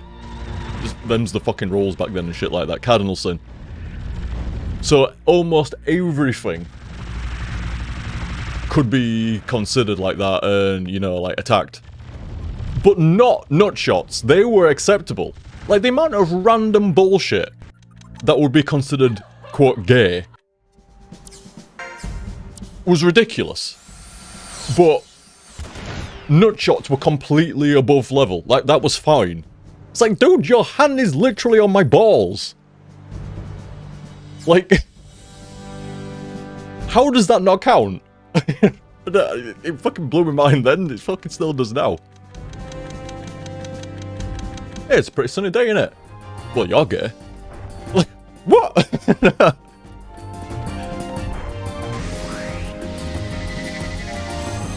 Fucking nuts.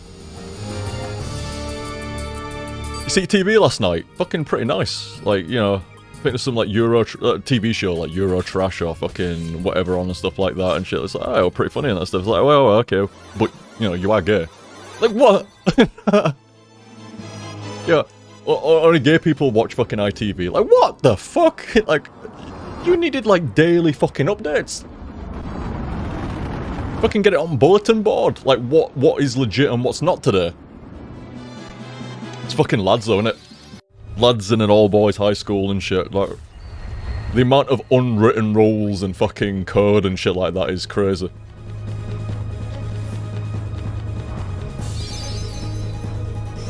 Like I say, nutshots, though, completely exempt. And I believe... You see... In my opinion, the exception was made because it was funny. And now you're starting to see where shit comes from a little bit, aren't you? Now he's starting to fucking go, oh, so haha, maybe, you know, like April Fools and other bits and bobs and shit, maybe. That's where shit like that comes from. It's like, that should be sketchy, but because it's funny, it's okay now. Them's the rules. The trials and tribulations of fucking high school, huh? Nah, I actually had a fun high school, it was alright.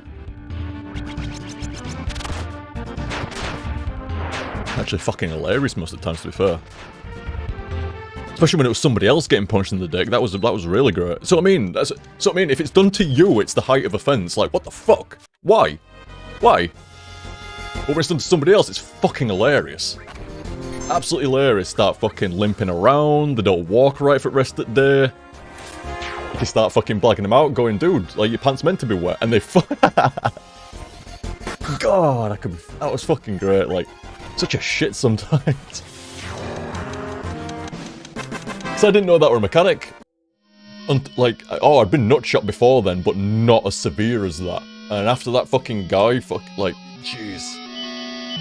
So it put it on the radar. You take a severe nutshot, you feel like you pissed your fucking pants, man. So yeah, that was my go-to wind-up for anybody that got nutshot. You get your fucking first initial laugh when they get nutshot. You get to have a second laugh when they're limping around most of the fucking day. And at some random point you get to drop it. You only get one on them. but at some random point you get to point out that their pants are wet. And then watch their horror. You've never seen somebody's head move as quick. So fucking great. Yeah, good times. Good fun.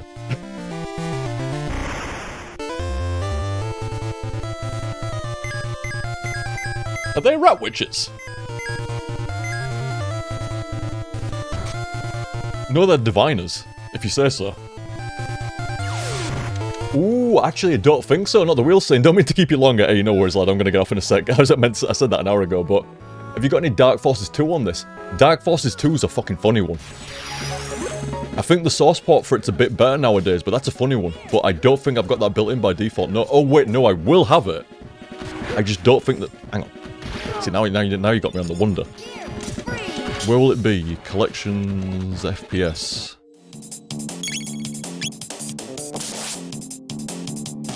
Dark Engine? No. Dark Engine's for System Shock and Thief. It'll be the Jedi Engine. Dark Forces 1. Oh, yeah, you know, it's actually here. Hang on. Where's it?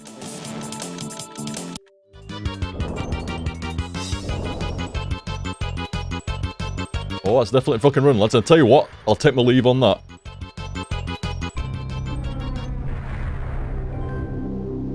Game capture, DF, and specific window, the DOS box. Bring that down there, and all should be good. No, that's supposed to be a bigger window than that. It looks like a fucking postage stamp to you, but that should not be that size. Let me try re-maximize that, see if I can get it right.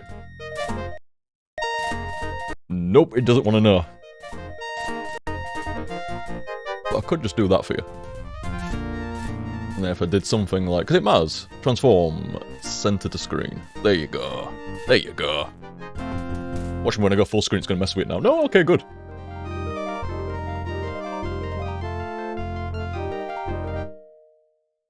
This was like the only legit Doom-like. And then I mean, Jedi Knight 2 goes completely, well, Jedi Knight, so, oh god! What? There he is. Stop him. Whoa, what do you mean there he is, stop him? Whoa, I don't know what's happening. You want me on arrow keys? Oh, fuck me. Stop where you are. Can at least get a run, can at least get a run! These guys have got no idea that I killed Guardian Ape in 2 attempts. Got no idea. In fact, you know what? I should have used Jedi Grandmaster, shouldn't I? Never mind. Got no idea. I need to run, man. Caps lock. Fucking run. Wait, I was on run. Oh my god. Okay. Well, something is fucked up round here, by the way. That's not the stream lagging roll. That's me lagging. Fucking lagging in Dark Forces. Can you believe it? Whoa.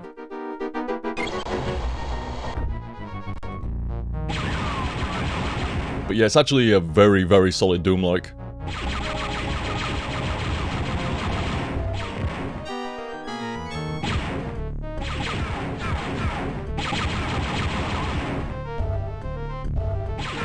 Production on it's actually really good considering, like... It's a Doom-like, but they had like loads of little CG seats and like, you know, story and shit, whereas obviously Doom's quite light on that. Looks like Star Wars, sounds like Star Wars, you know, it's just solid. But I do think Dark Forces 2 really fucking nailed that in. Rather than just being a Doom-like, it's not really, it was just a good shooter, you know. They had all the full FMV sort of shit. Oh, hang on, fuck.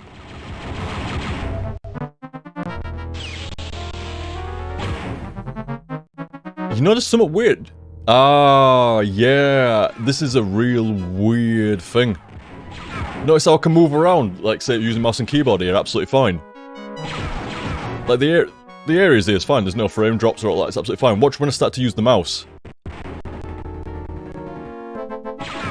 Now, to my understanding, that's just scrambling the motherfucker. It happens with some old games and mouse movement. I think it's just sending like an absolute metric fucking million tons worth of information. And just causing the game to just fucking lose its shit. Don't know what the fuck you're after. Who shot me a minute ago? Because I'm going to kill you and then... Right. You don't want to mess with auto aim. Do all the fucking work for me. Don't worry, it'll get there. It'll get there, don't worry. And this guy. Oh, hang on, different weapon. Nope, different weapon. Oh shit, no different weapon, eh? What's that? That's a body. Oh, shouldn't be using mouse, forgot about that. But yeah, actually, solid as fuck. Oh, but you got some goodies for me there, aren't you? You know what, I'm gonna punch you for finish. Or are you gonna finish me? Nope, got you. Oh, the fucking stormtrooper. Can't hit, but, you know, point blank.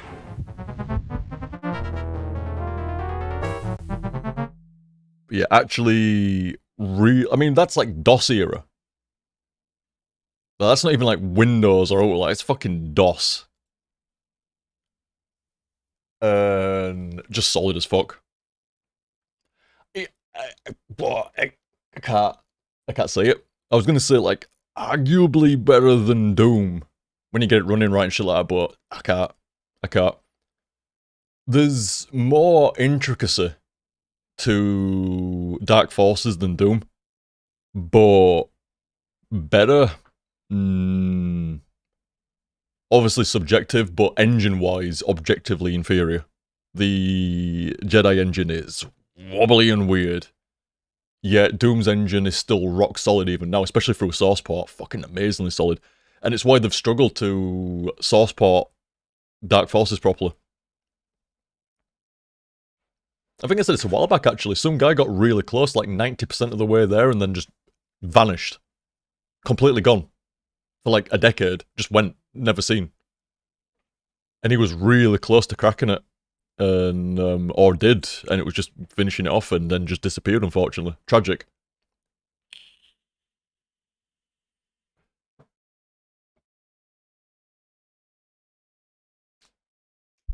Yeah, actually solid. I'll fucking...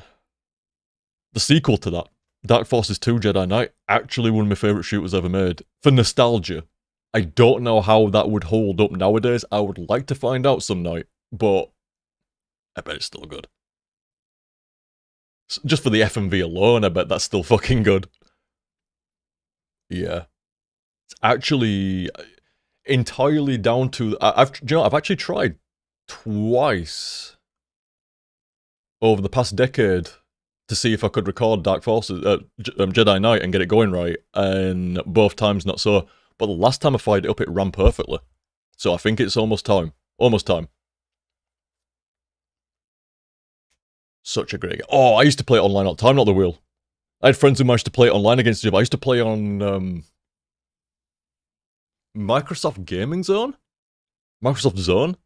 One of the two. We called something like that. I think it was just called Zone to begin with, and then Microsoft Gaming Zone. Man. I mean, I think... Like I said, I already fucking loved America as a kid and everything else, and then the vast majority of my early internet was with Americans. Playing on American servers with American dudes and shit like that, and I always got along fucking famously. So only ever had much fucking love, you know? Classic. Met a lot of really cool people on Microsoft Gaming Zone.